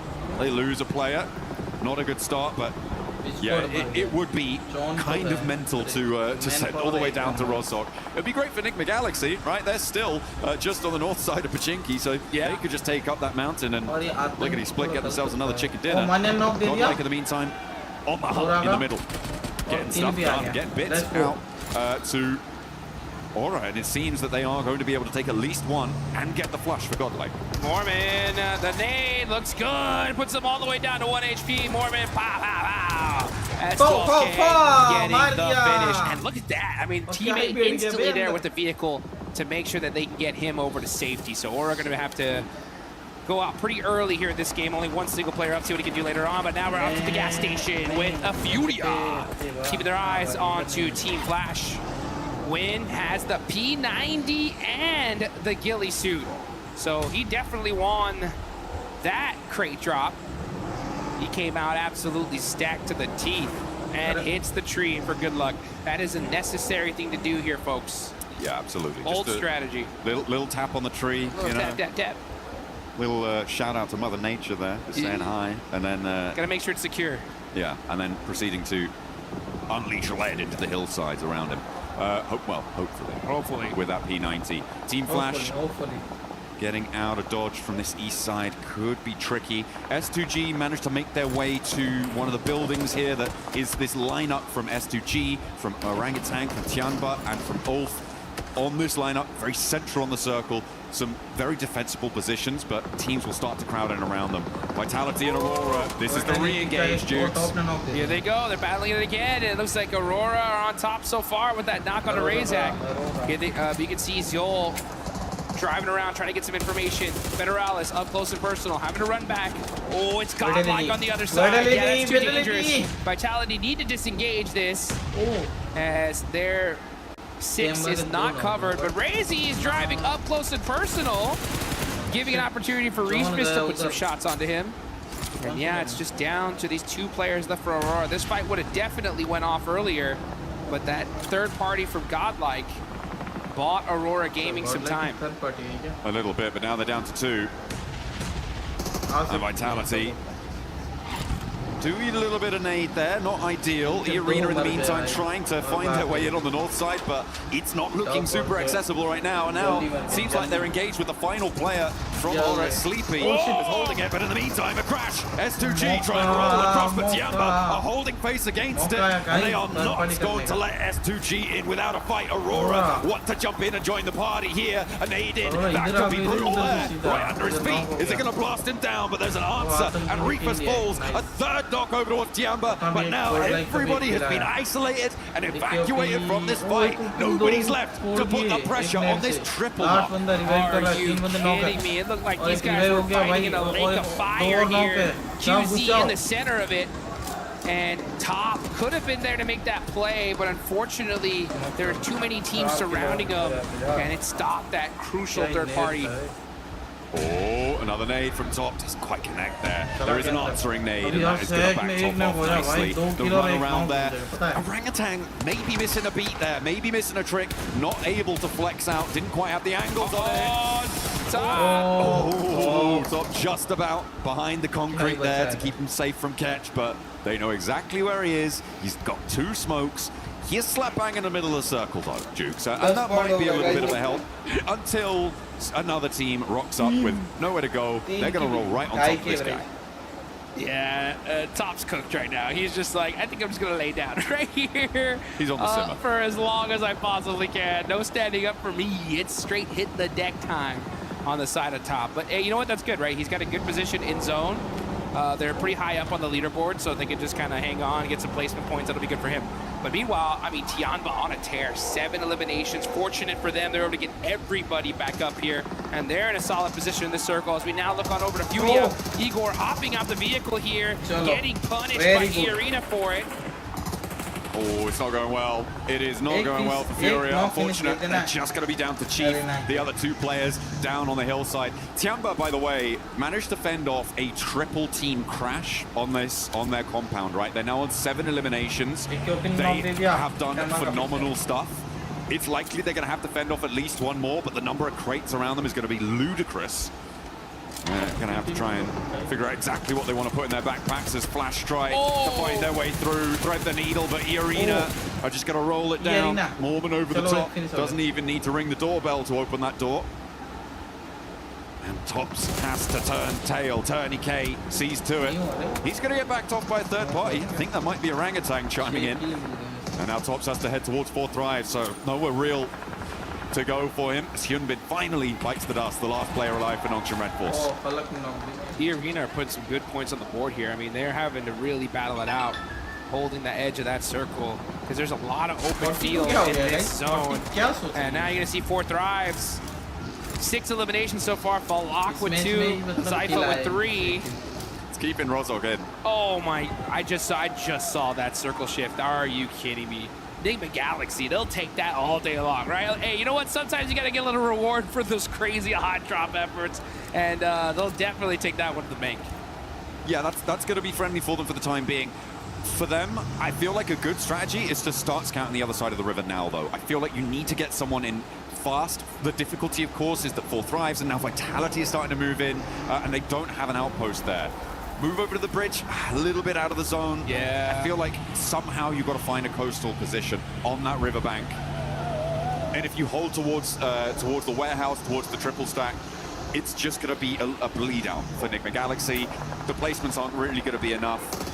Yeah, I want a little bit more forward thinking there as Aurora lose their final player top. Could not stay in for too much longer. 4 thrives though, getting crashed on. Here they go. E-Arena not messing around here, just full sending it, non-stop aggression from this team. And it's been paying off so far, and that's why you can see them on top. Mormon hopping on out, trying to hit that flick shot onto Huzaifa. Huzaifa's really hurt here. Great teamwork though from E-Arena, picking apart the likes of 4 thrives. Huzaifa has been so difficult to deal with, but E-Arena the only team to be able to take him down. And it took at least 3 of them. Tony K goes down with him. But 10 eliminations now for E-Arena. Very possible to get this res. This is the chance though for Pmwc to move across. And look at Ralph, he's getting over. Coops is looking to join him. This is the perfect opportunity whilst these teams on the east are preoccupied, a little bit slow to get the third party, but it is a good first step. I like what they've been able to do there. We've seen counter-pointed river cross positions in 2-2 splits work well in the past. I'm hoping they can leverage that here. I'm a little bit disappointed in Orangutan on the north side. I feel like they could have poked their noses into that fight. Third party did as well. Moved a little bit further out to the east. Been fairly safe from Chiamba and gotten stuck in there. But they hold inside. And I don't think it was going to be enough. Yeah, one thing I've noticed here in the EWC is the quickness these teams are ready to third party and take those opportunities. And it's just kind of surprising to see OG just kind of hold back there for a second. Then Galaxy, just due to the terrain, weren't able to even think about getting that third party. But because of that fight, it opened the door for them to be able to at least make that safe rotation and get that 2-2 split going that you were talking about. So let's see how they're able to capitalize onto it, though. As now is the calm before the storm. We are in stage number 5. All these teams just planning it out, trying to figure out, okay, if the zone goes over here, we're going to have to make these plays. If the zone stays on us, then GG, baby. We just shoot at everything in sight. Yeah, we're going to get the next zone unveiling itself in the next 20 seconds or so. Godlike try to keep their ridgeline in play. This is a replay of the roll-up. Okay, this is when E-Arena crashed on towards 4 thrives. Falak went down very quickly there to Joker. Not much you can do about that. When the flying vehicle launches over the top, the bunny rabbits bound on into your sightlines. It wasn't ready for it. Just kind of unfortunate. Next circle, though, comes in Jukes, and it will head over to the west. I think the Galaxy do have to get on the road. Ulf fairly happy in their compound, but Godlike are putting pressure on. Yeah, Godlike. Remember, as Power said, the domination starts now. Let's see if they can actually make that thing, though, as they got Ulf right behind them. They're super pinched, making it very difficult for them to make a play from their position. And now you can see Scarface getting up close and personal as Power trying to smoke some things out, buy his teams some time. It's going to be up to him and Admino, though, as they are just trying to hold this spot. Unfortunately for them, though, it's outside of circle. Yeah, so now Ulf are in a perfect position to gate party this. Oh, nice shots though from Admino. But unfortunately, those smokes are perfectly put, and he's not able to get the thirst. The nade is up high, doesn't quite go the distance. It went completely out of his viewing angle there. If it had been just a little bit further, that could have been a straight knock there. As Power gets across. Just get some healing started as well, but that blue zone pressure is coming through. We're looking at OG and E-Arena, as well as Pmwc, also having to make moves in the meantime, Dukes. And move in from this east edge. Chiamba are going to have to move. There is a lot of teams that have to make some difficult decisions now, and OG are making it right now. They're going to roll straight on forwards, try and get dead center here and contest with Pmwc on the coastline into Vitality sightlines as well. They drop down, and 3 of them managed to get across, not unscathed, but alive. Great IQ of a rotation. They knew that one little plateau was right there. They were able to head straight towards it. They get their safe. Coops in trouble. The closest nade, he's done. Able to get the heal off, and now get some shots downrange. Headshot onto Mormon. Joker right there next to him, though. Can Coops get to safety? No, he gets knocked, and E-Arena are going to continue to apply that pressure, getting that thirst immediately there onto Coops. And Pmwc just getting picked apart. That 2-2 split not working out. That was insane for Coops to be able to do so much damage on that angle. He really held Ralph in the game there, and are leaving Pmwc on 3. Orangutan lost players on the center as well. They are now down to just 2 as E-Arena make the same mad dash. The mad crash against Tianba will not work out for them, and E-Arena evaporated. The arena evaporated and they end up feeding the beast that is Tiamba. They did put some good points on the board for them, and I love to see that aggression. Let's see if Tiamba, though, can put even some more points and get this chicken dinner. They already have 10 eliminations. They're looking pretty unstoppable. As Power forced to hit the deck. Oh, now with those sidelines just punishing them. I mean, they have this position locked down. You needed Amino to be on an angle there to suppress Ulf, but no, not quite there, not quite ready, didn't have the presence, and it's a difficult spot on the north side, so I can't really blame them too much there. Now the transition to the rest of the circle. A knock over towards Tiamba, and the final flush onto Godlike as well. Another nade over towards Tiamba. They're getting caught in the crunch as Enigma Galaxy move up the hill. They're challenging Orangutan, they're challenging Tiamba, they're doing a lot on this eastern side. Enigma Galaxy strike at the opportune moment. Perfect timing there for Enigma Galaxy. They understand the situation. Hey, we gotta push up. We can't just sit back and relax, wait for them to come to us. And you can see Lord with those nades applying the pressure. I think they need to slow things down a little bit though. The circle is coming. The circle will push these teams out. So you want to make sure you hold on to all of that utility up until that last and final second. And I think they realize that. That's why they're starting to hold on to those nades. But the shots ringing out. Eagle getting a nice knock on the air, and that's their biggest threat right now. Catch though with the response over to QZZ, and it leaves Eagle alone. Dropping that smoke, the zone starts closing in 15 seconds, so this res needs to be now. It needs to come through as fast as possible to be able to be in a position to move out. Orangutan lose their final player. It is going to go down to Enigma Galaxy, who are now up on 7 elims. Their transition from across the river has gone so well for them. What a game for Enigma Galaxy, getting hot dropped over and over and over. They take out Ida in just a beautiful fashion. And now, with this fortunate zone shift, are putting the punishment on this lobby as they take down Eagle from Tiamba. Now QZZ will go down too, and Tiamba knocked out. They managed to get a whole host of points though, 14 on the match. And they will keep themselves in the running for the podium. Enigma Galaxy looking to join them. There's not enough room for both of you. You've got to organize it. Back to front, stand the line. But Vitality gonna have to leave as well from their cover on that south edge. Does Solus not see Satan right there in that corner? He had to see him now. No, he's too focused downhill. Oh, never mind. It's gonna be Axel that catches him out. So it's all up to Vitality. Axel, the last player up. Is he able to survive? Oh, Ralph gets knocked as well. Ulf are captaining from this compound for quite a while now. They haven't had to leave it. And when they do, it's against 2 duo teams with one of their players on either side knocked. For Ulf, this should be a clean sweep. There are no two ways about it, but it might get a little bit hairy. Lord is shut out first, and Aaron doesn't even hit the deck. A 2v2, 2v4 here would be needed for Vitality, and they are getting cut across, sliced and diced. Ulf are on the hunt, downhill, they roll on in, and it's just Razy to stand in their way. The smoke billows, the P90 you couldn't ask for a better setup, but Ulf are here, and they have the nades, the ordnance to blast them apart at the seams. And that is how you do it, folks. Ulf just taking full opportunity there and capitalizing it on it. We love to be able to see that. That building so strong, it was in circle all the way up there towards the end, but they didn't just sit on their hands, right? They just saw, they hunted down every elimination they possibly could, and then once they realized that those teams were weak, they pushed out immediately and were able to get it done. Some real heads-up plays, some proactive plays during that match. I mean, we focused a lot at the start on the hot drop, but the rotations up towards the north side also came in to be really impactful later on into that match, right? It was the teams that got there early that had the staying power. For me, a highlight of that game was also Tiamba holding off against the triple crash. It was Alula, followed by S2G, followed by Aurora. Everybody wanted to get into that central compound, but they denied them access at every single turn. It was a shame that Tiamba couldn't go the full distance. They did get shut out. And I feel like for Orangutan, they could have had more of an impact on that northeast side that would have changed the tune there.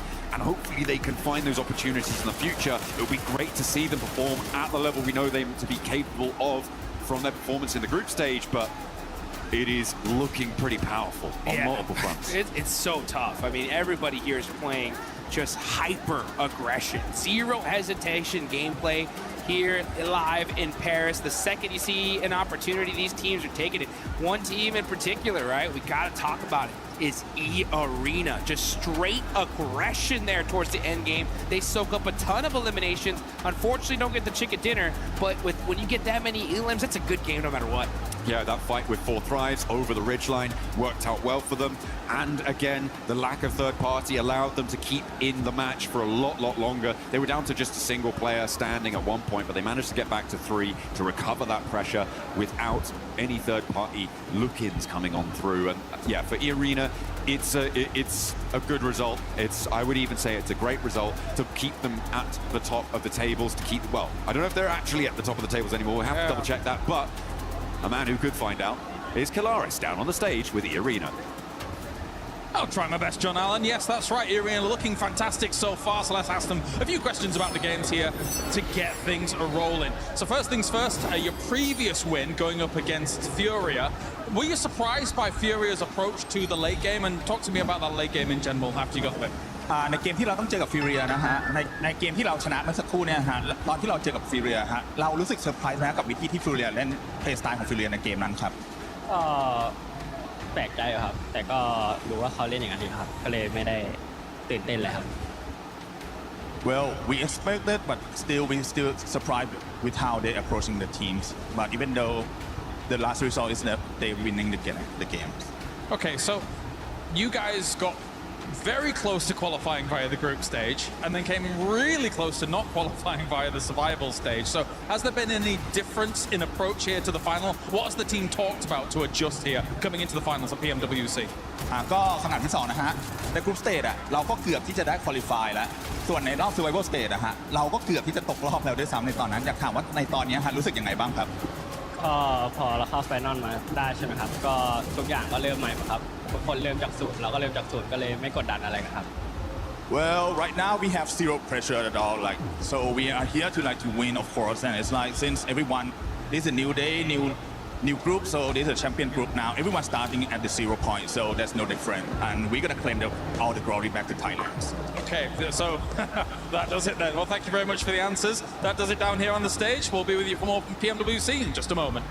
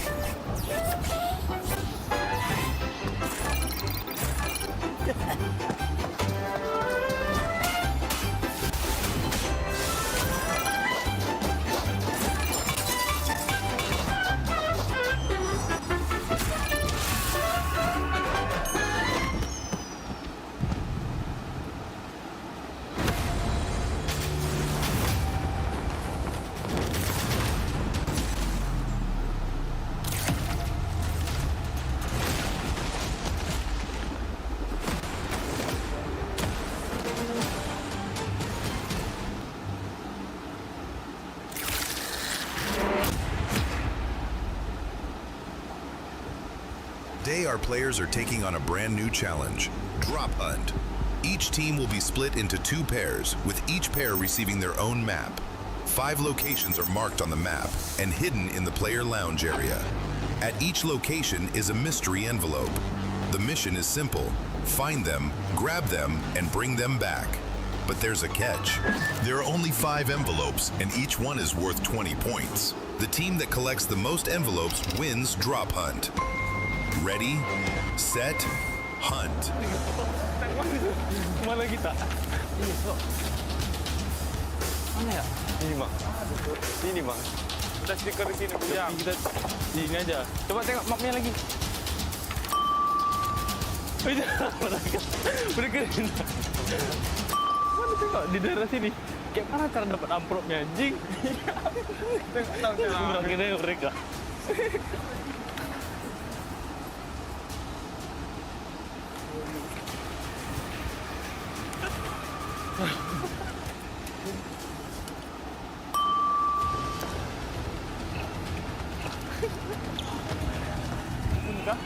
Mana sih amplopnya?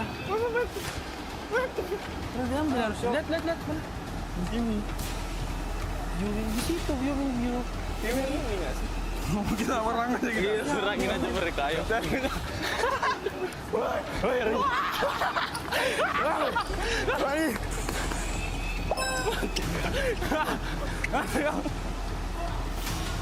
Pet. Sini, Pet. Kau mati juga kan jangan. Ini, Pet. Ambil, Pet. Ya, Pet. Ini, Pet. Lari, Pet. Jam.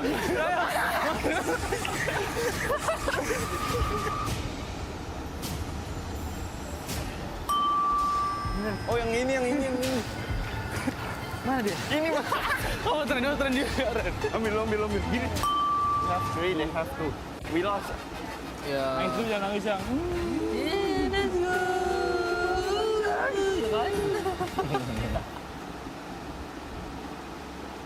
Today is going by so quick, it feels like a final here at PMWC at EWC 26. And these players are currently putting up the numbers. By the way, for everybody currently watching home, don't forget about the PMWC Lucky Spin that is currently in the game. Log into PUBG Mobile and get those PMWC skins. They are co-created with PvP creator, none other than Nana. You guys want to check them out, make sure you do so. The Alien Fusion Grossa looks absolutely stunning. On top of that, the Electron Energy set and the Proton Power set. Maxman has all of them, if I'm not mistaken, and I personally just want the Grossa. Yeah, I do have the Groza. Unfortunately, I don't use it much because I cannot control that recoil. So I just stick to the AUG because I'm basic like that 7. But the AUG is cool. I'm with you, honestly. I won't be able to control the recoil, but I just want to see it. I want to see it glow, even if I'm able to get at least one elimination. One team that was able to glow in this last match, being able to keep all their 4 players alive, none other than Ulf, Natura. Oh, finally. You said it, right? We're finally getting a play where we actually have all of Ulf still around, still here to fight for the end game, to fight for that chicken dinner coming on through. Yeah, really nice to see. I mean, yes, they didn't have to contest it too much. They had 1 or 2 fights in the mid stage of the game, OG more notably, but then they were able to just hold their position, wait for the right time, and then once that time struck, Max, they were all over that final circle. Yeah, I mean, really able to get himself some good presence at the end, keeping 4 players alive, which is my biggest issue with them since PMGO Season 1 in Jakarta this year. And you know what? They're able to finally get it done. I told you, they're a slow starting team. We're getting to the finals. We're finally starting to see these more dominant finishes from Ulf. But second place, Nemo Galaxy. I got a segment later on, but you know what? It's good to see that once they do get out of the hot drop 7, they can actually put up big points. They can put up those big points. Talking about big points here for some teams, it was none other than Godlike and OG. This was a match that they really needed laced because the middle of the pack teams were eliminated very early on. They needed to be able to catch up, but both teams were only able to catch 5 points apiece. I mean, look, it's still a great improvement from them. And being so, they had like that kind of control in the middle of zone. So they were there for that early rotate. I would have liked to sort of see, I guess, OG apply a little bit more pressure to their eastern side. But still, to get to that point after the first couple of matches is a better thing for them. Obviously, we talk about slow starting teams, and they are one of them. But I do believe that coming into like the next match, we're probably going to see them a little bit more active. I mean, they need to be a little bit more active in that, but to get to that, I guess, spot that they have, it's a lot better than the previous match. It is. And one team that was able to, that's also been starting off slow, but finally being able to wake up, Max, none other than 4thRives. 4thRives getting 8 eliminations this last match. Good to see. Finally, good to see it, especially a lot of those eliminations actually secured on 2 teams that were interesting. You had Team Flash a little bit early on in that game too. That was fun to see how they won that little bit of an encounter. Huzaifa in particular, he carried that fight from start to finish. Really good numbers from Huzaifa. But they had a very good early rotation, and you could say a bad rotation from Long-Term Red Force, where they catched them off guard. They didn't expect to clash next to Potato Hill. And you know 4thRives, right, Nipchua? If they can take a fight and you are in a weakened state, they're going to chase you down until the edge of the earth, and that's what they did, and Long-Term Red Force took a massive L there. So 4thRives, if you know where they're going to rotate, I would try and avoid them because they don't like having neighbors around them. No, they don't. And even in this sort of, in this state of where we're seeing them of just kind of indecision, I think they don't really know what's going on. But it is nice to see that, yeah, they're still a threat even in this state, and it's just been really difficult for me to actually watch Fourth Rise because I'm used to a very confident team that knows exactly what they're doing at all times, and I can tell that they're not sure what's wrong, why this isn't really happening. There's a little bit of the old spark there in this last game, but I think really it's just indecision. They're hesitating just too much. Did you say like something about T24 going out a lot early recently? Like that's been a big issue, right? Early. Yeah, and he's one of the big fraggers. He's really up and coming as a big fragger for the team, so for him to go out early, yes, Josiah is able to clutch, but, you know, T24, they need a fourth player. They need somebody like him on that squad to just stay alive a little bit longer. Yeah, T24 was able to start slow during groups as well. Then he was able to pick it up. But right here in the finals, you don't want to be starting slow. So that's one team we'll definitely be looking to see bounce back. One team that has been really consistent, especially with eliminations, we talked about it earlier, Lace, is none other than Tiamba. Tiamba just keeps putting up those eliminations in a big, big way.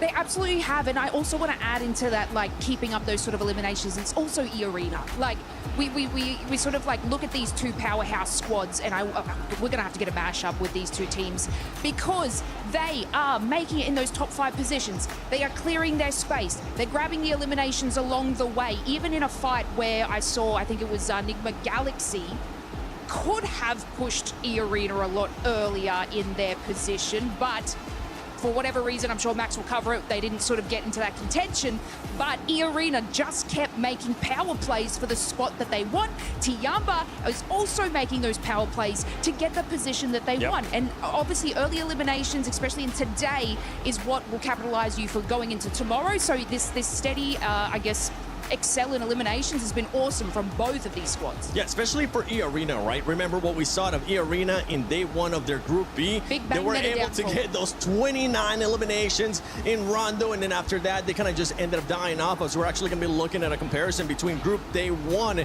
and also what they're doing here in the finals. And something that I want you to keep in mind is the placement that this team is currently being able to put up, being able to survive even longer, and the eliminations are even higher because they have been consistent with those eliminations. They have been very, very consistent. It's been back-to-back-to-back games of just really good placement, good strategy, good synergy with the team as well. They look fairly confident. The lobby is hard. I'm going to say that. It is a very, very difficult lobby, night and day from the group stage, from the survival stage, but they are handling it very well. I do want to say very quickly, what I loved about the fight with Four Thrives, right? That dip, the way they use the terrain, because there's a bit of a cliff area there, it's a dip, and then you got those 2 cliffs, and what actually they ended up using is they went off the cliff, back behind Four Thrives, and then used that terrain where they couldn't actually see to move around in front of them as well. So it gave the illusion that they were everywhere at once when really they weren't. And for a team that is slightly struggling like Four Thrives, that was just the death knell. So very well played by EA. Good knowledge of the terrain and great synergy overall. It was a magic trick almost. It was. It really was. Max, there is something that has been pretty much pissing us off when we talk about Erangel, and that is the hot drops that we're seeing between Nigma Galaxy and none other than Ida. It's good for Nigma Galaxy right now, but Ida is just, they're just wondering their hopes. Yeah, I mean, Nigma Galaxy, you saw what we could do when they can actually get out of the hot drop, but here you go, Pachinki, Nigma Galaxy dropping there since the 1990s at this point, and Ida going to be joining up on this one. And initially I was like, okay, Ida, you should not be going for this hot drop. You know as a clear-up fact that Nigma Galaxy will never go up this location. And it's almost getting to the point for me, Niptura, where I'm thinking, Nigma Galaxy, maybe this would be a good opportunity for you to start leading, because Ida are not just ruining your Erangels, they're ruining your entire tournament run so far. Yeah, it's really weird, right? Because for Nigma Galaxy, it's like Ida is the newcomers. They need to get out. Clearly, it's not working for them. They have 2 points over the entire day. 1, 2, that's it.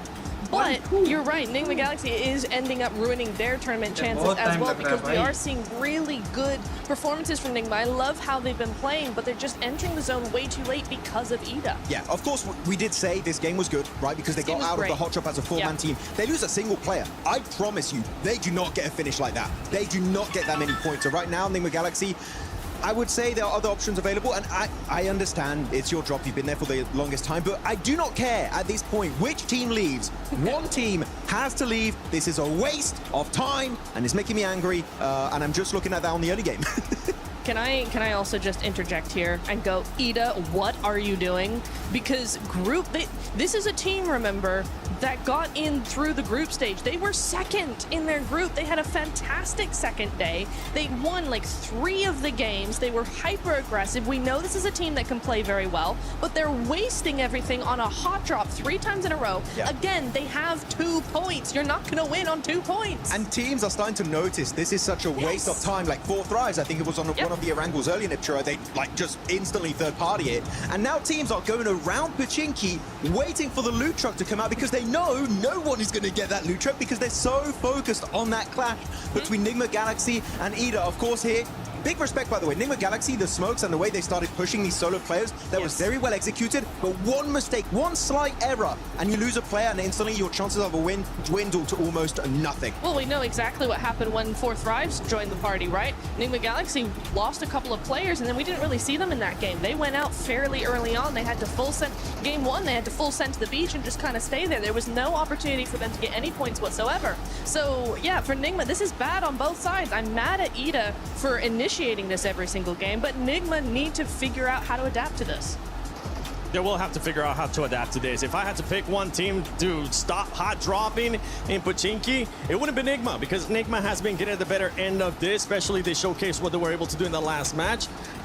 They're getting the eliminations too, so Nigma Galaxy, keep on doing your thing. If you're Ida, get the heck out of town. You need to find a different spot. But when we're talking about someone, you gotta pretty much see here just the finish of this engagement between these squads. You know what, Max, Lace, who would you want to see just give up this hard drop between Nigma and Ida? It's got to be Ida, right? Like it has to be. Like they're not even getting any further into the late game. They should have just made the decision to sort of rotate from this position. I mean, you know, I was kind of touching on, I think, Nigma Galaxy a little bit later into the zone, how they're making slow decisions. But again, this is slowing their decision. But Ida just, Look, by the way, look on the left side of your screen. While they're still in their looting stage, technically, right? So hot drop's a bit weird, it's a bit different. You have Nongshim Red Force fighting 4 Thrives on their first rotation after the looting stage. This is, look, even here, you have to fight Orangutan fighting Ulf. So everything is happening in the game. Teams are not going to wait for you. And while that's happening, you're still in your initial drop location and you have no scouting done. The loot truck, you could see on the left side of your screen, he came back for round 2. Round 2 and the fight is still not done. What are we doing? It's okay, Max. This is Picado red buildings all over again. It's really annoying. It's Picado red buildings all over again, Max. I mean, we get so mad at that hot drop, and we still have the Miramars to go. So if either of you hot drop red building Picado, I am going to come over to your table, and I'm going to be aggressive. Yes, I'm going to moonwalk. Look, okay. I'm going to hee-hee at you very aggressively. TLDR for the entire segment, we don't like it. End of story. Yeah. Unless you're Nigma Galaxy. Nigma Galaxy currently in 3rd place. You have E-Arena right now in 1st place with 48 points. Tiamba continuing on those consistency of eliminations. This is the main story for Tiamba right now. 45 points, 37 coming from the elims. And if we start going down, we are seeing one team that has been going down as the day has been going on. And it's none other than Aurora, Max.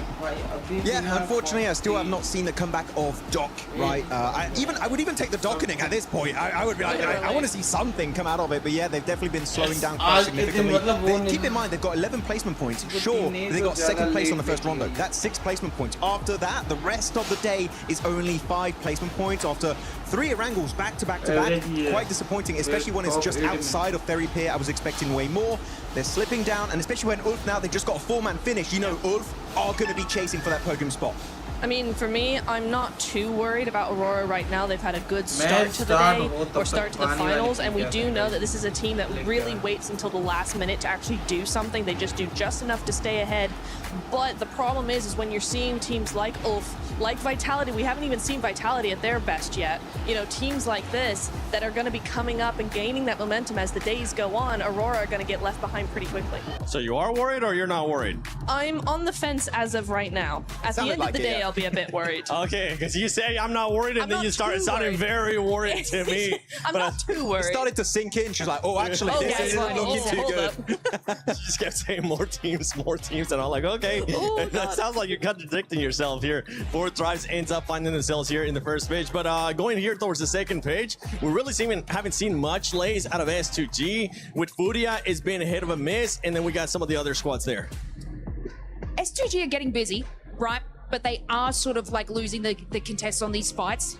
They're able to get the placement points. It's been great. Chicken dinners are coming through, but it's kind of like more of a gifted scenario in a lot of segments. But you've heard me about Fury, guys. I'm not going to go on about that. But what no driver's license. I won't carry on about that. But look, I even just want to touch on Vitality. We didn't really get to talk about them. They are playing incredibly scared.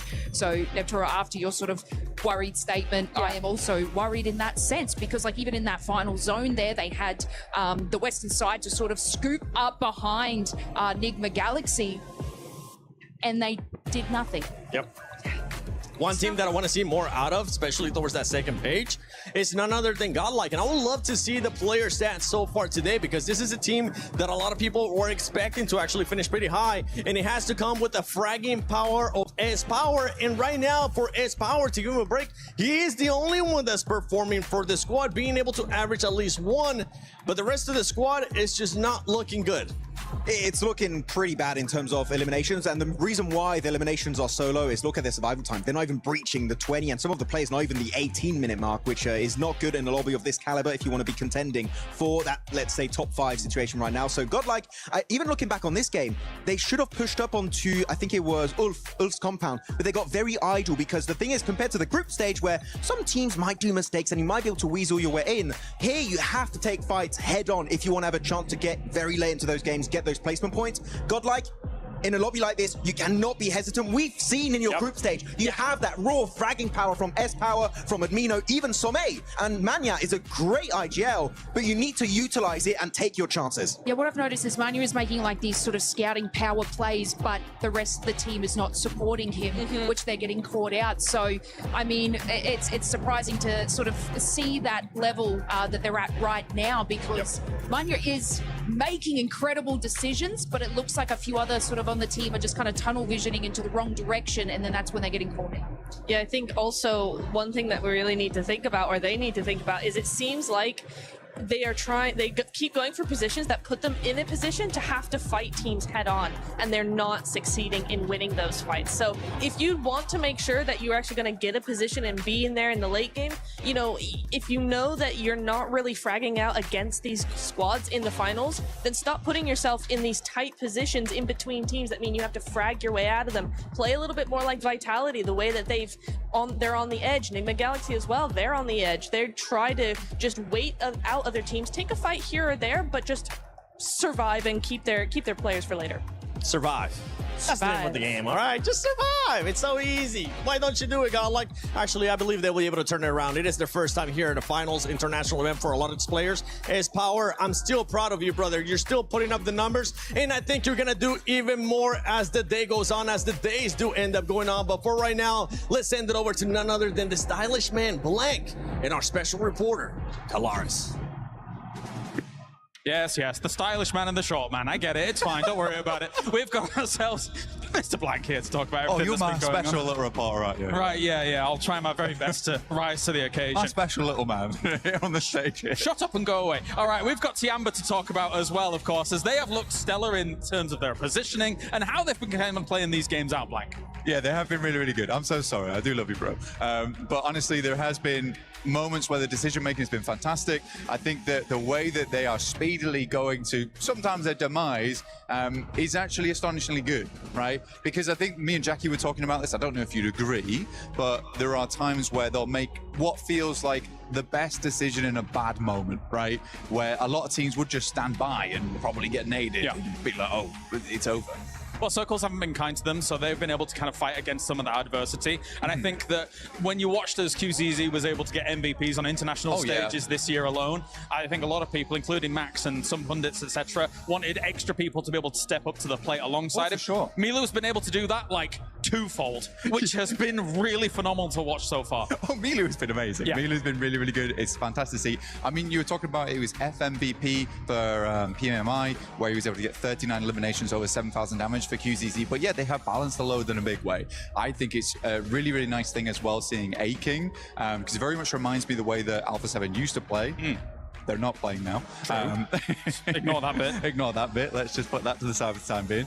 But yeah, A-King's kind of like the Revo of the team. He plays forward, he plays shotgun for the team. Milu's just very good in those clutch moments. And yeah, the load is spread out very, very evenly across the squad. Eagle is also a great survivalist. I think they have all the tools necessary to actually honestly win this at this point. As you're talking, you're getting further away. Come back. It's fine. No. Okay, where's so my box? The thing is that I think when you look at Tiamba's performance so far, and we can wrap it up on this and move on to our next team, is that double chicken dinner that they got at the start of survival stage, huge revitalization for them to be able to get themselves back on the road again and actually push to be able to find themselves in this state that they're in right now. What do you think? Yeah, very, very good. I do think that that's what they needed, because the confidence came through.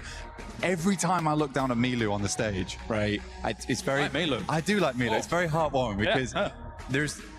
I like it when players are enjoying themselves, and Milu definitely enjoys himself. He's one of the smiliest guys I've seen. QCZ is a little bit more serious, I would say, other than the winning moments where, you know, he almost breaks his fingers on the high fives. That was funny. But I do think that for Milu, it's just nice to see a guy who's so good at the game, but also very much is passionate and enjoys his time in it. And he should be, because he's having an unreal run. All right, let's move on to another team then, as we have Ulf, who has looked, I would say, towards some of these latest moments, pretty good as well. Obviously, they qualified off the back of having that last game survival win, which was extremely important for their campaign as a whole. And they are one of the teams that a lot of people thought was going to be able to attain those top spots. Right now, their space control is looking good, especially in this last game. Yes, very much so. I mean, I'm one of those believers. I'm an Ulf believer. Everyone knows that. Everyone knows that Eren is one of my favorite players.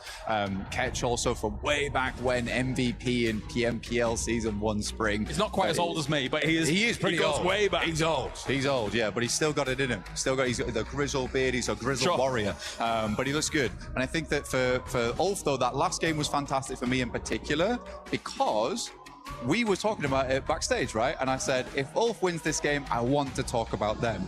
But it was nice for me to be in like stage 6 and really believe in Ulf to actually win the game that they should be winning if they make the necessary movements, which was to take out Tiamba and slowly corral the rest of the squad. So the fact that they did one, kind of a prideful moment for me, because I was like, get in, lads. This is fine. You've got it. And you liked your prediction. I did, yeah. Also, I was quite chuffed about myself. Yes, that is right. Okay, 50-50. Yeah, okay. Great job, lads. Great job, me. I think as well, you know, controlling that compound, it actually has great lines of sight on the south side. Any vulnerability normally comes from the north, which actually didn't really exist in that game due to the way the circles were shifting. So they had to turn all their attention to the east as the next main threat. And I think you're right. They prioritize those threats very well from a compound like that. So good stuff by Ulf so far. And let's turn our attention as well to E-Arena, who has looked... It's funny because I'm a little bit conflicted by what E-Arena's been putting up so far. Because even in this last game, I really appreciate the wide wraps that they're doing, but Four Thrives had like almost zero opportunity to be able to react to the snowball coming down the hill and, you know, crushing them all. It was tough. It was tough. I mean, E-Arena is just a strange team right now where I'm not sure if they're really good at the game or very lucky, which even they, I don't think, are very sure about this point in time. I remember a time when Schweppes, you know, was sweeping aside the competition.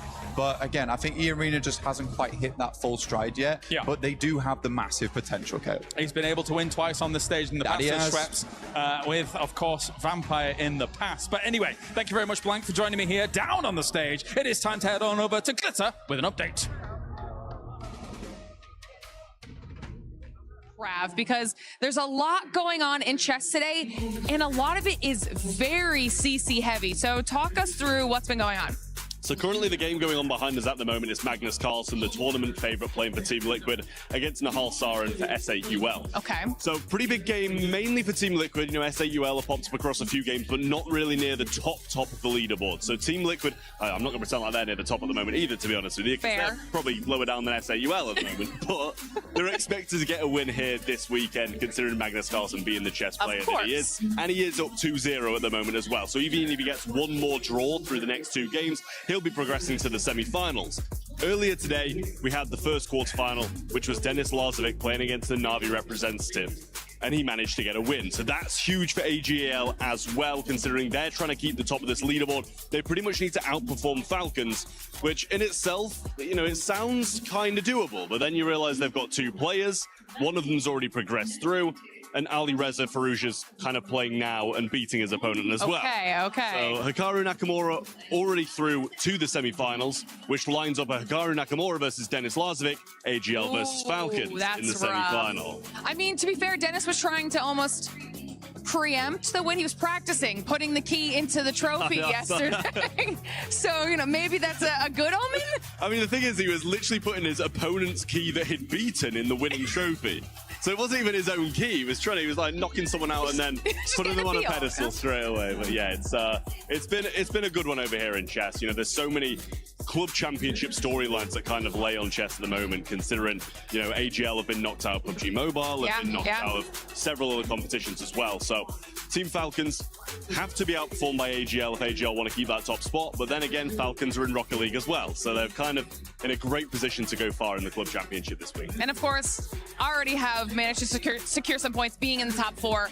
So it's going to be a very close race is what we're hearing right now. And chess is going to be a big impact on just how close that race for the leaderboard is. We actually have way more matches coming up on the rest of the day. So as we have some more updates, we'll check back in with you, Trev. For now, we're going to say goodbye. Shout out to the amazing Glitter Explosion and the amazing Trav as well for the Club Championship update. But now going back to PUBG Mobile's esports here at PMWC at EWC 26, we got to talk about Aurora. I would love to see Aurora play her stats because there is one player in particular that you're not happy with his performance. You're over here like George St. Pierre, Max. You're like, I'm not happy with your performance. That's exactly what it sounds like because for this squad, I mean, they were able to start off hot, but they're just going to keep going down that leaderboard. Yeah, it's not even just Doc, actually. I feel like I kind of want to see more from Reefus as well. That has kind of like been underperforming a little bit. Even Ziol. Ziol, I can give him a pass because he had some incredible grenades early on Rondo. So sure, maybe it doesn't showcase itself in the stats, but in general, I feel like Ziol has definitely also been pulling his weight. But top, it's been the top show. Getting almost 3 average eliminations per game is crazy in a lobby of this caliber. But it's not enough when only one player's putting up those numbers, Niptura. Doc, Reefus, again, Jolly get a pass, but Doc and Reefus, I want to see those guys doing well here in these coming Miramars. Oh, absolutely. We know they can offer so much more than they are right now. I also want to give Reefus a half pass as well, because similarly to Ziol, we did see Reefus have some really cool information scouting off angles, like way across certain areas of the zone, really trying to get as much information as possible for his team. So in that regard, yeah, I do feel like he's kind of pulling his weight a little bit, but yes, overall, I do agree with you, Max, that all of them need to really be stepping up to the plate here. 4th place is okay. It's not far behind 1st, but we just want to see more because we know that they can do so much more. Yeah, and for me, no pass for Reefus. Okay, Reefus, I expect a lot better from you. You're the only player right now that hasn't gotten one of the international MVPs in that squad, so the pressure is on you. Okay, any passes that I had for him was last year. This is a new year. I want to see more survival time out of him as well, but here we go. We're looking at the overall place. We're talking about Tiamba. We're talking about Flash. We're talking about some of these teams that we need to see more placement points out of. Yeah, I want to ask Max, if he were to be an embodiment of a coach, you pick Team Flash, right? Oh, if I wanted to coach a team, which team I would coach? No, so I think Flash was, wasn't that your... They're my prediction, yeah. Yeah, your prediction? Yeah. Obviously being 7th place there, not doing terribly, but come on. 23 points behind. Inner coach, what do you think they need to do to be able to skyrocket up that leaderboard so your prediction is correct? Oh, it's complicated exactly to pinpoint what's going on with Tell Team us, Flash. Max. You're putting me on the spot right now. I didn't prepare a segment for this, but no, Team Flash. I feel like you thrive on this. There was one fight that was versus 4 Thrives that I find interesting. That was actually the one that happened last game that eventually was won by Ulf. And I feel like what happened with Team Flash, they got caught off guard and they didn't find a good way to get themselves back up on their 2 feet and get ready for the fight, which under pressure, that is what you need to be able to do. Flash is a great team, right? If they take a fight they're ready for, when they're not ready for it, they just tend to crumble a little bit. So I don't think it's a gameplay issue per se. I feel like it's more of a mindset issue that Flash need to try and resolve. Yes, we're looking at the second page here. I'm also going to be looking at Hora Esports, Neptura. This squad, I mean, they have the fan base here. They have the support from the fans. But right now, in the second page, knowing Hora Esports, they're not going to be happy with this performance. No, they're not. And I think it's a bit of an odd one, right? Because I think it's hard to say, like Max, right? It's hard to pinpoint what exactly is going on with them. But typically, this is a team that likes to play edge, likes to survive, likes to wait until the last few phases of the game game to really start spreading out and taking third-party opportunities. They're very good at those third parties, and we're just not seeing that from them. They try sort of half-heartedly making good on some of these plays, but they get overthrown very, very quickly by these more aggressive players and more aggressive teams, and so they just seem to be a little bit too passive. I know Hora tends to be called passive a little bit more, but this is not a passive team when it comes to those fights, and except for today, it just kind of feels like that's what they're the name that they're living up to, unfortunately. I mean, it's an incredible start from them, though, from the first couple of matches. So, like, obviously, we talk about teams that sort of start out strong, start out weak. I think they started out incredibly strong, but it seems like, obviously, coming into these later matches and everybody's reading the zones a little bit better in these positionings, they are getting caught out on that. So I do agree with you in that sense. But look, it's just kind of that balance of mentality that they're sort of struggling later in these matches, but I feel like even though it's just today, I feel like tomorrow it's going to be like a little bit of a different scene from them in the start. I do believe so. I do believe they have it. They got the fans to back them up, of course. I'm backing them up. Maybe not for the rest of today, but tomorrow. I was about to say, you're giving them a break until tomorrow. No, these fans, I want to see it. They want to see it coming up in Miramar. I mean, the thing is, right, is that, okay, if you only had like your typical rule set, sure, fair enough. You can have one day off. We got Smash ruling. You might just have only 2 games there on that day 3, and you just don't know how it's going to go. If it happens like it happened in the Macau Invitational, boy, oh boy, that was crazy. We had 5 teams in the Smash zone at the same time. Eventually, Nongshim Red Force did get the win, stealing it away from Furia, but Smash ruling in play, you just don't know how long you really have, Nipture, so you got to make the most out of the games you're currently playing, because otherwise that gap, it might be impossible to come back from in that final day. Oh, exactly, and there's your point brings up 2 teams to mind for me. The first one we've already talked about, Aurora. I said that they typically are a day 3 team, which makes things very complicated when you get to that Smash ruling. Exactly.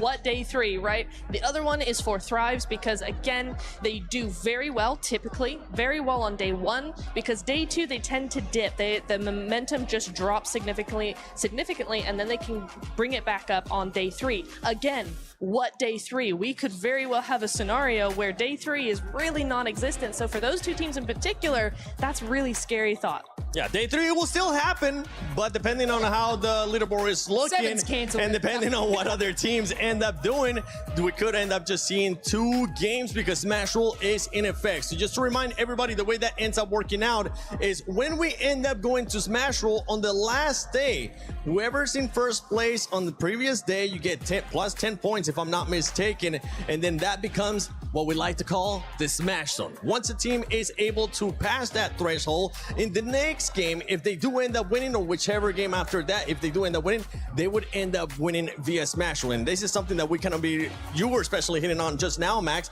because it could come into play. If a team is too far ahead, I mean, especially with Rondo starting off as well, it could be an easy 10 points for that squad. And later on, we can see teams just readjusting their playing style because all they have to do is just win, baby. But it also adds so much pressure. Yes. Right? We do have to highlight it. I mean, I want to take you guys back to PMGO Season 1, Jakarta, right, in Indonesia. 4 Thrives. What was it? 50+ point lead after day 1? Like something crazy like that. They just destroyed everyone in those 6 games. And then comes over day 2. They're like, oh, wait a minute. We try and get into the Smash Zone. They get in the Smash Zone very early. Pressure gets to them. Ulf is like, oh, you're crumbling. You're having a bad time. And they catch back up to that team and almost take it away in that last Miramar. But luckily enough, 4 Thrives do maintain that top position.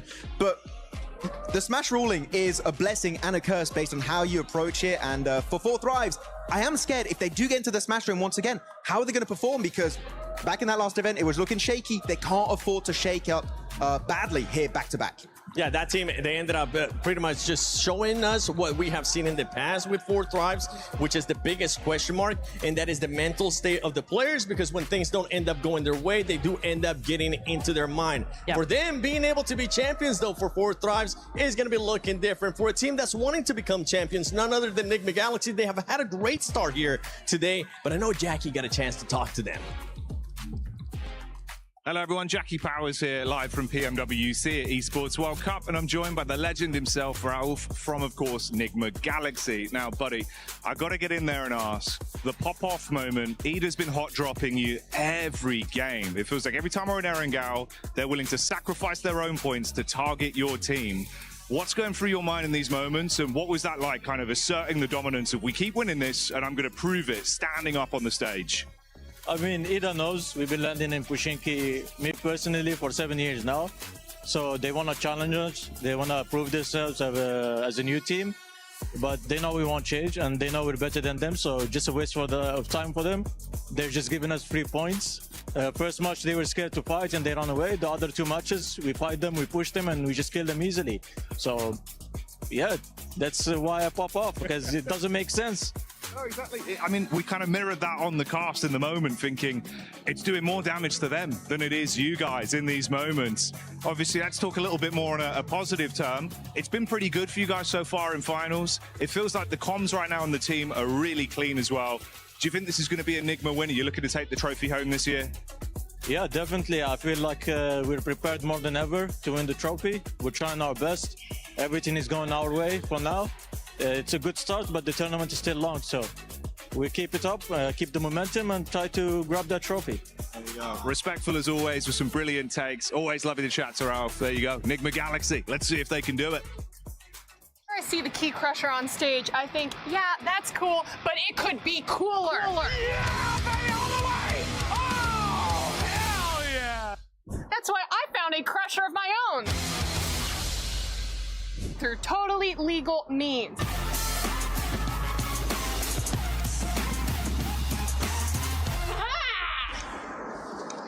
Now let's crush this watermelon.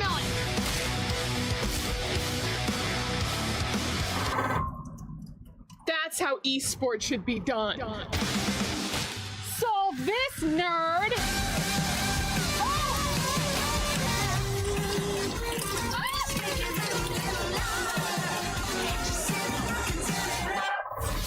Yeah.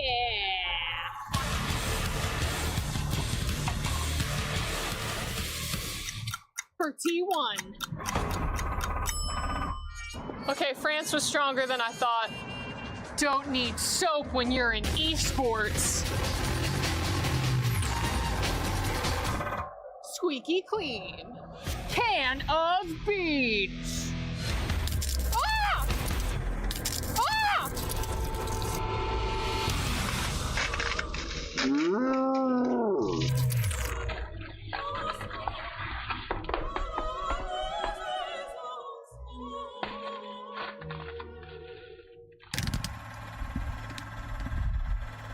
Can of cola.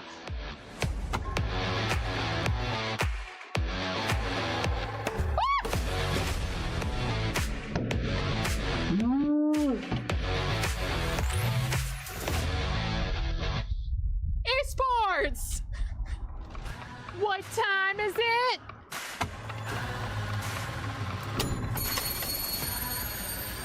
Time to go.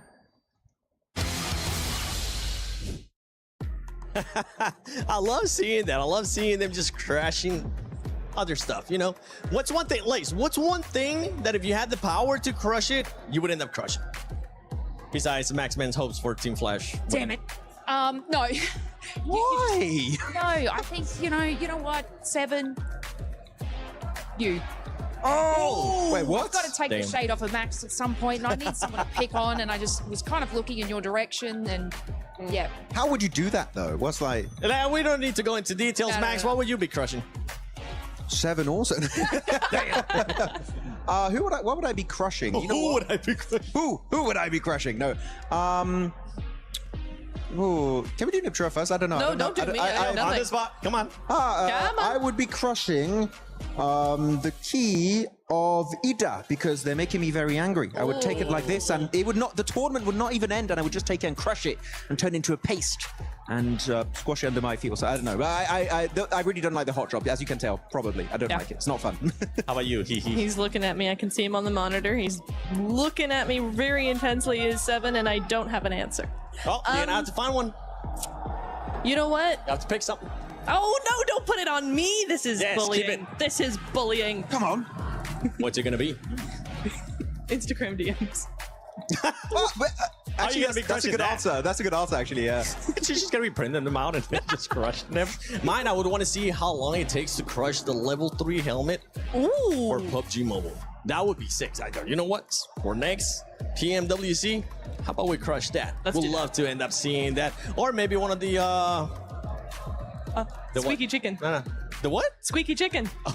Crush that and see what happens. Jeez, come down there in Farmville. As we're going to be going into Miramar, one thing that we've been noticing, oh my gosh, talking about Miramar, perfect time too, as we're seeing some of the bloopers that we have had so far. A PMWC, Aurora with this one. That one hurt to see. But this was, honestly, ended up working out for EA, especially because they jumped at the same time. Yeah, it did. That was the only redeeming quality, but otherwise it was a sticky situation that they had to get themselves out of. So yeah, GG on that one, but yeah. Did they hit the light post? A little bit. You say they got the light knocked out of it. That one, oh, that was my favorite one so far, Max. That's so good. You know how hard it is to do that? It's insane. Yeah, I mean, you cannot replicate that. Also, XEY, when he was going over with a glider, he was actively getting shot at, by the way. Can't see all of the shots connecting, but some of them do. And before he explodes, he jumps out. That's some James Bond stuff right there in PUBG Mobile, and he makes it onto the tower. And actually, that position was really big for Nongshim Red Force in that game. I wish they got something similar in the finals, though. It's not been the case so far. Oh, this one stinks. Yeah, that one stinks. Just because they're not here anymore. You can even see it with Blank when he brought up Alpha 7. I was like, ooh. Oh, never The reigning mind. champ is the PFGC, not in the finals of PMWC. That's like, ooh, maybe not, maybe not. Hora, we love self-nading in this household. It's just so much fun. And it's dumb, but here we go. You do have it occasionally. Here we go, Aleka. I mean, and it's, any team can do it. We had A7, we've had Hora, 721 GS now. Sometimes you're just such a powerful player that you need to be humble and eliminate yourself from the competition. God damn, we have some humble PUBG Mobile players. We do. Oh, it's like what we do, Max. It's pretty much this is exactly the playing style when we end up playing. We're just so good at the game that we had to give the other teams a chance, give the other players a chance. We're like, okay, time to nade ourselves. You have to intentionally throw sometimes. If you want to give other people, the noobs, a chance, unlike us, they need to be given an opportunity at redemption in these games and get those chicken dinners, because otherwise they're just not going to get anything done. So yeah, that's the best way to do it. Yeah, and as we're going to be going into Miramar, we're still waiting for the matches to be ready here. That's why there's been a bit of a delay. As we're going to be going into Miramar, there is some drops that we've been kind of keeping an eye on, especially for Godlike and Hora, and you can see Max just starting to get even more and more red. I love how the shade just went from like your regular color to now starting to get a little bit more red with this hot drops. But the thing is, with Godlike, one thing that they have adjusted, Lace, is with Godlike, they haven't hot dropped before. They did hot drop at the start of the tournament, but they realized it wasn't going to be going their way, and they stopped hot dropping. I mean, they make these decisions based off of, I guess, all their play styles from previous matches. I like the fact that they're trying to make different decisions to see what can benefit them. Obviously, they need to capitalize on more eliminations, so seeing hot drops come out of them is better, but also they do have the power and the great positioning to go into these final circles. So when we bring into Smashville, and if obviously they can catch up that leaderboard in eliminations, this is a team that can finalize it and break it out by getting that win at the end of the day. So even though their eliminations are slow now, say we come into tomorrow, they can capitalize on these eliminations, moving on up the leaderboard, they are a team that will be able to hit the smash roll because they can capitalize on the wins. What are you guys doing? I believe so. I think they could put themselves into that position, and we're just showing our support here. We're looking at some of the teams that we ended up predicting, and for everybody currently watching at home, for everybody here in the arena as well, don't forget that you can go into the EWC Play app and put in your predictions. Turn in with, just scan that, scan that real quick right here. Just go ahead and scan it and see what teams you're going to be selecting. I ended up selecting Aurora being in the top 3. This is the first time that in a long time that I haven't picked them to win. That's fair. But I think that is fair. I wish they would win, but they're not.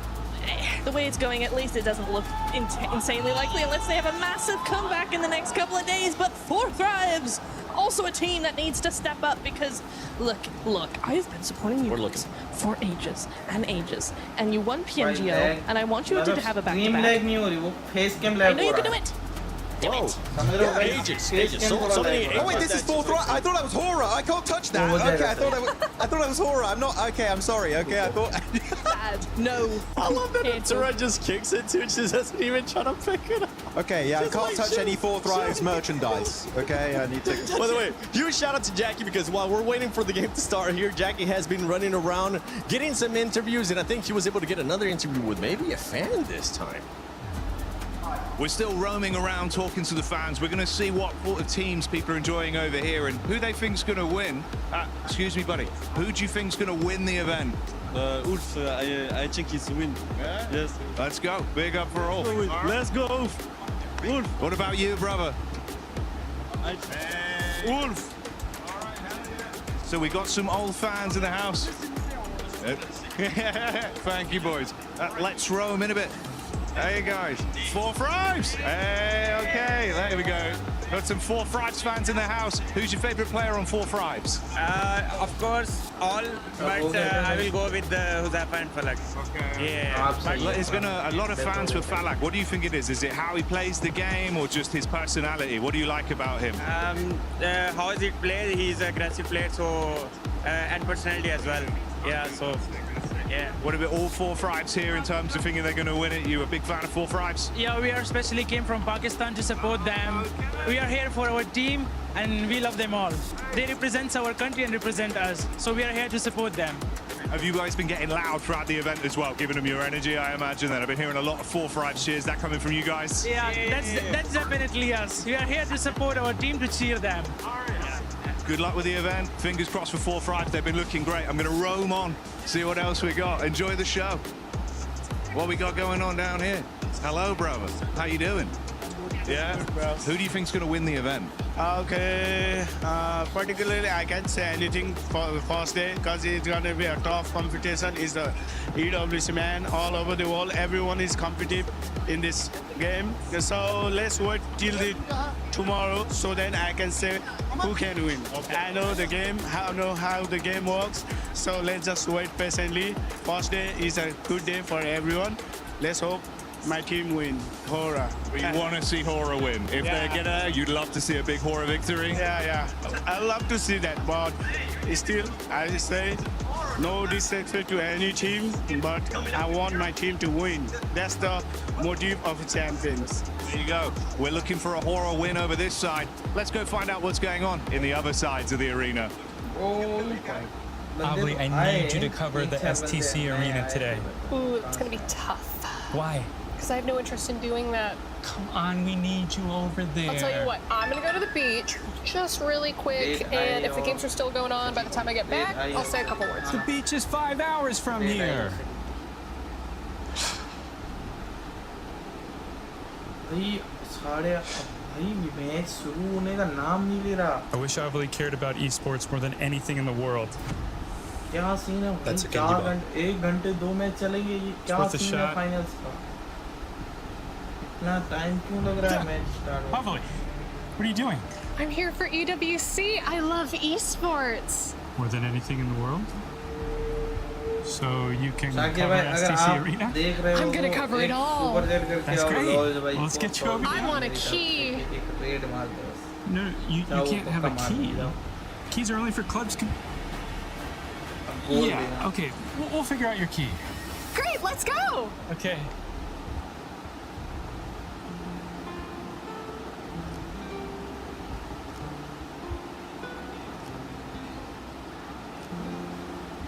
I just want to say you're doing a phenomenal job. Everyone's really excited about your work.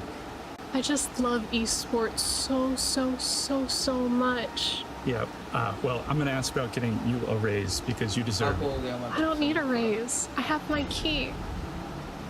How did you... Can I see that? Mm-hmm.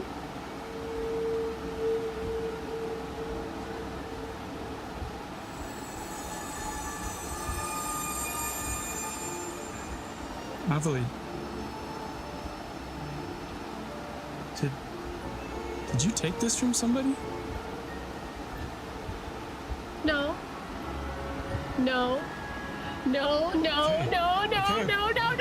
do that! We were having such a nice tournament! Why does it matter? We were having such a nice tournament! Okay, it's your key. It's your key.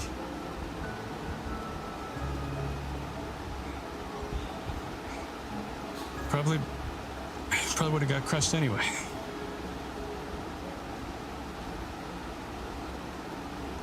Yeah, I wouldn't want to run into that because that is scary.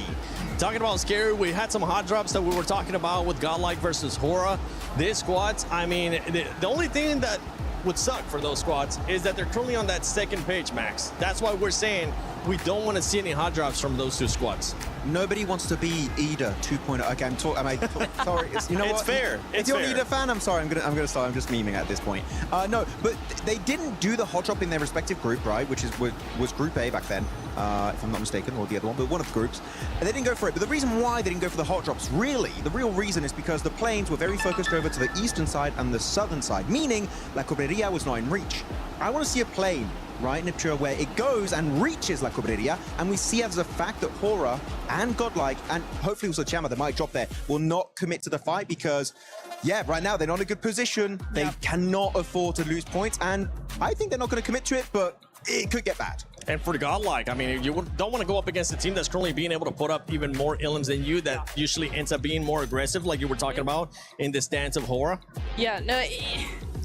Again, yeah, if they were doing much better in the last 4 matches, if they had, you know, if they were top 5, top 6, something like that, and they were feeling really good and looking very confident, maybe you could try to contest the drop, right? But the way it stands, honestly, for either of these teams, I don't think either of them should really try and contest this. It really is down to who had it first and up to the other team to kind of figure out where else they want to go, because I'm not confident that either of those teams would win against each other. I think it's a 50-50. Even if you lose a player, right, it just hurts your potential performances Especially onto on Miramar. So, yeah, I do think that Godlike, talking to S-Power, you and me, right, Seven, we had a bit of a chat with them. He's like, you know what, it's not worth it. They had that first hot drop onto, I believe it was Hustler Crew, onto Erangel in their group stage, and like, you know what, it's just not worth it. Let's give it up. And I think that was one of the best changes in this entire tournament, was from Godlike, and I want to see that bleed into Miramar going into today. Maturity, honestly, from the first time being at a global event, especially in finals, and well, during group stages, it ended up happening. But maturity out of that player for S-Power, saying we don't want to continue with the hot drops.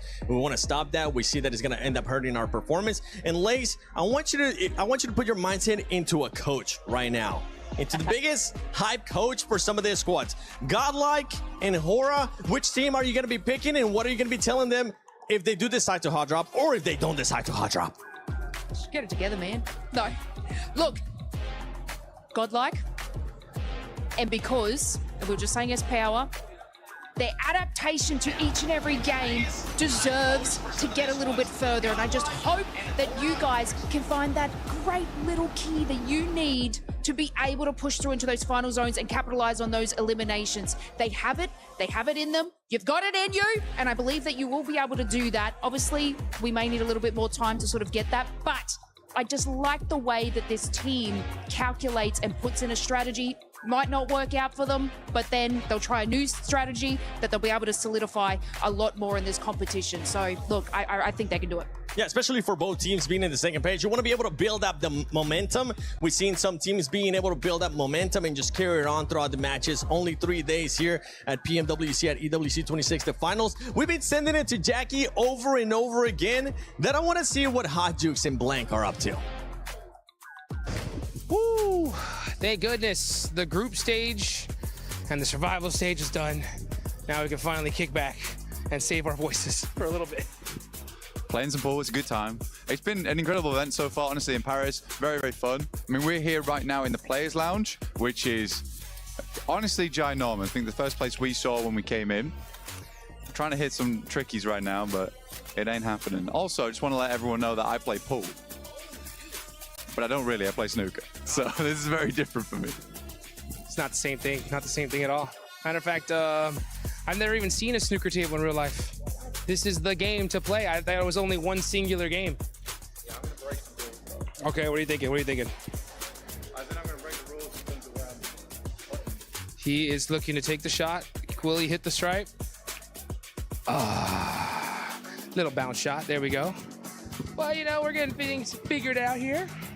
Let's see if I can finally hit one of these things. Okay.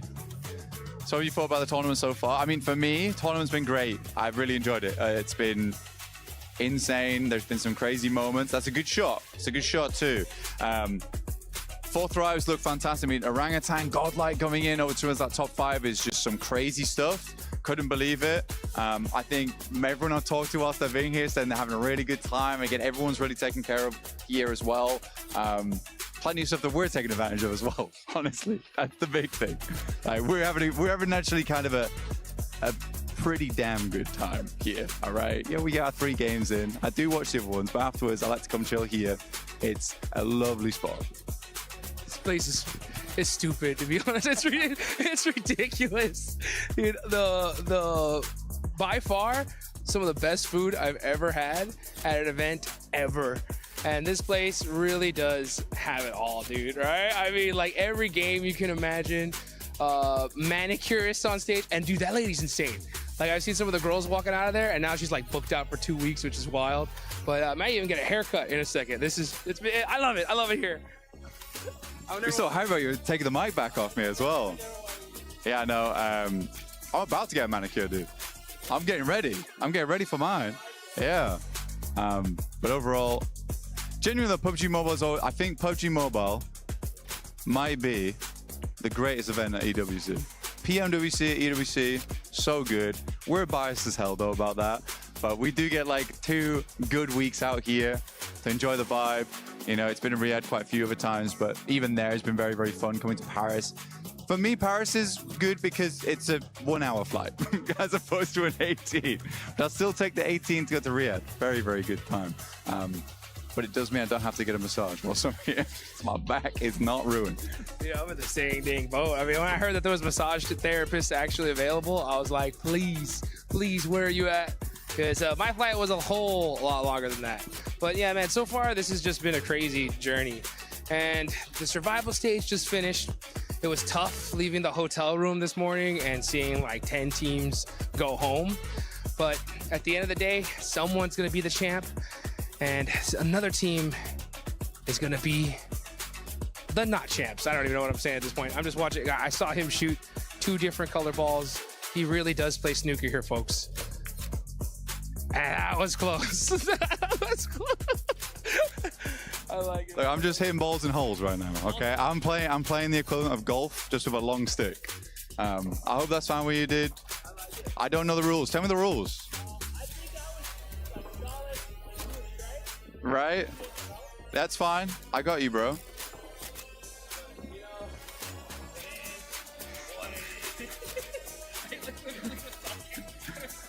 Yeah, I heard you like stop. I heard you stop. You kind of confused what was going on. That's fine. Yeah. So you're solids, I'm stripes. Is that how that works? What are the numbers? I just know. I just go for colors. That's where I'm from. It's just colors. It's so much easier. Black goes in last. Boom. It's easy. That's all I need. So I'm stripes. Okay. Okay, he's locked in now, okay? But what's one thing that you really need to make sure whenever you're playing any game is understanding the rules, right? But even if you don't understand the rules, sometimes you just send it, baby, right? You just put it in the work and you might come out on top. Like, that's what I'm talking about. You see what I'm saying? This guy is, I like it though. You know what I'm saying? That's how you make the plays, baby. Let's get it. Yeah, sometimes you help other teams. That's kind of rough. Okay, I respect it. Sometimes you gotta make some difficult shots in your life. I trust you. It's a long reach. It was close though. It was that. I thought you were gonna really ruin that. I thought you were ruin that. Right, like tell me something. 4 thrives. Overrated or not? Hell no, dude. Thor Thrives is insane. I mean, they are coming in champions of PMGO Season 1. I didn't think we were going to see a Pakistani team be our champs, not this soon. And this guy's giving me a chance, and I really, really appreciate it. And hopefully, we'll see Thor Thrives try to give some of these guys a chance, because in Group A, these guys look like they were unstoppable. They look really good. I mean, they were beat out points-wise by Vitality. But Vitality... It was ridiculous. You're right. It was ridiculous. It was a good time though watching them play. Big return to form for Indonesia. It's not been like this in such a long time.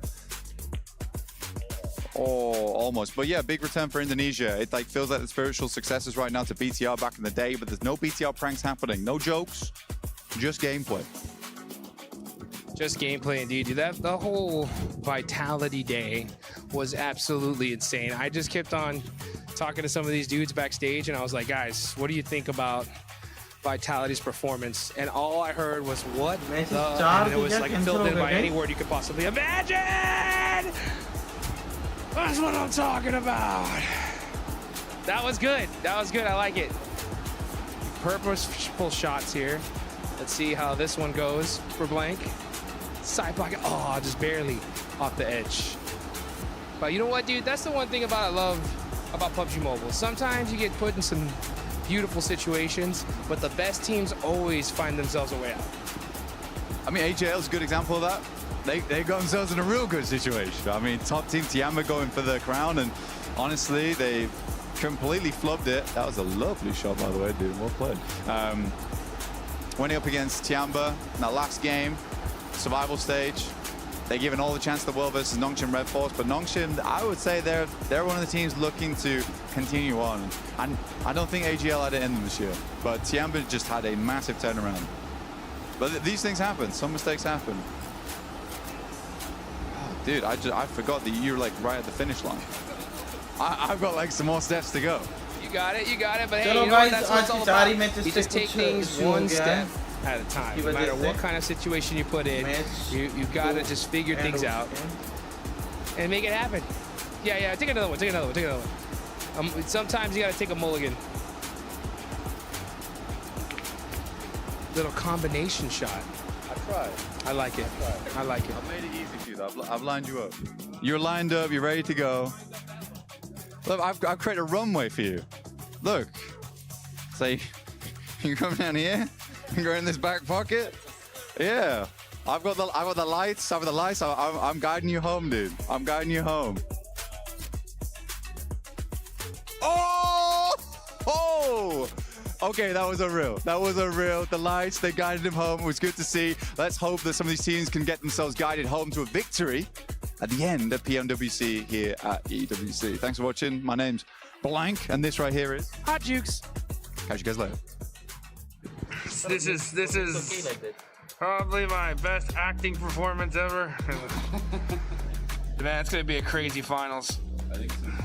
Any favorites that you want to call it? I mean, we got 4 Thrives who from Pakistan. They won PMGO season 1. They're a huge favorite. Team Vitality, dude, they had the craziest group stage performance I've ever seen. Godlike, yeah, we got OG, yeah, they're insane, dude. Anybody could really do this, you know what I'm saying?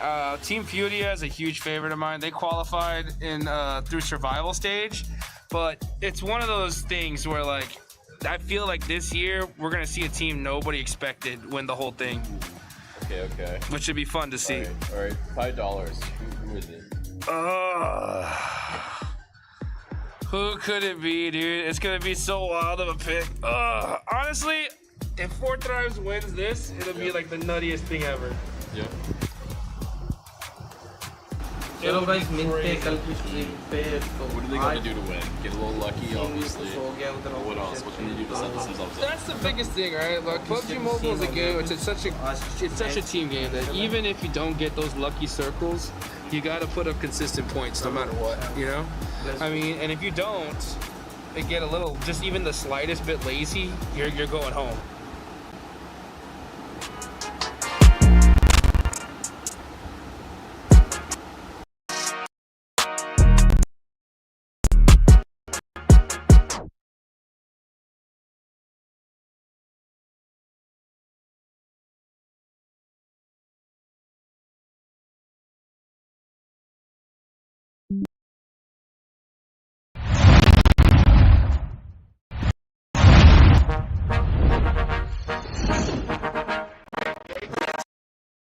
Look, hey, why do I know that my time coming up? Out of my mind, on my time ain't enough.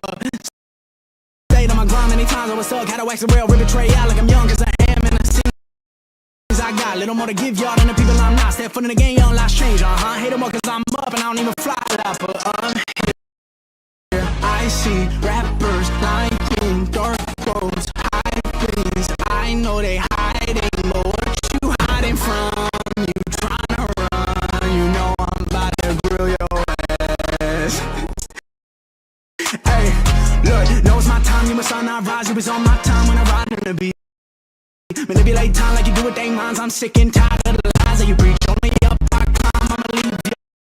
y'all down, I can show y'all how like the birds and the bees. Everybody trying to stunt, like they know the focus up. I know everybody's stuck to a certain degree. They all hide it. That ain't something I'm with. Always keep it 10 toes. And if I choke up, I'm making motions. Roll me to this paper. Hey, I see you later. Shouldn't waste time with you goofies. Well, we are fucking hate you. What you hiding from? You trying to run? You know I'm about to grill your ass. Hey, boy, you tripping like a blind man. You can't see how you think you can fly past my wide wings. Try to wriggle down with you, that's fine by me. Only drip you ever had when he provide IVs. And the doctor got my doctor in a life, little man. Asking like a care about the price, little man. It can how you did it, had a dice in my hand. Throw what I knew I was against, where y'all saying. And over my head, the ones that's with me solid. Rocks it, I've been leaning on to keep me up and climbing. This is what the climb is. Word to Miley Cyrus. I will never change, I only grow. I hope you ride with me. Been too long, but I'm finally sick of giving just a single fuck about anybody that's not with me. Yeah, I don't really got time for your bitch ass trying to just use your fame to deceive their minds like you care about the commerce store from my closest friends. Don't believe it, I'm fine, but I see what you and I'm from this. I shake my head, I'm shaking my fucking head at you. I'm too different, my vision give me the best skill. Album hits every single feeling you can't feel. Only fakes, every bar swears trash. They all want me to collab, but you're not worth it to me, man. Why would I give a verse when I body your work? I wanna start beef, but I'm sick of people mad cause I don't give a verse. It's how I feel, I keep it real. How they clear the clouds, they disperse like when they flee. And when they see me, you gon' bow and call me sir, yeah. Bitch.